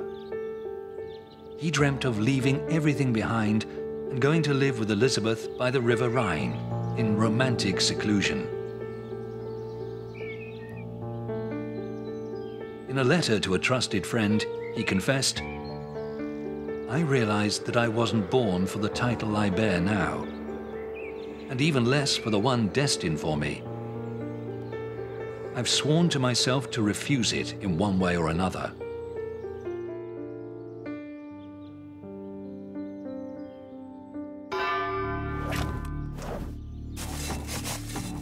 The certainties of the Gatchina parade ground became almost a place of psychological relief. During training, a cannon went off next to Alexander, leaving him deaf in his left ear. His deafness led to a paranoid fear that people were always laughing at him behind his back. On one occasion, he passed 3 officers sharing a joke and laughing amongst themselves. He ordered one of them to his office. As the officer arrived, Alexander was examining himself in the mirror. "What's funny about me?" he asked.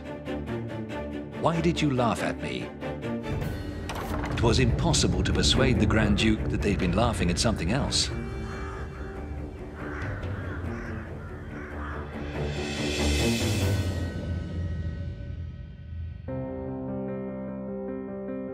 When Alexander became emperor, his first acts were to revoke all the unpopular decrees of his father, Paul. He closed the secret chancellery, allowed nobles to travel abroad once more, and restored their other rights and privileges. Everyone had their own plan to reform the empire in the name of progress and enlightenment. So Alexander assembled a group of friends and advisors, all young liberals like himself, educated in the European style, to decide the way forward. Within 2 years, Alexander's Privy Committee had created new government ministries to replace the old collegia and put in place progressive education reforms. Universities were open to everyone, censorship laws were relaxed, and 5 new universities were founded. A first step was taken towards reforming Russia's serf laws. A new decree allowed serfs to buy their freedom if their owners agreed. They were to form a new class of free ploughmen. The reforms moved slowly and faced significant opposition. Alexander was dismayed. Everyone seemed to think only about their own interests. No one seemed to share his concern for the common good. Then he found a man who seemed to understand and share his dream for Russia perfectly. Extraordinarily intelligent and hard-working, his name was Mikhail Speransky. He became first the secretary to the Privy Committee, and later the Emperor's right-hand man. The Emperor himself took on responsibility for foreign policy. The great threat remained Napoleon Bonaparte, who had now crowned himself Emperor of the French. He threatened to overthrow the established order of Europe, and war loomed once more. In 1805, at Austerlitz, in today's Czech Republic, they met in the Battle of the Three Emperors, Alexander of Russia and Francis II of Austria, against Napoleon. The old veteran General Kutuzov commanded the Russian army, but Alexander, jealous of Napoleon's martial glory, took charge himself.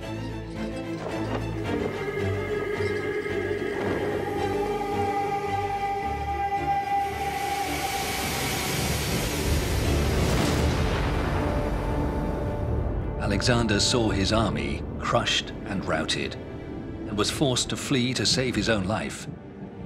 Those close to him saw the emperor trembling and weeping. A Cossack brought him some wine. He eventually calmed down and fell asleep on a bed of straw inside a shed.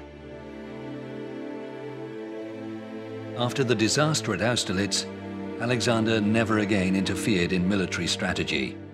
He kept to his own forte, diplomacy. Even his great adversary Napoleon recognized his charm. The Russian emperor is intelligent, pleasant, and well-educated, but he cannot be trusted. He is insincere. He is a subtle deceiver, a devious fellow. 2 more years of war followed. Then, in 1807, the 2 emperors agreed to meet to negotiate peace. Their armies were separated by the river Niemen, so they met on a specially constructed raft in the middle of the river near the town of Tilsit. Alexander and Napoleon sat under a grand canopy, one-on-one, without generals or attendants, and talked for 2 hours. At Tilsit, they signed a peace treaty, which committed Russia to join Napoleon's continental blockade against Britain.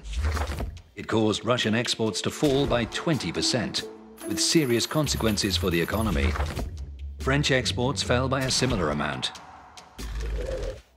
But soon Russia was preparing for another war against France.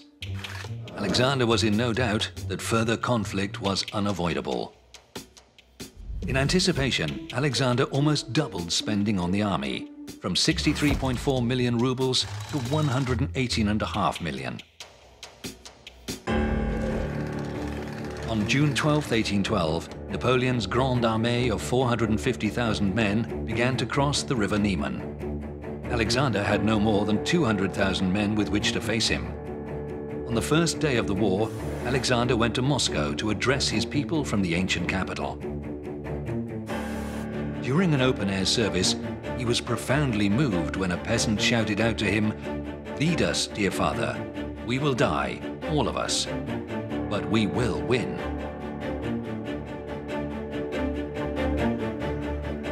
The next day, Alexander issued an imperial decree, stating, "I will not lay down my arms while a single enemy soldier remains in my realm."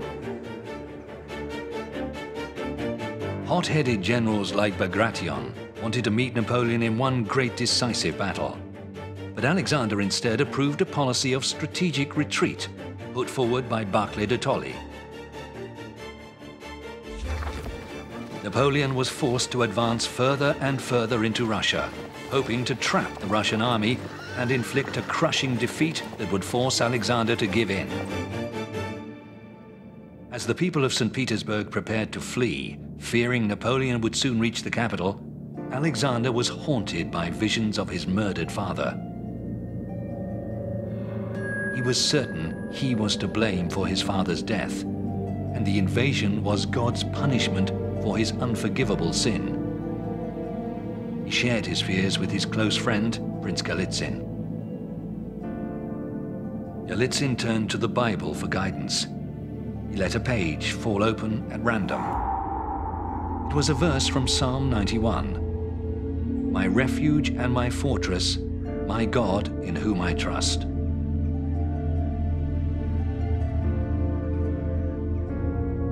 Alexander, who'd never shown much interest in religion before, was greatly affected.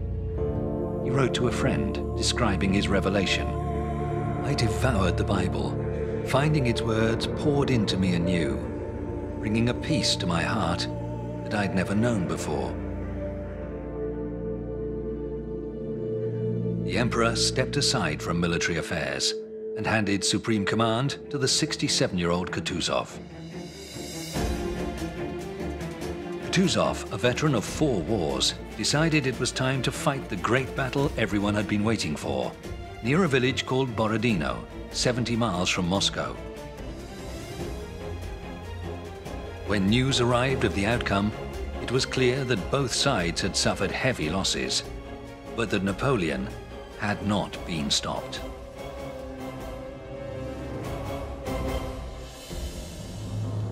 Alexander then received news that Kutuzov intended to abandon Moscow. The emperor's nerves were close to breaking. He paced around his office for an entire night. When he emerged in the morning, he was berated by his brother Constantine, while his mother, the Dowager Empress, became hysterical. Only his wife noticed the emperor had turned half grey overnight. On September 2nd, Napoleon entered the Kremlin and settled in Alexander's state apartments. The very same day, Moscow began to burn from fires lit across the city. 4 days later, Napoleon sent his first letter to Alexander, offering to negotiate a peace. There was no answer. Napoleon sent 2 more letters, but Alexander remained silent. The emperor shared his thoughts in letters to his beloved sister, Catherine. "I'd rather cease to exist than make peace with that monster who brings misery to all. I trust in God for the incredible spirit of my people and for the resoluteness with which I decided not to bow down beneath the yoke." In October, Napoleon's army began its long retreat from Moscow. Harassed by Cossacks and decimated by the cold, it became one of the great catastrophes of military history. In November, just a few thousand frozen, hungry, and demoralized soldiers recrossed the Niemen River, the pitiful remnants of Napoleon's army.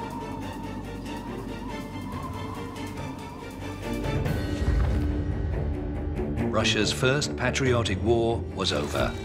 Russian dead totaled 200,000 soldiers. The civilian death toll was even higher. But Alexander had no intention of ending the war. The Russian army went on the offensive, determined to defeat Napoleon once and for all. Alexander I and his allies fought their way across Europe, dethroning the upstart monarchs created by Napoleon and restoring the old order. On March 19, 1814, Alexander entered Paris at the head of the Allied troops. All Europe stood in awe of him.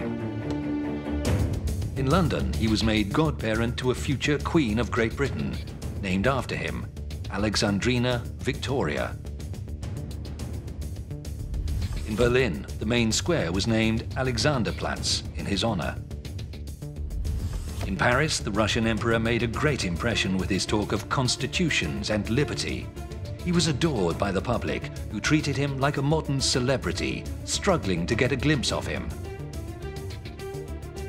This was his favorite role, the bel roi, the great sovereign.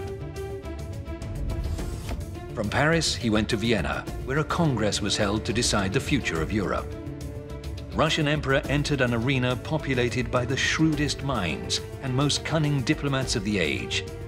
But he played his part masterfully, never revealing his true feelings or intentions.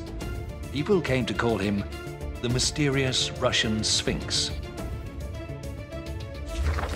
The Congress of Vienna awarded Alexander yet more titles and more land. He was now ruler of all the Russias, King of Poland, Grand Duke of Finland, 55 titles in total. And for his victory over Napoleon, he was solemnly named the Blessed. When Alexander returned to Russia, he was not the same hot-headed, handsome boy that had dreamt of liberty and the common good. Not yet 40, he had already been hailed as the savior of Europe. Appearances were always important to Alexander. Everything had to be symmetrical, faultless, precise. His uniforms were always immaculate and fitted him exactly. No one had ever seen the emperor dressed casually, even at home. But now he became a true pedant. Documents had to be the exact same size and placed on his desk in neat piles. The furniture was arranged according to a plan, and nobody was permitted to move a chair or vase. If only it were possible to impose the same order on Russia. It was not the enlightened reformer Speransky who was now Alexander's closest companion, but the old soldier Count Alexei Arakcheyev, an artillery expert who had served the emperor's father Akachina. His closeness to the emperor aroused considerable resentment amongst other courtiers, who, behind his back, called him a brute and a guerrilla. Incredible stories were told about the Count. It was said he got so furious that he tore soldiers' moustaches off, and once even bit a soldier's ear off. But he was honest, able, and devoted to the emperor. He had Alexander's absolute trust. Alexander put Arakcheyev in charge of his new project, inspired by the ideas of a Welsh utopian socialist, Robert Owen. Alexander wanted to create military settlements where soldiers lived with their families and combined their military service with farming. Arakcheyev tried to talk Alexander out of the idea. He even begged him on bended knee, but he had received an order and would carry it out with all his ability. The emperor believed everyone would benefit from the settlements. Soldiers could live with their families. The army would feed itself. There would be good order everywhere. But conditions in the settlements instead quickly led to rioting. Life in the settlements was strictly regulated, down to the tiniest detail. Everything was identical, from houses to pots and pans. Every day was ordered around a strict timetable. Children were enlisted in the army at the age of 7, and from then on came under the authority of their officers, not their parents.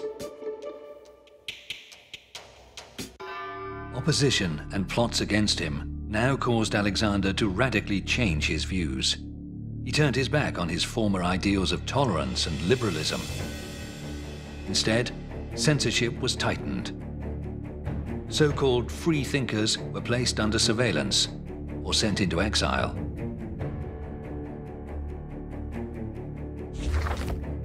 In reports on secret societies, he kept seeing the same familiar names: Trubetskoy, Muravyov brothers, Balkonsky, Pestel. But he stayed his hand. "I cannot judge them too severely," he said. "I once shared their ideals." Alexander began to increasingly question his own purpose. In a letter to the French diplomat Auguste de Choiseul-Gouffier, he wrote, "One needs to stand in my shoes to know what I feel. When I reflect that I will have to answer to God for the life of each one of my soldiers. No, the throne is not my calling. If I could with honor change the circumstances of my life, I'd do it with pleasure.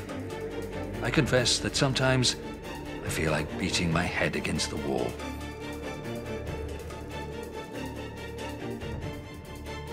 His father's murder, which had brought him to power, the deaths of thousands of Russian soldiers, the pursuit of glory that now seemed worthless. In his Bible, he underlined the words, "I have seen everything that is done under the sun, and behold, all is vanity."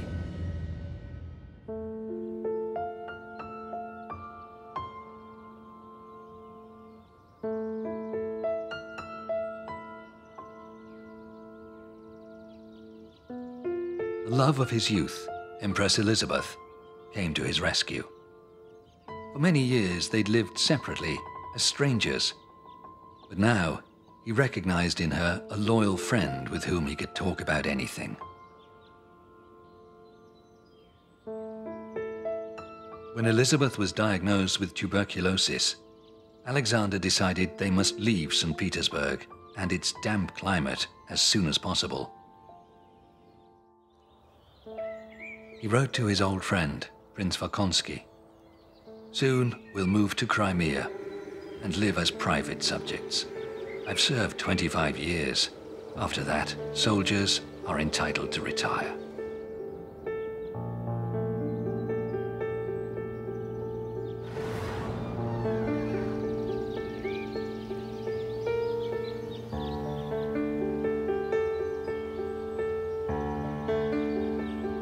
They did not go to Crimea, but to the southern city of Taganrog instead.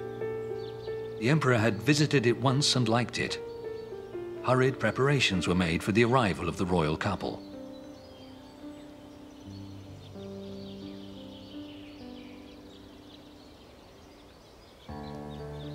Alexander left first to prepare everything for his wife's arrival. He moved into a single-storied stone mansion on Gracheskia Street. He swept the garden paths himself. He helped to hang engravings on the wall and moved the furniture into place. And when Elizabeth arrived, they enjoyed a quiet, peaceful life. They went for walks, greeting those they knew. They read their favorite books to each other. They prayed together. Alexander seemed rejuvenated, as if he had been given a second chance at life. But all the while, he remained emperor. Alexander's strange, carefree behavior would come at a price. It was soon to become the pretext for a tragic and bloody revolt. But Alexander did not live to see it.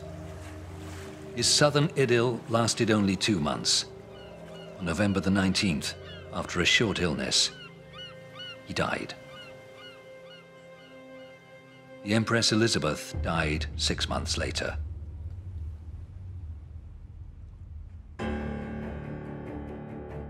The emperor's sudden death threw many into confusion.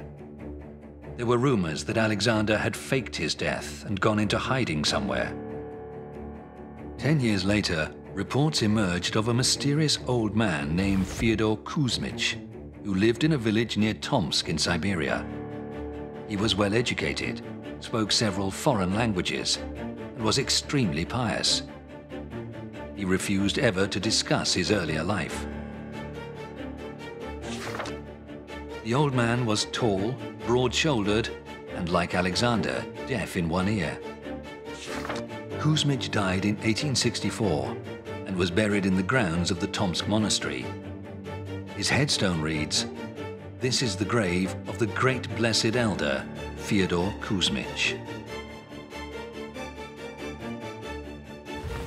The rumors that Kuzmich was in fact Alexander remain to this day neither proved nor disproved.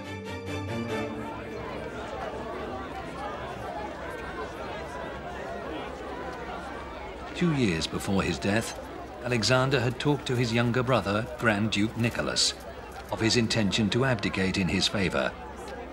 Nicholas's wife wrote in her diary, "Speaking to us about his abdication, the emperor said, 'How I will rejoice when I see you driving past me. I'll mingle in the crowd, and with the rest of them shout, 'Hurrah!'"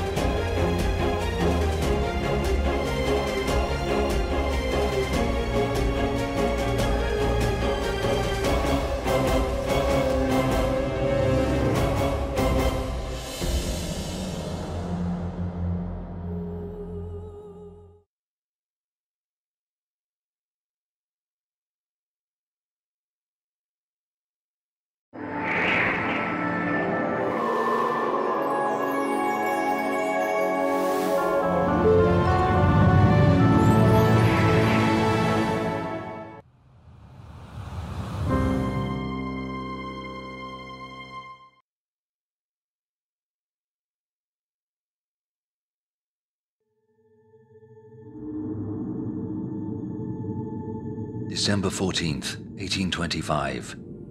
The revolt was over, but the Emperor's eldest son, Grand Duke Alexander, was still trembling with fear. The boy knew his father had gone out to do his duty and might have been killed for it. Then he heard his father's voice, calling him to come outside. Loyal troops were formed up in the courtyard.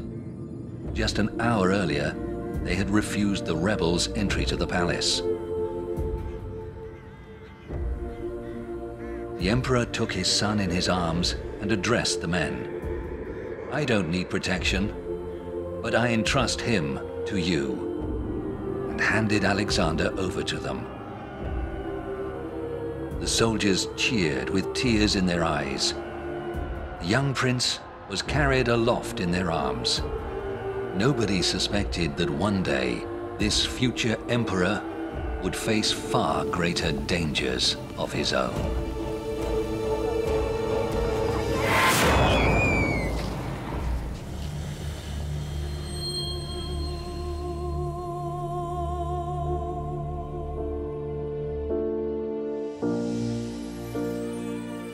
Nicholas was a huge baby, the size of a 3-month-old, it was said.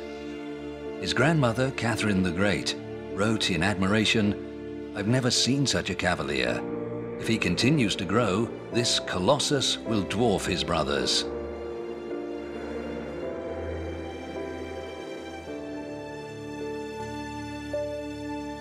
Chapter 1. Nicholas I Pavlovich. When Nicholas was 5, his father, the Emperor Paul, was brutally murdered by conspirators. The children remembered it well. The youngest brother, Michael, was playing on his own. He built a train of tiny carriages and used it to carry a toy soldier to a potted plant, then buried him in the earth. When asked what he was doing, he answered, "I'm burying my father." After Paul's death in 1801, his eldest son, the 24-year-old Alexander, became emperor. The second brother, Constantine, became the new heir to the throne. As the third brother, Nicholas wasn't expected to inherit the throne. He grew up under the strict care of his mother, Maria, the Dowager Empress. At the age of 17, Nicholas and his younger brother, Michael, were allowed to travel abroad. Years later, he recalled, "That's when we started to live, stepping from childhood into the light of life. It was in Berlin that I saw, for the first time, the girl I wanted to spend the rest of my life with." The 16-year-old Princess Charlotte of Prussia, daughter of the king, was an ideal match for the Grand Duke. They were married 2 years later, and Charlotte took the Russian name Alexandra Fyodorovna.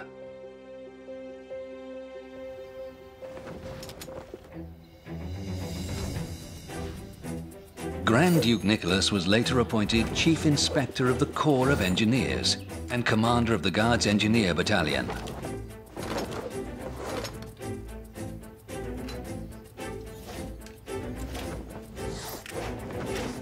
Every day he rose early for prayer and morning exercise, performing complex bayonet drill with a musket. The rest of the day was spent writing orders and reports and carrying out inspections. Nicholas's elder brother, Emperor Alexander I, often hinted that he planned to leave the throne to Nicholas, since their middle brother Constantine had no interest in becoming emperor.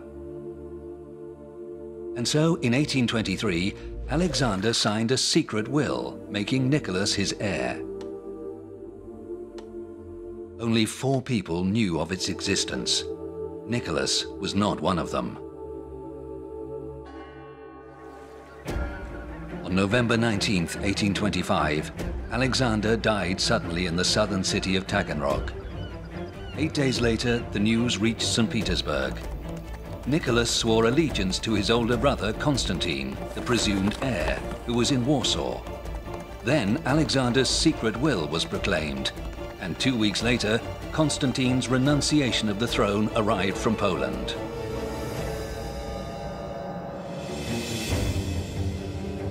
It was a unique case in world history. Instead of quarreling for the throne, two Romanov brothers were insisting it belonged to the other. Count Langeron later paid them a subtle French compliment. The Romanovs are so noble, they do not ascend, but descend to the throne. But the resulting confusion was dangerous and encouraged a secret radical society, the Decembrists, to make their move. The Decembrists were made up of liberal-minded guards officers and nobles who wished to reform the monarchy and free Russia's serfs. Its members included many high-ranking aristocrats. Members of its northern society, led by Nikita Muravyev, favored a constitutional monarchy, while members of the southern society, under Pavel Pestel, wanted to abolish the monarch and redistribute the land. They planned to carry out a military coup d'etat. The more radical conspirators, Ryeliev and Pestel, talked of killing the entire Romanov family, including the princesses living abroad and their children, so no one could ever lay claim to the Russian throne again. The troops were due to swear their oaths of loyalty to the new emperor on December 14th. The evening before, Nicholas visited Mikhailovsky Castle, where his father had been murdered. When he returned, he asked his wife to die with honor, if need be. At 11:20, Nicholas was told the Moscow Guards Regiment had refused to swear the oath and had marched to Senate Square. At 11:30, the Emperor went to the square with the loyal palace guards. At 12:20, General Miloradovich tried to talk to the rebel troops, but was shot dead by a Decembrist. At 1 p.m., 900 rebel guardsmen approached the Winter Palace. 1:20 p.m., Nicholas sent a bishop to reason with the soldiers, but nobody listened to him. By 2 p.m., there were 3,000 rebel troops in the square. Loyal troops were arriving all the time, but Nicholas continued to delay. At 4:10, cannon opened fire on the rebels. The young Empress Alexandra could see the Senate Square filled with people. At the sound of the first volley, she wrote, "I fell to my knees in a small study and prayed like never before."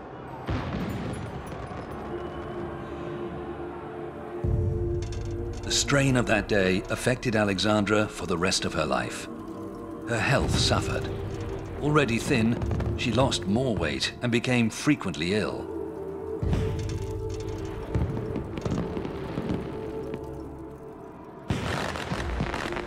The Emperor ordered the first blast of grape shot to be fired over the heads of the rebel soldiers. But the next volley was fired straight into the crowd.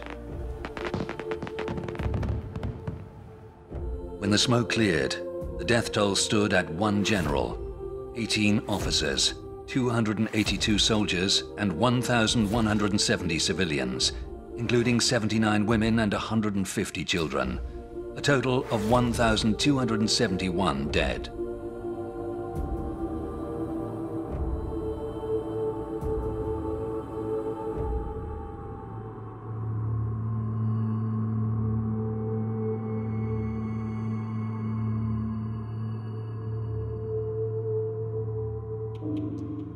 "679 people were investigated following the Decembrist revolt, but most turned out to have no connection to the secret societies that had organized the coup. Of those finally put on trial, 112 lost their titles and all of their property rights. 99 were exiled to Siberia, 36 of those to labor camps. 9 officers were demoted to the ranks, 36 were sentenced to death, 31 by beheading, and 5 by quartering. Emperor Nicholas himself mitigated many of the sentences, and in the end only 5 Decembrists were executed. They included ringleaders such as Pestel and the poet Ryeliev, and the man who'd shot General Miloradovich. Radovich. Quartering was commuted to hanging. The emperor himself paid an allowance to the widows of the executed men. Their families continued to receive payments from the Office of the General Staff for 20 years, while the children were put through school at public expense.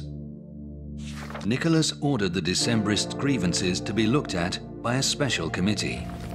He invited Count Kiselyov, a Decembrist sympathizer and opponent of serfdom, to look into its abolition. While receiving a delegation of nobles from Smolensk, the emperor told them plainly, "I cannot understand how a person became a thing. I cannot explain it other than through guile and deceit on one side, and ignorance on the other."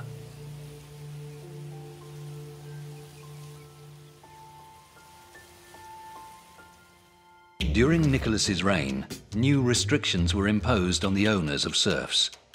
Landowners could no longer sentence serfs to hard labor or sell them off without land. Serfs were granted more freedom of movement and the right to conduct their own business. The percentage of Russians living as privately owned serfs fell from 57% to 35%. The number of schools for peasants rose from 60 to 2,550. Nicholas was trained as an engineer and fascinated by new inventions. In 1835, he was seduced by a project many thought was crazy. At that time, there were only 3 railroads in the world, 2 in England and 1 in America. Nicholas studied the schemes on offer carefully and authorized construction of an experimental railroad between St. Petersburg and his palace at Tsarskoye Selo. 4 years later, ignoring the objections of ministers, he ordered another line built, connecting St. Petersburg and Moscow. At the time, it was the longest railroad in the world, at 649.7 kilometers. Its construction cost 67 million rubles, 1/3 of the empire's annual budget. All 34 stations and both terminals were designed by one architect, Konstantin Ton, who was also responsible for the Grand Kremlin Palace. The rails were 1,524 millimeters apart, 89 millimeters wider than in Europe. It was believed the emperor insisted on this difference so an invading army couldn't use its own rolling stock on Russian railways. 100 years later, during World War II, those 89 millimeters would prove crucial in slowing down the advance and resupply of German troops during the Battle for Moscow.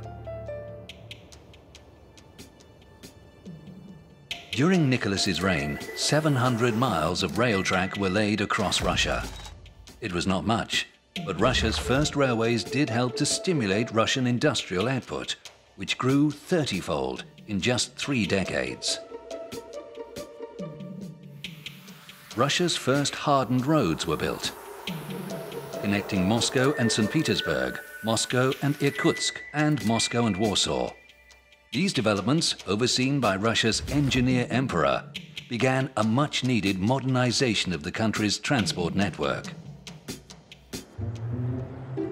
The emperor began his working day at 7 a.m.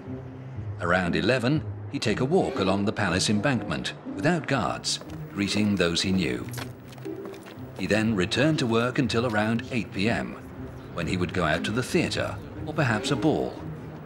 He returned home at midnight and worked until 3 a.m. By today's standards, his personal security was non-existent. No one saw the need.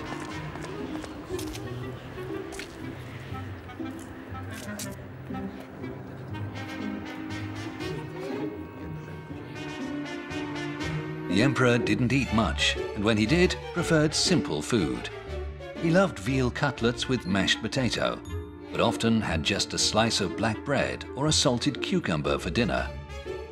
On the road, his meals were even simpler: porridge and some cabbage soup, which he'd eat from the same bowl. He drank mineral water from Salzburg, and very rarely wines from Bordeaux. He never smoked.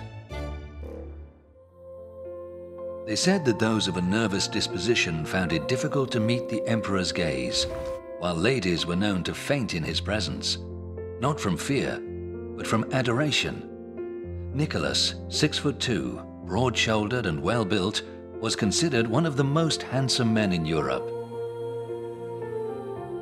It was rumored at court that Nicholas wore padding underneath his uniform to look more imposing, but his private doctor said this was not true. The emperor simply had a very broad chest. In public, he did not relax for an instant. His appearance was immaculate at all times. It's no surprise that Nicholas I became the role model for all future Romanovs. The emperor brought a sense of calm and stability to Russia in an uncertain age. Contemporary newspapers depicted France as an exploding bottle of champagne, while Russia was a bottle of vodka, without a bubble in sight. It was a reference to the explosive revolutions sweeping across Europe in the 1840s. Only Britain, the Netherlands and Russia escaped unrest.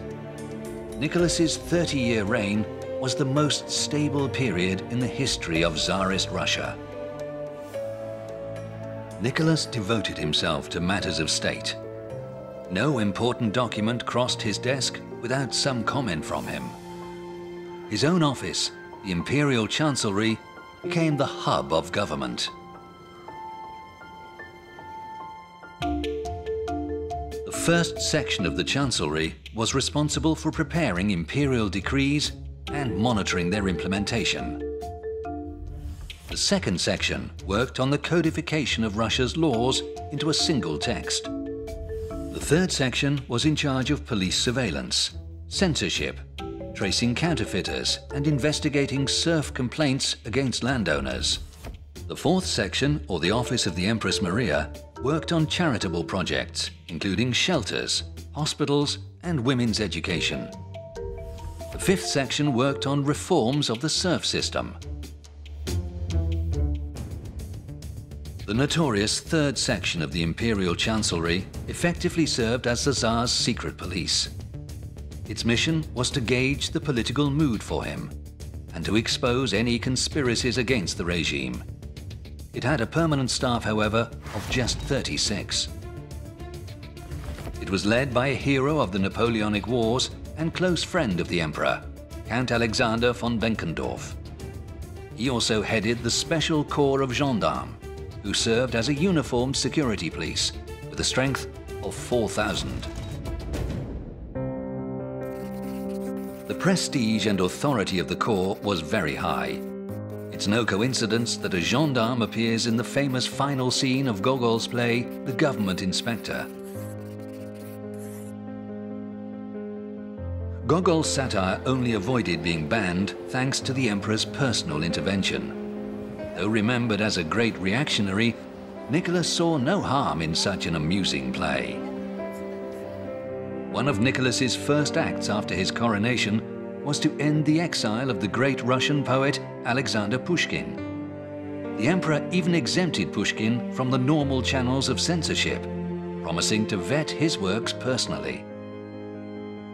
Pushkin dedicated 9 poems to Nicholas, while the emperor intervened on a number of occasions to get Pushkin out of trouble, even paying off his debts worth the equivalent of several $1 million.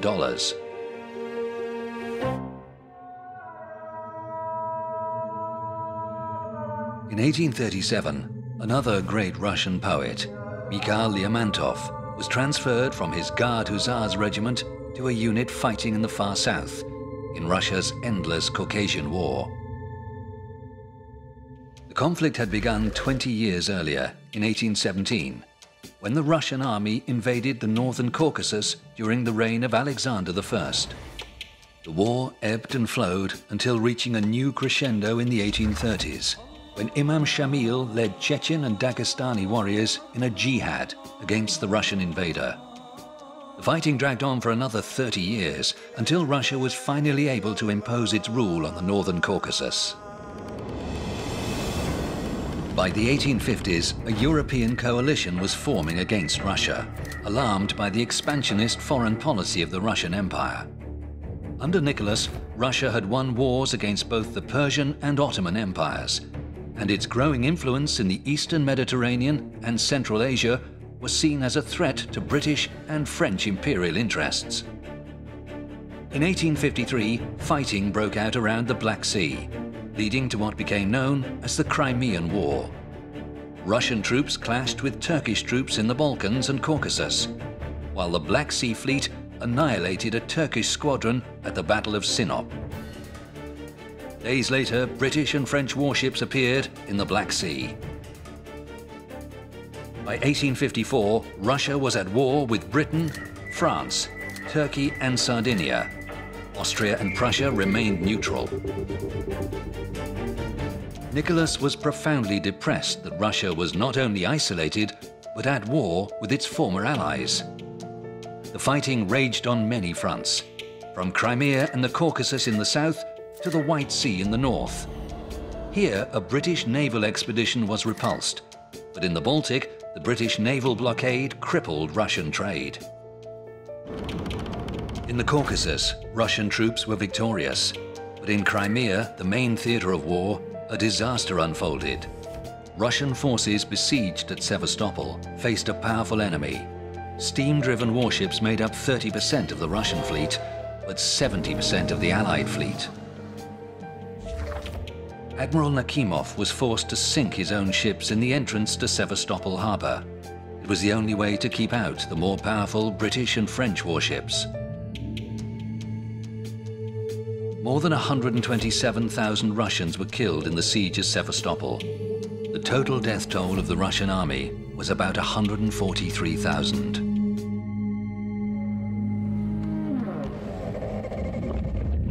The Crimean War was a catastrophe for Russia.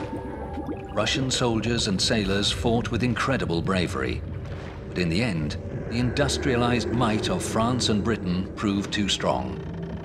In September 1855, Sevastopol fell, and the Black Sea Fleet was no more.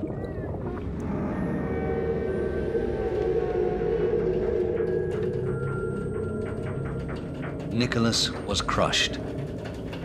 He couldn't sleep and wore himself out with work. Doctors told him he needed rest, but he didn't listen. In a private conversation, the Emperor said, "If it was up to me, I would never have chosen this position for myself. But it's my watch. I have my orders and must fulfill them as best I can."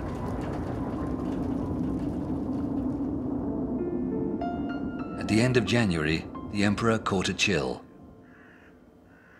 His doctor forbade him from going out in the cold, but Nicholas insisted on attending a parade for troops leaving for the front. He told his doctor, "You've done your duty.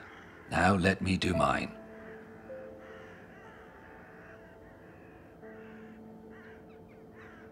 It was soon evident the Emperor had contracted pneumonia. On February 17th, his lungs began to give up. The Emperor was fully conscious and knew he had hours to live.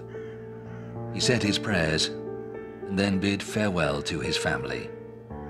When told a courier had arrived from Crimea with urgent news, he pointed to his son and said, "This is not for me, this is for him."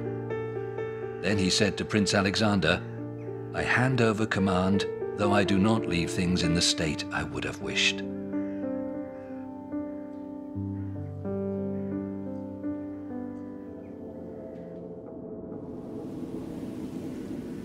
On February 18th, 1855, a banner of mourning rose above the Winter Palace. Nicholas I was dead. His successor was his 37-year-old son, Alexander, a man destined to achieve what his great-grandmother, Catherine the Great, his uncle Alexander I, and his father, Nicholas, could not. Alexander II would go down in history as the Liberator. Chapter 2. Alexander II Nikolaevich. His father used to say, "I want to bring my son up as a man first, and then an emperor." The prince's tutors, such as the romantic poet Vasily Zhukovsky, were all men with liberal views. When Alexander was 13, his father interrupted a lesson to speak to him about the Decembrist revolt. "What would you do if you were me?" the emperor asked. "I'd forgive them," Alexander said.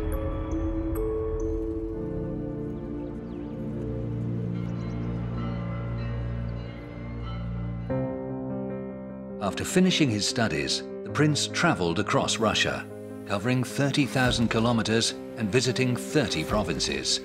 He was the first Romanov to cross the border of Europe and Asia and to visit Siberia. In Tobolsk, the prince met the exiled Decembrists and did what he could to make their life easier. In Vyatka, he met another exile, Alexander Herzen. The two young men became friends, and Alexander helped hasten the young writer's eventual return to Moscow.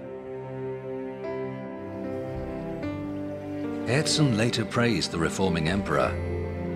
Alexander II did many things, a great many things. His name stands above that of all his predecessors. He fought for the rights of man. Neither the Russian people nor history will forget that. In 1852, Herzen moved to London, from where he agitated for sweeping social change in his homeland. First and foremost, he demanded the abolition of serfdom.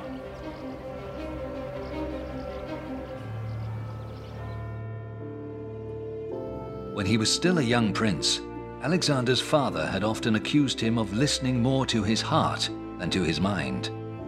He certainly had many unregal qualities. He was carefree, gentle, and sensitive. What's more, the gallant, handsome young prince, heir to the Russian throne, was constantly falling in love with palace chambermaids. In 1838, the 20-year-old Alexander was sent to Europe by his parents to find an eligible young princess to marry. In Darmstadt, he became devoted to a shy and pretty 14-year-old, Princess Maximiliana Wilhelmina Maria of Hesse. Later, in London, Alexander was presented to the newly crowned Queen Victoria, ruler of the British Empire. They met at Windsor Castle on her 20th birthday. In her diary, Victoria described Alexander as a dear, delightful man with a sweet smile and a manly figure. They danced together until the small hours of the morning. "He is so very strong," she wrote, "that in running around you must follow quickly, and after that you are whisked around, which is very pleasant. I have never enjoyed myself more." Alexander was infatuated and prepared to renounce the Russian throne to become the British prince consort. His courtiers were forced to intervene, talking sense into the young prince and reminding him of his duty to Russia, not to mention the young Princess of Hesse. That union was approved by all, so the couple were married in St. Petersburg in 1841. His new wife took the Russian name Maria Alexandrovna. For the first few years, Alexander was wildly in love with his young wife and spoiled her continuously. He even had an apple tree brought into the dining room, so Maria could pick its fruit herself as she liked.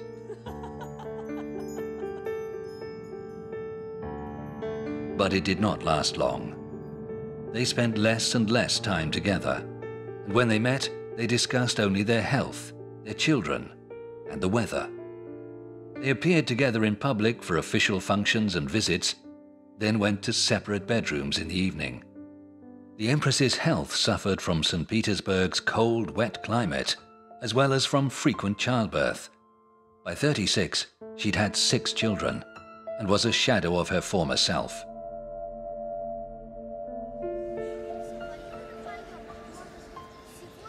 The emperor had many short-lived affairs, with ladies-in-waiting, chambermaids, even older students from the nearby Smolny Institute of Noble Maidens. But Alexander was forgiven everything, because everyone loved him. The country was alive with expectation. He was Russia's great hope.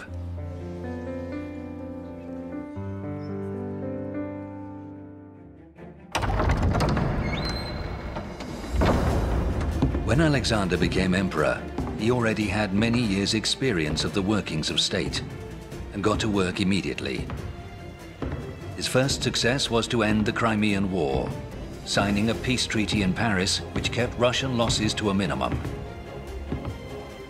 Then he turned his attention to what was, for Russia, the great issue of the age: the serfs.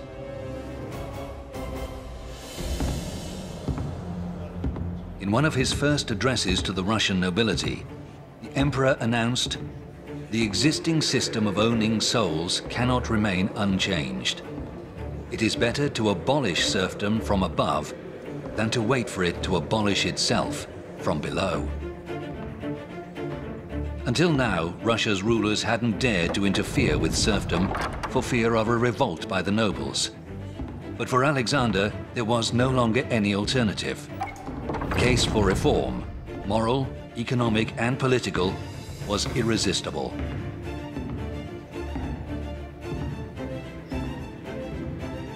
After 7 years of negotiation, on February 19, 1861, the emperor issued a manifesto freeing Russia's serfs. The Act of Emancipation freed all serfs in private ownership and gave them the right to buy the land they worked on from the landowner. The state helped peasants pay for the land with subsidies and long-term loans. Peasants were to pay 20% of its value and the state 80%. However, in some cases, only 30% of the land they previously worked was eligible for purchase, and it was sold at inflated prices. State loans also trapped many peasants in debt for decades. Following the emancipation of the serfs, the 100 million peasants in Russia, who made up 71% of the population, owned half as much land as the 1.7 million nobles, who made up just 1.5% of the population. A wave of liberal reforms followed. In 1864, each district and province was granted its own elected assembly, known as Zemstva, with authority over local education, roads, medical services, and social welfare. Education reform increased the number of state secondary schools and universities, with more schools for the poor, the first general education courses for women, and the granting of special status and greater autonomy for universities. Reform of the courts introduced greater equality for all classes before the law, as well as public trials, counsel for defense and prosecution, and juries. In the army, universal conscription replaced the old quota system, and modern weapons such as rifles were introduced. They were the most progressive and liberal reforms in Russia's history. When an old courtier warned that now the serfs were free, the people would demand a constitution, Alexander replied, "Well, if Russia clearly desires it and is ready for it, I too am ready." Alexander set strict deadlines for his ministers and advisors, which he kept to himself, despite the huge piles of documents that arrived on his desk every day. His goal was to finish all the work begun by his father, which meant turning next to the war in the Caucasus.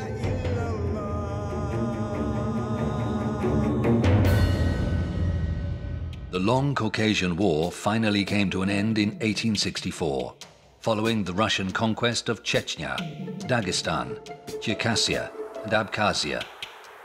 In the next decade, Russia also took control of the Emirate of Bukhara and Khanate of Khiva, pushing south as far as the town of Kushka, which remained the empire's most southerly point until the collapse of the Soviet Union. The only territory lost in this period was Alaska, 1.5 million square kilometers of barren, almost uninhabited land, which in 1867 was sold to the United States for $7.2 million, worth around $108 million today. At the time, the deal was considered very profitable. Typically, Alexander worked with short breaks from 9 a.m. until 6 in the evening, when he had dinner. He spent his evenings with his family or at official functions. His favorite sport was hunting. He loved long hunting expeditions for bear, elk, and bison.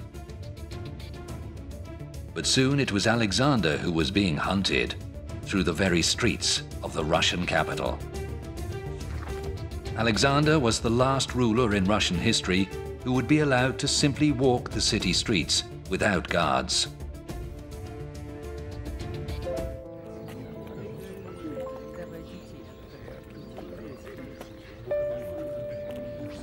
Almost every day in St. Petersburg's summer garden, the regulars pretended not to recognize the tall gentleman in military uniform, whose portrait hung in every government office in the empire. Alexander was now 48 and had lost count of the number of affairs he'd had. At first, his relationship with 19-year-old Catherine Dolgorukova, a student from the Smolny Institute for Young Maidens, seemed like many of the others. But after just a few meetings, the emperor was in love. Many years later, Catherine remembered how Alexander always behaved so tenderly towards her, treating her as though she were a sacred object. "We saw each other every day," she wrote, "crazy with the joy of loving and understanding each other so completely. He swore to me that he would always be faithful to me, and that his only dream was to marry me if he ever became free."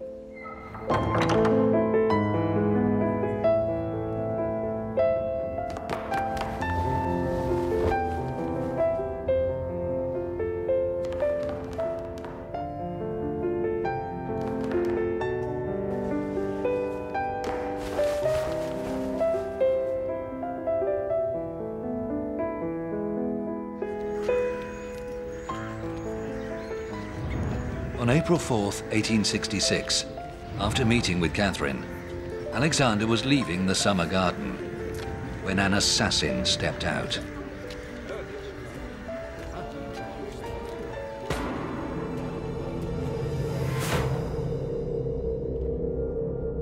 The emperor, of course, knew his enemies might try to overthrow or even murder him. An old fortune teller had once told him that there would be 7 attempts on his life. Alexander always remembered it.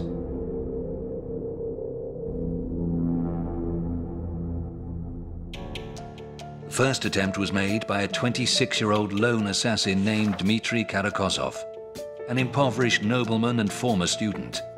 He believed the emperor's death would inspire the people to rise up in revolution. He was thwarted by a farmer standing next to him named Komissarov, who grabbed his hand at the last moment and forced him to fire high. Karakozov was arrested. He said he tried to kill the Tsar because his reforms had cheated the people by giving them too little land. The entire country was shocked. In 1863, the great historian Sergei Solovyov described the situation Russia faced. "Extremes are easy. It was easy to tighten the screws in Nicholas's time. It was easy to unscrew them in Alexander's time. But it's exceptionally difficult to slow down the carriage on a steep hill.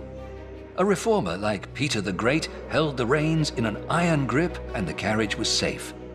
A reformer like Alexander II lets the horses run full speed down the hill without the strength to restrain them. So the whole carriage is threatened with destruction." Alexander's private life, meanwhile, was a growing distraction. His affair with Catherine, nearly 30 years his junior, was alienating close friends and family. Catherine was forced to go abroad for a while. But Alexander soon traveled to France under the pretext of visiting the World Fair to be with her. They walked the grand boulevards of Paris hand in hand. Alexander wrote to Catherine, "I am madly in love with you. These wonderful days we spend together make me infinitely happy."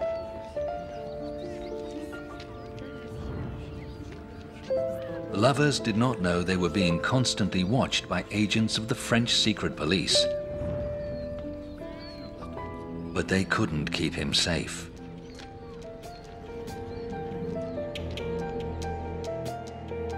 A Polish nationalist, Anton Berezovsky, made the second attempt on Alexander's life. He shot at Alexander as he was riding in an open carriage with the French Emperor Napoleon III, but the bullet hit the horse.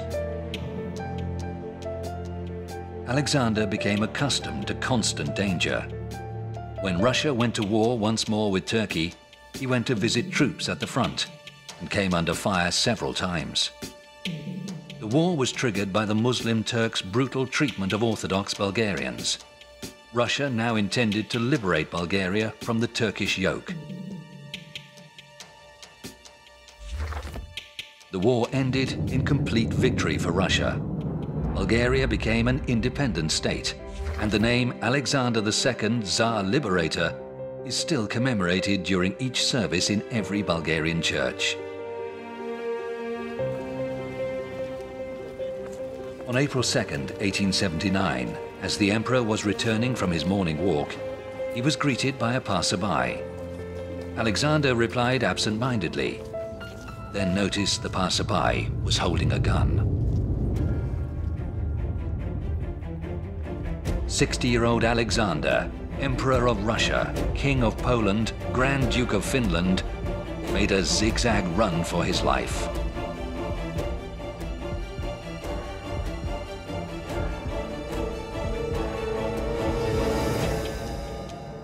This third attempt was made by a 33-year-old ex-student, Alexander Solovyev, member of the secret revolutionary society Land and Freedom. He was also working alone. After giving chase to the emperor, he fired several times from a range of 10 yards and missed.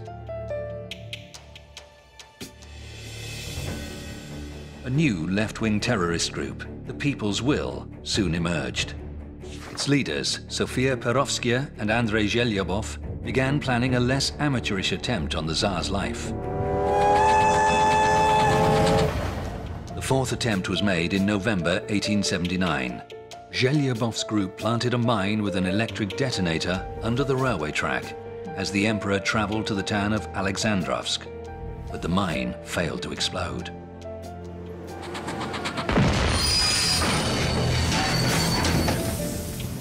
The fifth attempt was made by Perovskaya's group. They planted another mine under the railway tracks outside Moscow, but the Tsar's train left early, and the terrorists blew up the wrong train.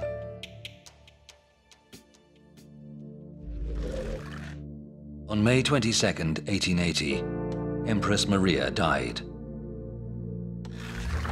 After just 40 days mourning, Alexander married Catherine Dolgorukova, who took the title Princess Yurievskaya. The wedding took place in secret, in a small room at the palace of Tsarskoye Selo, because both the Tsar's family and public opinion opposed the marriage. The emperor was now guarded more closely than ever, but still was not safe.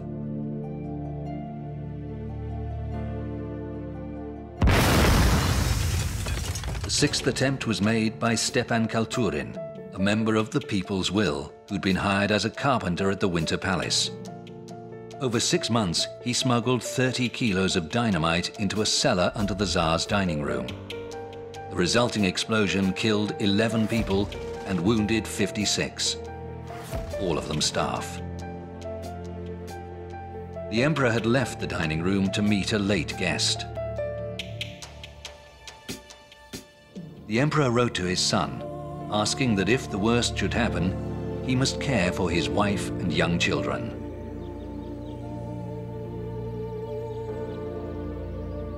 On his windowsill, Alexander began to find dead pigeons, torn to shreds. It turned out a kite had made its home on the palace roof.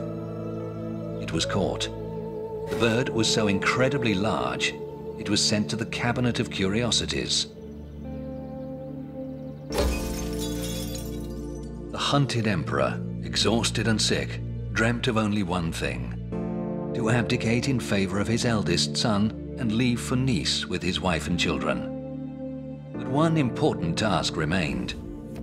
He had ordered work to begin on the introduction of an elected assembly. It was to be Russia's first step towards a parliament and constitution. Alexander had already approved it. On March 4, 1881, it was to be put before the ministerial cabinet and then announced to the public. On March 1st, the emperor traveled to the Mikhailovsky Manege to see the trooping of the color. On his way back, he visited his sister, Grand Duchess Catherine, at Mikhailovsky Castle. They drank tea and talked about his plans to leave for Nice. At 2:10 p.m., the emperor left in his carriage. He had to be at the Winter Palace by 3 o'clock, as he promised to take a walk with his wife.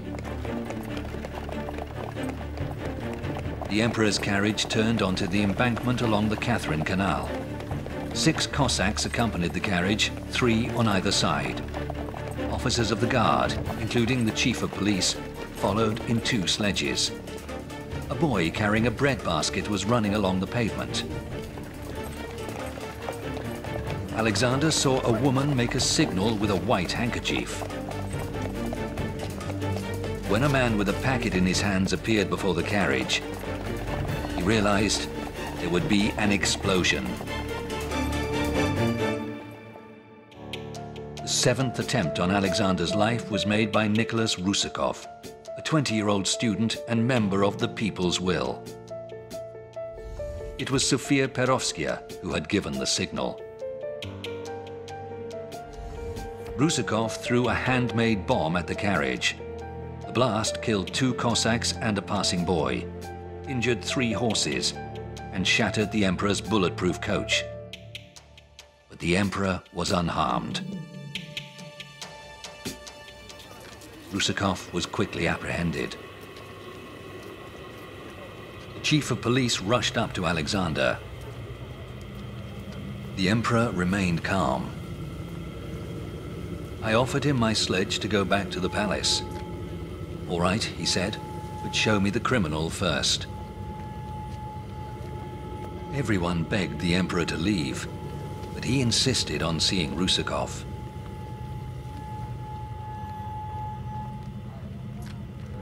Alexander looked his would-be assassin in the eyes. He had survived the 7th attempt. Everything was behind him now. But innocent people had been hurt because of him. Alexander wanted to see the wounded. The chief of police followed.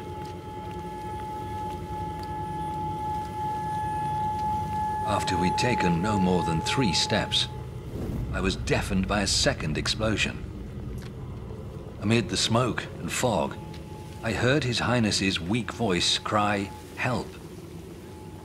I tried to lift him, but saw that His Highness's legs were completely shattered. The second bomber was 25-year-old Ignaty Grinovitsky, who blew himself up along with the emperor. Alexander's last words were, "Hurry home. I want to die in the palace."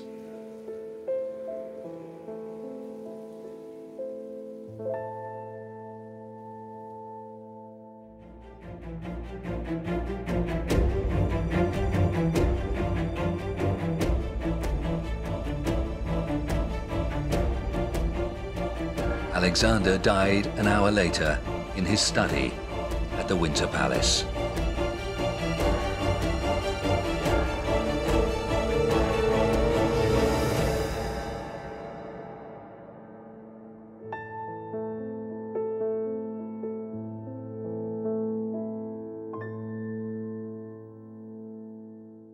Grand Duke Alexander, the emperor's nephew, wrote, "A huge crowd gathered outside the Winter Palace.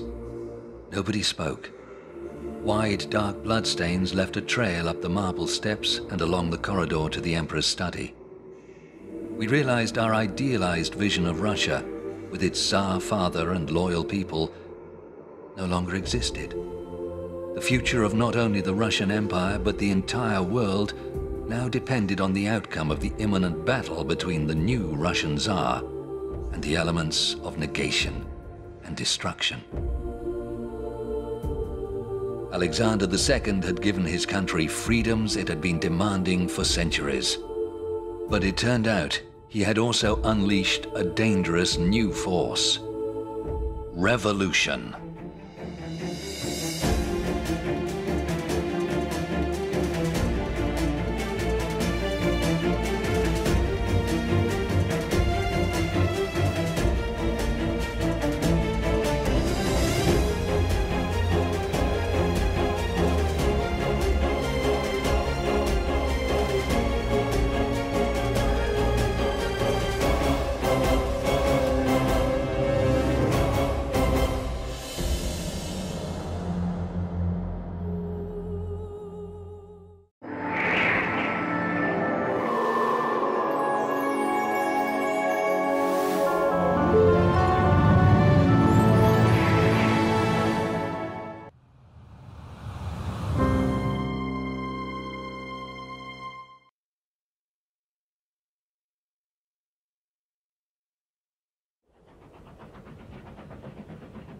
October 28th, 1888. 20 miles south of Kharkiv, in eastern Ukraine.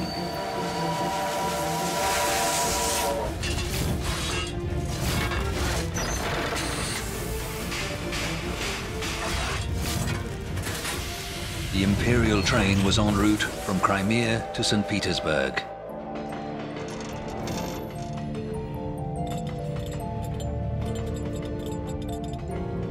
Emperor Alexander III and his family were gathered in the train's elegant dining carriage.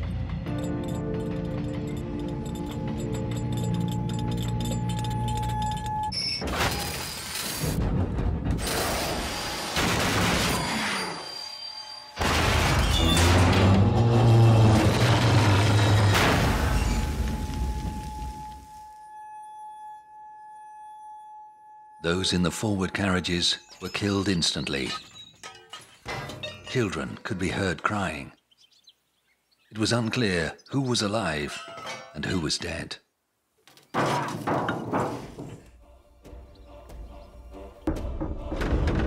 Emperor struggled to his feet, taking the full weight of the carriage roof on his shoulders. He had one thought: to save his family. But how long would his strength hold?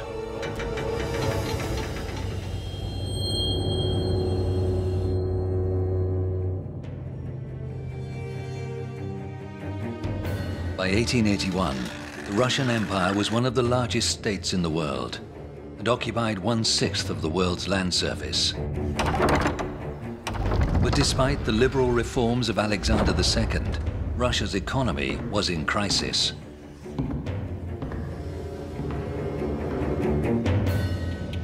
During Alexander II's reign, production of cast iron rose 67%, while in Germany it rose 319%. Russia's foreign debt grew from 2 billion to 6 billion rubles. Corruption flourished like never before. Senior officials were being offered bribes of up to 200,000 rubles, about $5 million today. Russia was in a fever. Decades of discontent and repression had created the empire's first terrorists. The radical group, the People's Will, had declared open season on the emperor and killed him at the 8th attempt. His successor inherited an empire in crisis. Chapter 1. Alexander III Alexandrovich. He was not expected to become emperor. As the second son of Alexander II, it was assumed Grand Duke Alexander would follow a military career. It was his elder brother Nicholas who was Tsarevich and heir to the imperial throne. But during a tour of Europe, Nicholas fell seriously ill. He was diagnosed with meningitis and died a few months later, aged just 21. Alexander spent a lot of time at his brother's bedside, alongside Nicholas's fiancée, Princess Dagmar of Denmark. They were united by grief.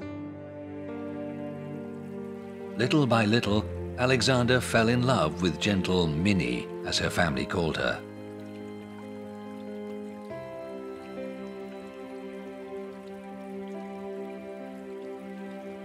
When they were alone looking at some photo albums one day, Alexander finally found the courage to speak to her of marriage. The marriage was a happy one. After converting to Orthodoxy, Minnie took the name Maria Fyodorovna. They had 4 sons and 2 daughters, and lived together happily for 28 years. Only Alexander's death would separate them. During the Russian Revolution, Maria left for Denmark, where she lived to an old age, always refusing to believe the Bolsheviks had shot her sons.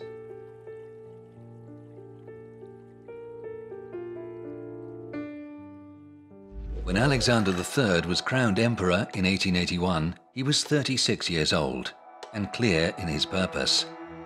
It was obvious to him that his father's liberal reforms had weakened the economy and fractured society. He intended to reassert Russian autocracy. Magistrates' courts and village assemblies were abolished. Merchants and shopkeepers were deprived of the vote. Strict censorship was reintroduced. 15 publications were closed down for their liberal views, while 300 book titles were withdrawn from libraries, including anything considered critical of the Tsar or his government. A new university charter abolished the independence of universities, introduced compulsory student uniforms, and increased tuition fees 5-fold. The children of servants were henceforth to be excluded from the top secondary schools. Despite such reactionary policies, this was an age of dramatic progress. Russia got its first oil wells and steel rolling mills. There were electric lights and paved streets, clean running water and flushing toilets, bustle dresses, bowler hats, steamships, the telegraph, electric trams, and Ericsson telephones. On Alexander's personal initiative, Russia's first telephone line was laid between St. Petersburg and the Imperial Palace at Gatchina. Gatchina also became the first palace to get electricity, one of comparatively few extravagances allowed by Alexander III.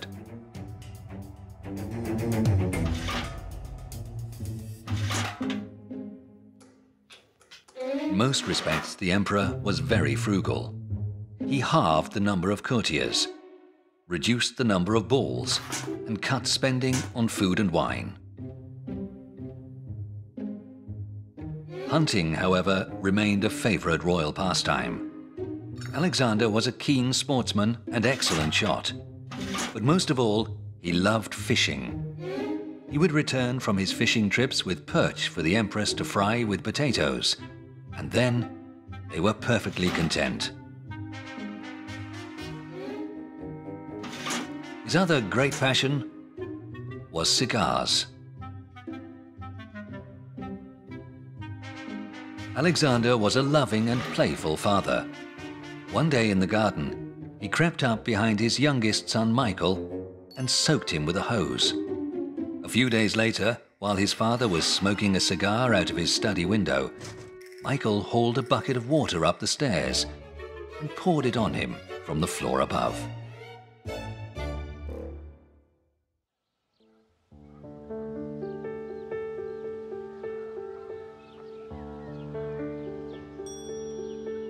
The emperor was 6'4", barrel-chested and massively strong. He could bend an iron poker into a knot and roll a 5-kopeck coin into a tube. His personal habits were plain and unpretentious. He got up at 7, made himself coffee, and drank it without sugar or cream. Then he took his favorite dog, Kamchatka, for a walk, before listening to ministers' reports for a few hours. He saved breakfast till 1 p.m. Tea, hard-boiled eggs and rye bread. Between 3 and 5, he went for a walk with the Empress and their children, whatever the weather.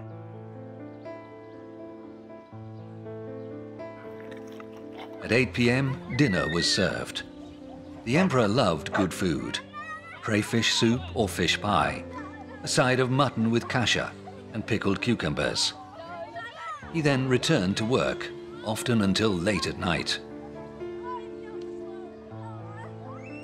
The Emperor made frequent tours of Russia. Sergei Witter, a railway manager who often accompanied him, witnessed scenes that were impossible to imagine about the Emperor's daily life. After everyone else had gone to bed, I often saw the Emperor's valet, Kortov, mending the Emperor's trousers. One night, when passing by and seeing him at work, I asked, "Can't you take a few pairs with you so that if there's a hole in one pair, you can give another pair to the Emperor?" He replied, "Just try. If he started wearing a pair of trousers or a jacket, he'll wear them until they fall apart at the seams."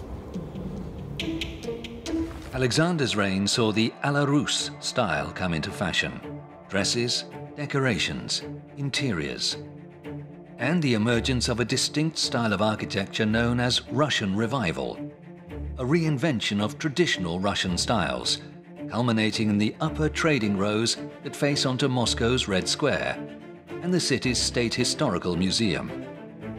Alexander supported artists who dealt with themes from Russian history and myth, like the painters Vaznetsov and Surikov. But the other side to this flourishing of Russian national culture was the oppression of minorities seen as non-Russian, especially Russia's Jews. After 1791, Jews were forced to live in the empire's western provinces, an area known as the Pale of Settlement. Alexander II had relaxed controls on Jewish settlement for those engaged in certain useful professions. Jews had begun to play a greater role in Russian business, cultural and intellectual life. But now, Alexander III imposed stricter controls. In 1891, 20,000 Jews were evicted from Moscow and sent to live in the Pale of Settlement, while a cap was imposed on the proportion of Jewish students at any school or university: 10% within the Pale, 5% outside it, and 3% in St. Petersburg. This persecution encouraged many young Jews to join illegal revolutionary groups.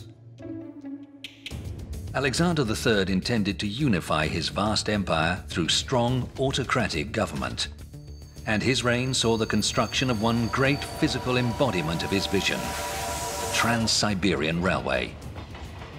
The Trans-Siberian is more than 9,000 kilometers long, the longest railway line in the world.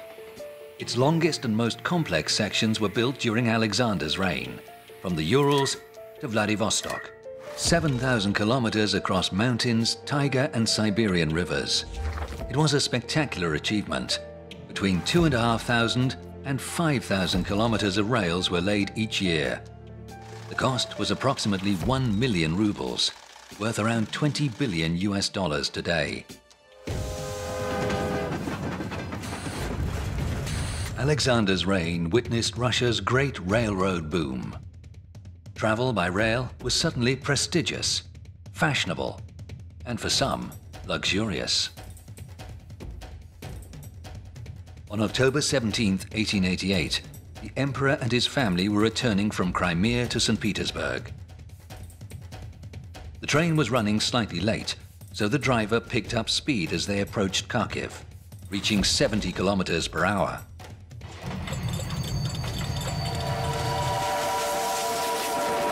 The train, pulled by twin locomotives, included a luggage van, workshop, a carriage for the Minister of Railways, 2 kitchen carriages, a dining carriage, and several carriages for the imperial family, the servants and guards. The 15-carriage train was 300 meters long and weighed 480 tons. Safety regulations stipulated a top speed of just 37 kilometers per hour. It was doing almost twice that speed.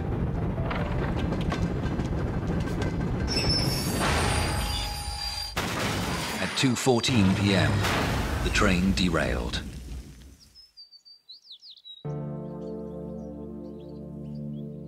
Ten out of 15 carriages were completely destroyed.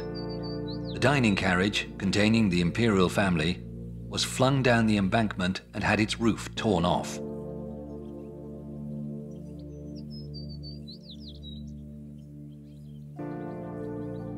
Ten-year-old Grand Duke Michael was buried beneath the wreckage and only freed with difficulty.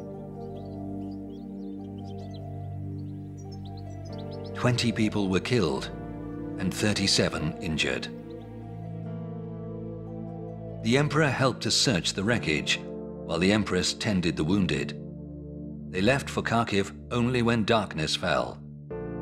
On the way, the emperor remembered a discussion he'd overheard on the train a month before.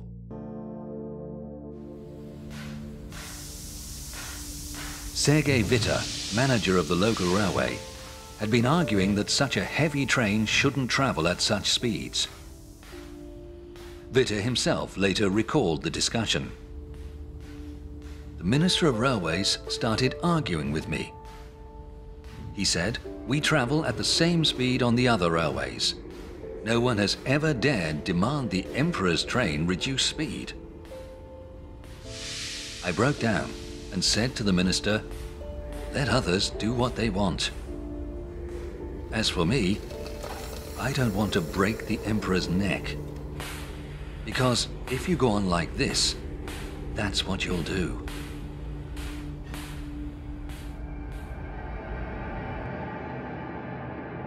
Alexander III summoned Witte to St. Petersburg and persuaded him to become director of state railways. It was not a profitable move for Witte. His previous salary of 40,000 rubles at a privately owned rail firm fell to just 8,000. So the emperor personally paid him an extra 8,000 rubles a year as compensation. Within 2 years, Witte was made Minister of Railways and Minister of Finance. Thanks in large part to his efforts, Russia began to emerge from its economic crisis. Over the next decade, coal output rose by 110%, oil by 1,468%, steel by 159%, and cast iron by 487%. Russian agriculture accounted for 15% of the world's wheat production and 55% of its rye. The growth rate of Russian industry doubled to around 9%, thanks largely to an influx of foreign investment, particularly from France. Russia's gold reserves more than doubled, and by 1893, the Russian state was running an annual surplus of almost 100 million rubles. The Russian ruble became a safe haven currency, while Russia's economic boom gave the empire new authority on the world stage. Alexander began to modernize Russia's armed forces. The army was equipped with the new 30 caliber Mosin Nagant bolt-action rifle, which remained in service until the mid-20th century. A new, more comfortable uniform was introduced, including a soldier's tunic that remains in use today. Standards in military education were raised. The Navy received 114 new warships, including 17 battleships and 10 armored cruisers. Russia's navy was now the third largest in the world, lagging only behind Great Britain and France.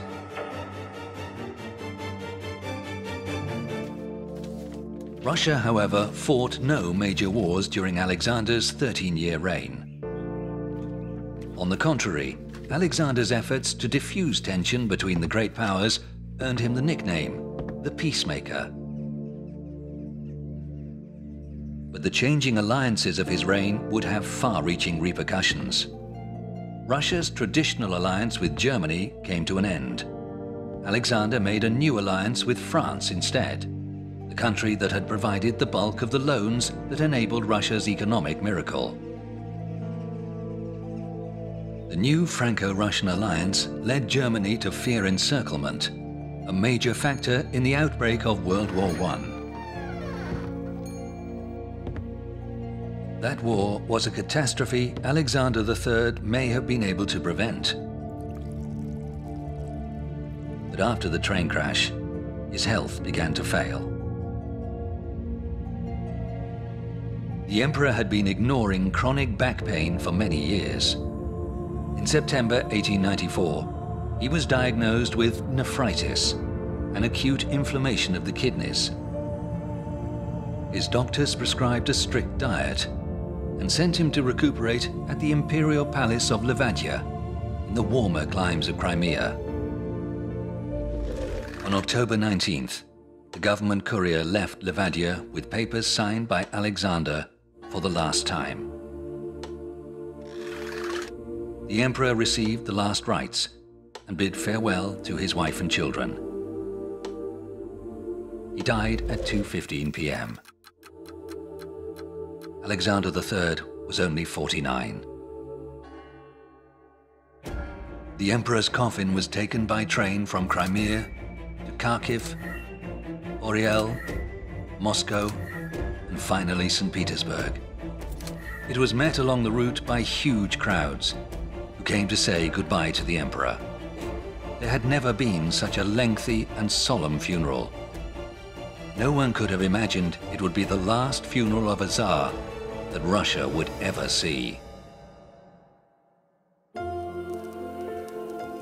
The Russian Empire was at the peak of its economic and political power when Alexander's eldest son, 26-year-old Nicholas, ascended the throne. Chapter 2. Nicholas II Alexandrovich.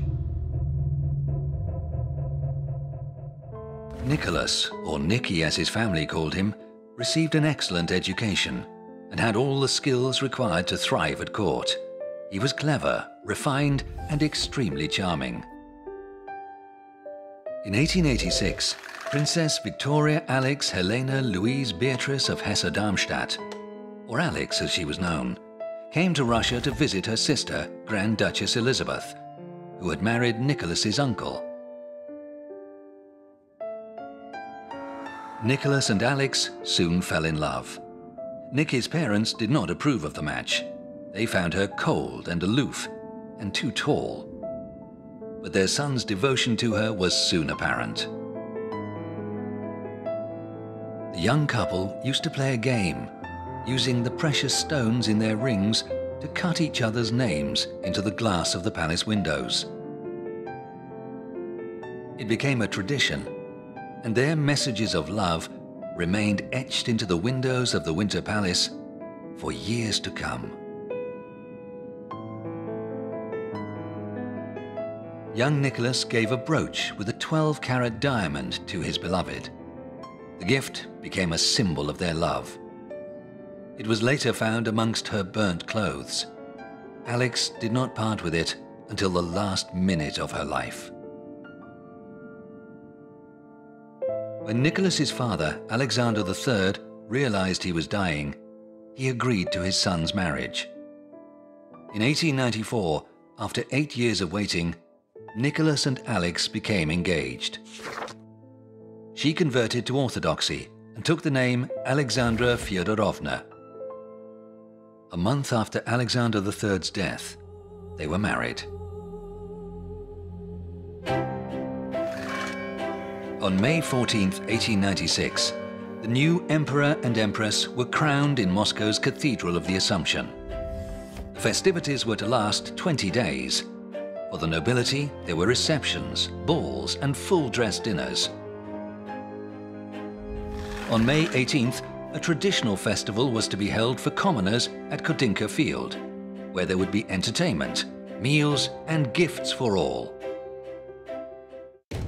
Each gift included smoked sausage, 200 grams, a bread roll with raisins, 400 grams, a Vyazma treacle cake, 130 grams, sweets and nuts, 300 grams, and a commemorative mug bearing the new Tsar's monogram, all wrapped up in a handkerchief. 30,000 buckets of beer and 10,000 buckets of mead were laid on. The cost to the state was 339,536 rubles. The organizers expected an attendance of 400,000, but more than 1 million turned up. There were wild rumors about the gifts. Some said that if you got one wrapped in a handkerchief with houses printed on it, you would get a new house. Others claimed every mug contained a gold ruble. When word went round that there wouldn't be enough gifts for everyone, there was a stampede. There were barely 2,000 police to hand, powerless in the face of such numbers.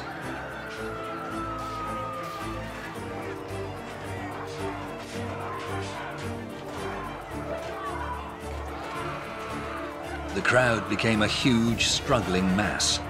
Some were crushed, others trampled underfoot. 1,389 people were killed. At 10:30, the emperor was told about the unfolding disaster at Kodinka Field. Everyone expected him to go there immediately, but he did not arrive until 2 p.m. Only the royal household knew that he and his wife had spent the intervening hours praying in private. 4 days later, the imperial couple attended a long-standing engagement, a ball at the French embassy. They were there for barely 10 minutes, but even so, news quickly spread that the emperor was going to parties while the rest of the city mourned. Far fewer people were aware that Nicholas had given 90,000 rubles of his own money to help the victims' families. Instead, people got the impression the emperor cared very little about ordinary Russians. Some said the Kodinka Field disaster was a bad omen for the reign, and noted the Tsar was born on May 6th, the day of Job the Long-Suffering. And soon there were more dire predictions. In 1801, shortly before his murder, Emperor Paul I had written a letter to his descendants to be opened 100 years after his death. Now it was time to open the letter. Only a few trusted servants knew of its existence. One of them was Maria Geringer, the Empress's close friend and senior lady-in-waiting. She later recalled how, on the morning of March 12, 1901, both the Emperor and Empress began the day excited and cheerful. They were going to Gatchina Palace to uncover a century-old mystery. They prepared for the trip as if for a merry excursion that promised great entertainment. They departed in high spirits, Maria remembered, but returned thoughtful and gloomy. They told no one what they had read in the letter. But after the trip, the emperor began to refer to 1918 as a fateful year for himself and for the dynasty. According to legend, the letter contained Paul's account of his conversation with a monk named Abel, the Russian Nostradamus. Abel was said to have foretold the death of Catherine the Great, Paul's own murder, the war against Napoleon, the burning of Moscow, the revolt of the Decembrists in the reign of Nicholas I, Alexander II's abolition of serfdom, the assassination of Alexander II, and the order and peace of the reign of Alexander III. Of Nicholas II, he said, "The Holy Tsar, who is like Job the Long-Suffering, he will have the mind of Christ, the patience and purity of a dove. A crown of thorns will replace his Tsar's crown. He shall be betrayed by his people, as was the Son of God. A great war will be fought. People will fly in the air like birds and swim underwater like fish. They shall destroy each other with stinking sulfur. Treason shall grow and multiply. On the eve of victory, the Tsar's throne will fall. Blood and tears will water the earth. A peasant with an axe will take power, and the plagues of Egypt will begin." Romanov, Nicholas Alexandrovich, age 29, religion Russian Orthodox, married, children, one daughter Olga, 1 year old. Military rank, Colonel of the Leibgard Hussar Regiment. Occupation, ruler of Russia.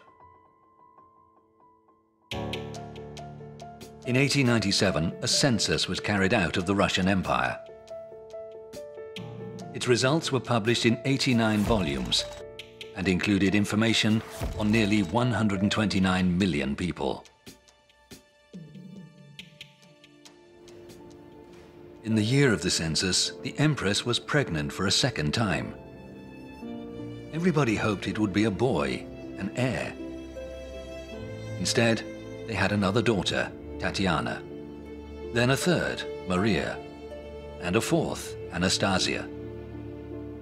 Many relatives didn't even try to hide their disappointment.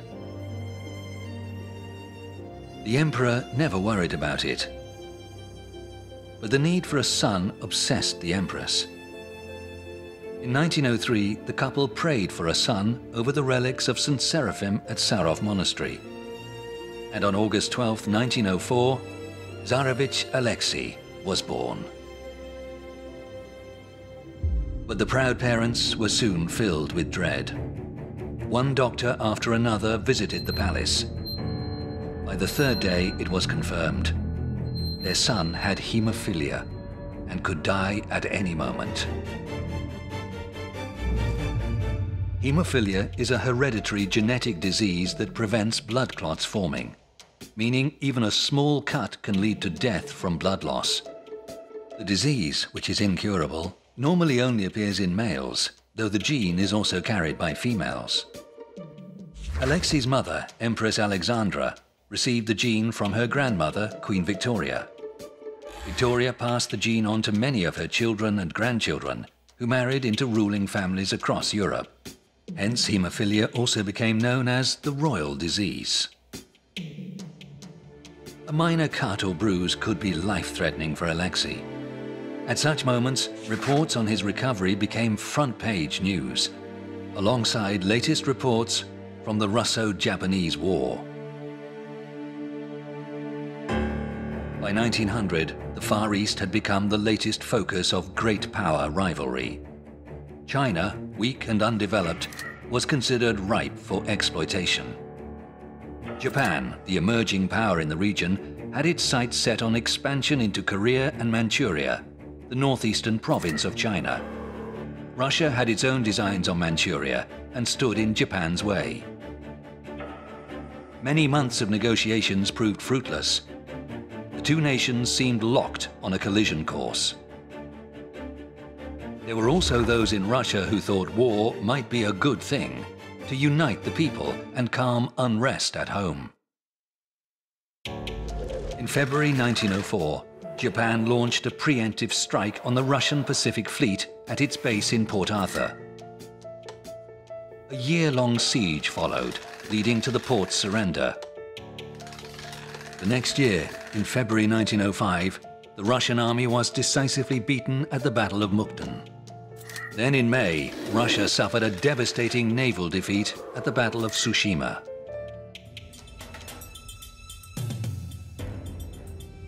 Nicholas had had enough. His advisors argued that Japan's military strength was ebbing, while Russia's would only increase with time. They only needed one more year, 1 million rubles, and 20,000 more lives. But the emperor was adamant. They must make peace. The Treaty of Portsmouth was not a harsh settlement, but the damage to Russian prestige had already been done, and the consequences at home were disastrous. It would lead to revolution. In January 1905, workers went on strike in St. Petersburg, Riga, and Warsaw.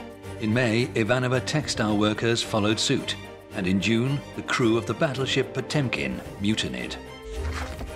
In October, a general strike was supported by 2 million workers. All major factories and railways were shut down. Nicholas turned to his father's old advisor, Sergei Witte, who persuaded him that political concessions could no longer be avoided. The October Manifesto, drafted by Witte and signed by Nicholas, promised new civil liberties, including freedom of speech, assembly and association, and the creation of a new national assembly, the Duma. But the unrest only grew. There was only one province where order was maintained, Saratov. So Nicholas summoned its governor, 44-year-old Pyotr Stolypin, to St. Petersburg. After a long conversation with him, the emperor realized it was Stolypin, not Witte, who was the man to pull Russia out of its current crisis. Stolypin was appointed Minister of the Interior, and 2 months later became Prime Minister. He clamped down on protests by introducing martial law. Then he began a major reform of Russian agriculture.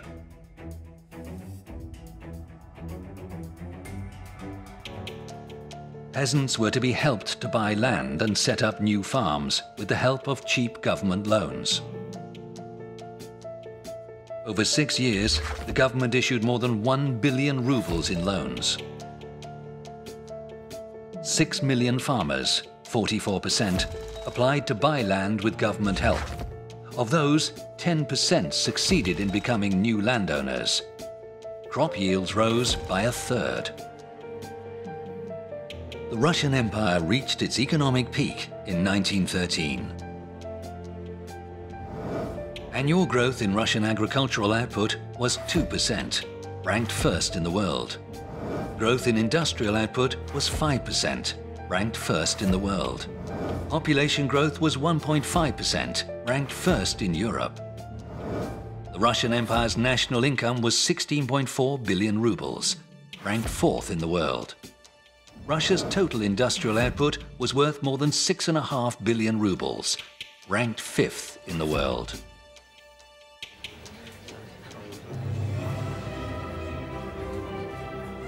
Stolypin's reforms were expected to take 20 years to bear fruit.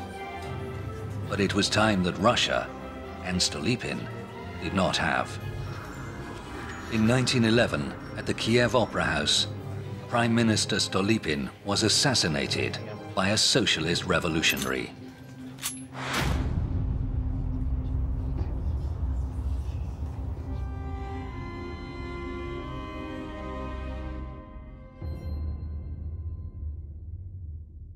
Three years later, World War I broke out. It would claim the lives of 37 million people and destroy 4 empires: the Austro-Hungarian, Ottoman, German, and Russian. 2 alliances dominated Europe. Germany, Austro-Hungary, and Italy formed the Triple Alliance. Russia, Britain, and France formed the Triple Entente. When war broke out, Turkey and Bulgaria joined the Triple Alliance. Italy, Romania, and America sided with the Entente. Each country had its own war aims.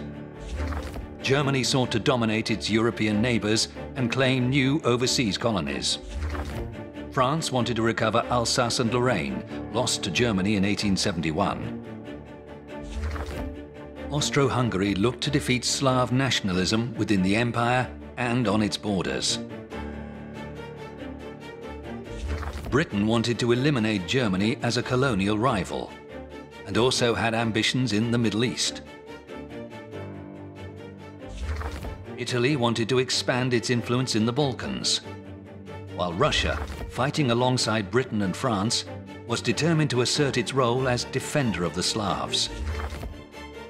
The pretext for war came in June 1914, when Archduke Franz Ferdinand of Austria was shot dead in Sarajevo by a Slav nationalist, Gavrilo Princip.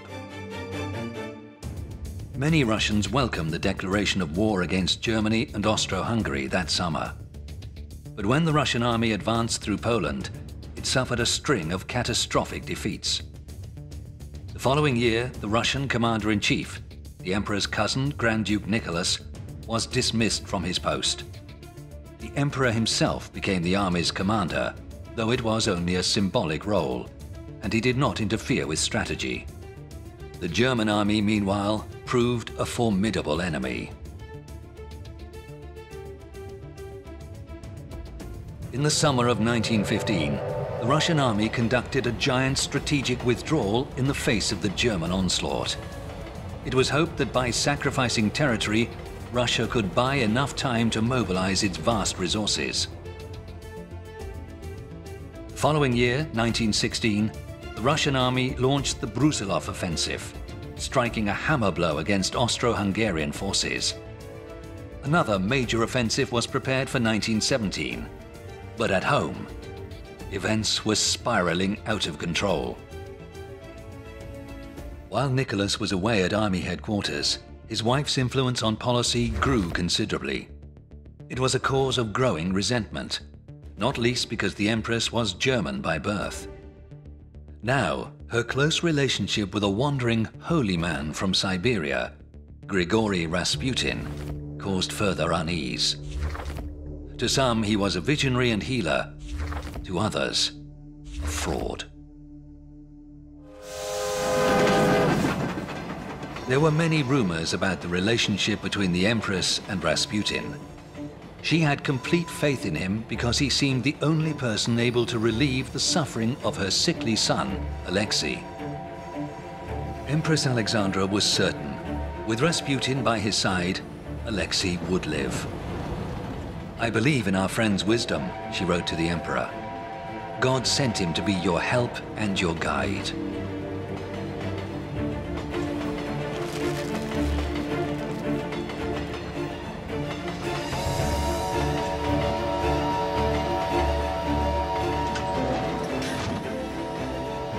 Alexandra's regular letters to the Emperor contained advice from Rasputin on many matters, even the conduct of the war. To many, Rasputin's hold over the imperial family was shameful and intolerable. It came to an end in December 1916, when Rasputin was murdered by a group of nobles determined to protect the Tsar's reputation. On February 22, 1917, Nicholas II left the capital for army headquarters. The same day, Tsarevich Alexei fell ill with measles. His sisters soon caught it too. All their heads were shaved. The Empress was supervising the care of her sick children when news arrived of strikes in the capital. The Russian Revolution had begun.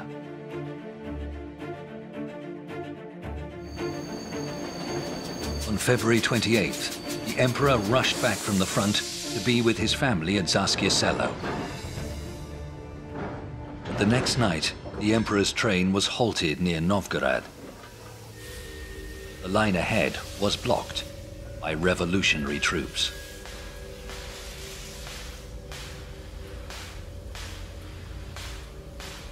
A great shame. I failed to reach Zaskie Selo. All my thoughts and feelings are there. God help us.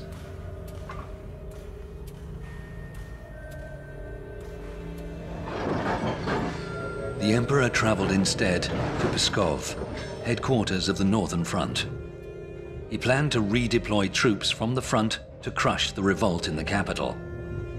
But behind his back, General Alexeyev, acting commander-in-chief, was sending telegrams to the front commanders asking if it was desirable for the Emperor to abdicate. All of them answered, yes.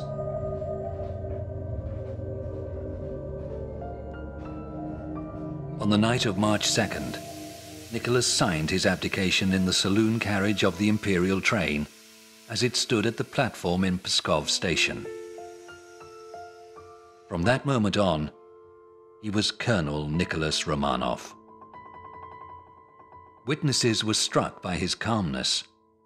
One general remembered, he abdicated the throne as if relinquishing command of a division.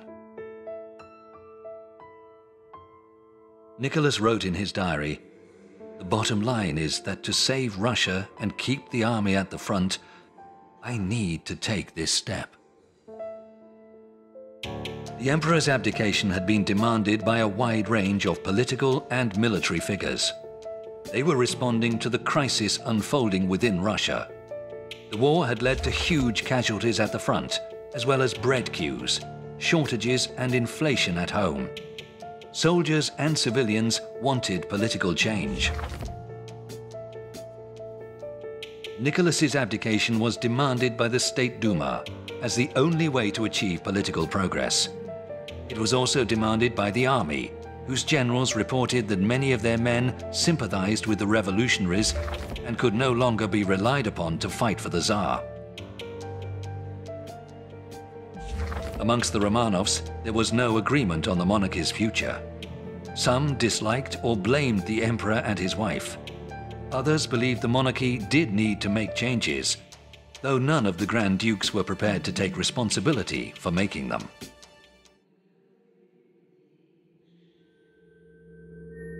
Once it was clear that he himself was the obstacle, Nicholas abdicated in favor of his younger brother, Michael. Michael, the favorite youngest son of Alexander III, who had tipped the bucket of water on his father's head, refused to take the throne and issued his renunciation the next day, March 3rd. He would later be shot by the Bolsheviks near Perm in Siberia. His manifesto of March 3rd, 1917, stated that he, Michael Romanov, would not accept the throne until a constituent assembly made up of the people's representatives had voted on a new form of government for Russia. Only then, with the people's consent, would he accept the throne. His grand gesture, however, was quickly overtaken by events. The throne would never be offered to him. The monarchy was finished. 300 years of Romanov rule in Russia were at an end. Power now lay with Russia's provisional government. Nicholas, his wife, and 5 children were put under house arrest in the Alexander Palace on the outskirts of St. Petersburg. 6 months later, the provisional government sent the former Tsar and his family to the remote Siberian town of Tobolsk, more than 1,000 miles from Moscow, for their own safety. Palace staff who wished to join them were allowed to do so. Family were joined in exile by 45 of their former servants. By now, Nicholas must have realized he would not be allowed to leave the country, and that Russia was sliding into chaos. The most frightening of Abel's predictions was coming true before his eyes. In October 1917, the Bolsheviks seized power in the capital. The Romanovs were moved from Tobolsk to Ekaterinburg and settled in a so-called House of Special Purpose.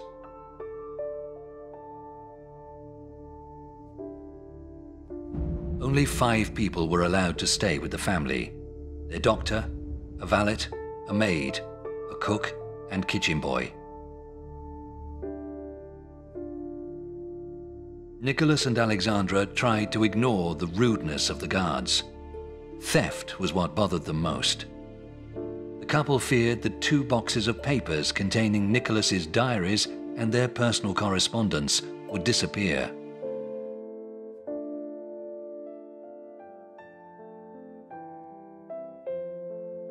I could never have imagined that there was such perfect happiness in the world, Alex had once written to Nicholas. I love you. These 3 words are my whole life.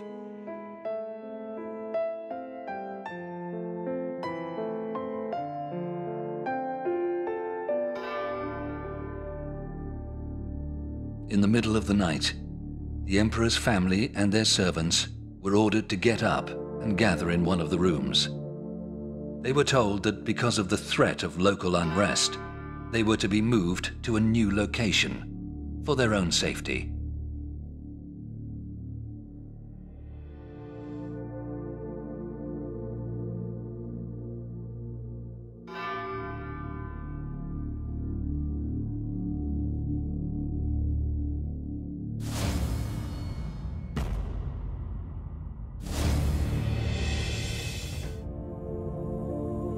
Alexei was sick, so his father carried him in his arms.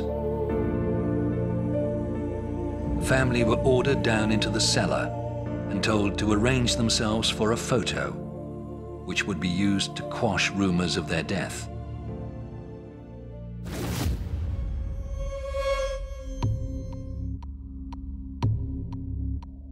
Then Yakov Yurovsky, the house commandant, entered the room. He announced that they had been sentenced to death by the Presidium of the Ural Soviet.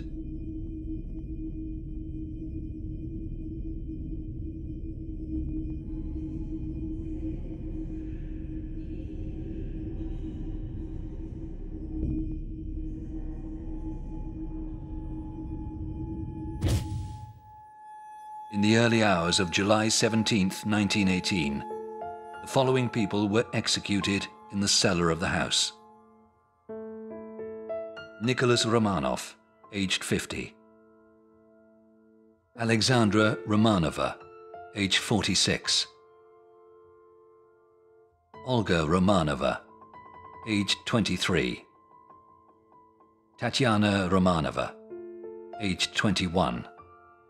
Maria Romanova, aged 19. Anastasia Romanova, aged 17. Alexei Romanov, aged 14. And 4 servants.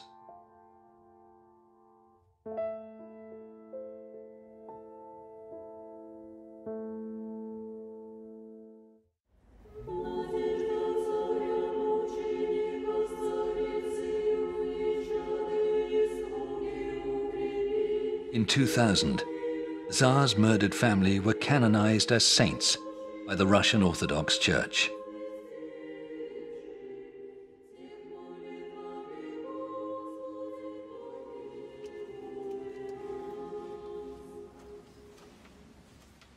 In spring 1918, a few months before her death, Grand Duchess Olga wrote, "My father asked me to tell those who remained loyal to him that they should not avenge him, as he has forgiven all and prayed for all. He asks them to remember that the evil which is now in the world will become even stronger, but evil will not triumph over evil. Only love."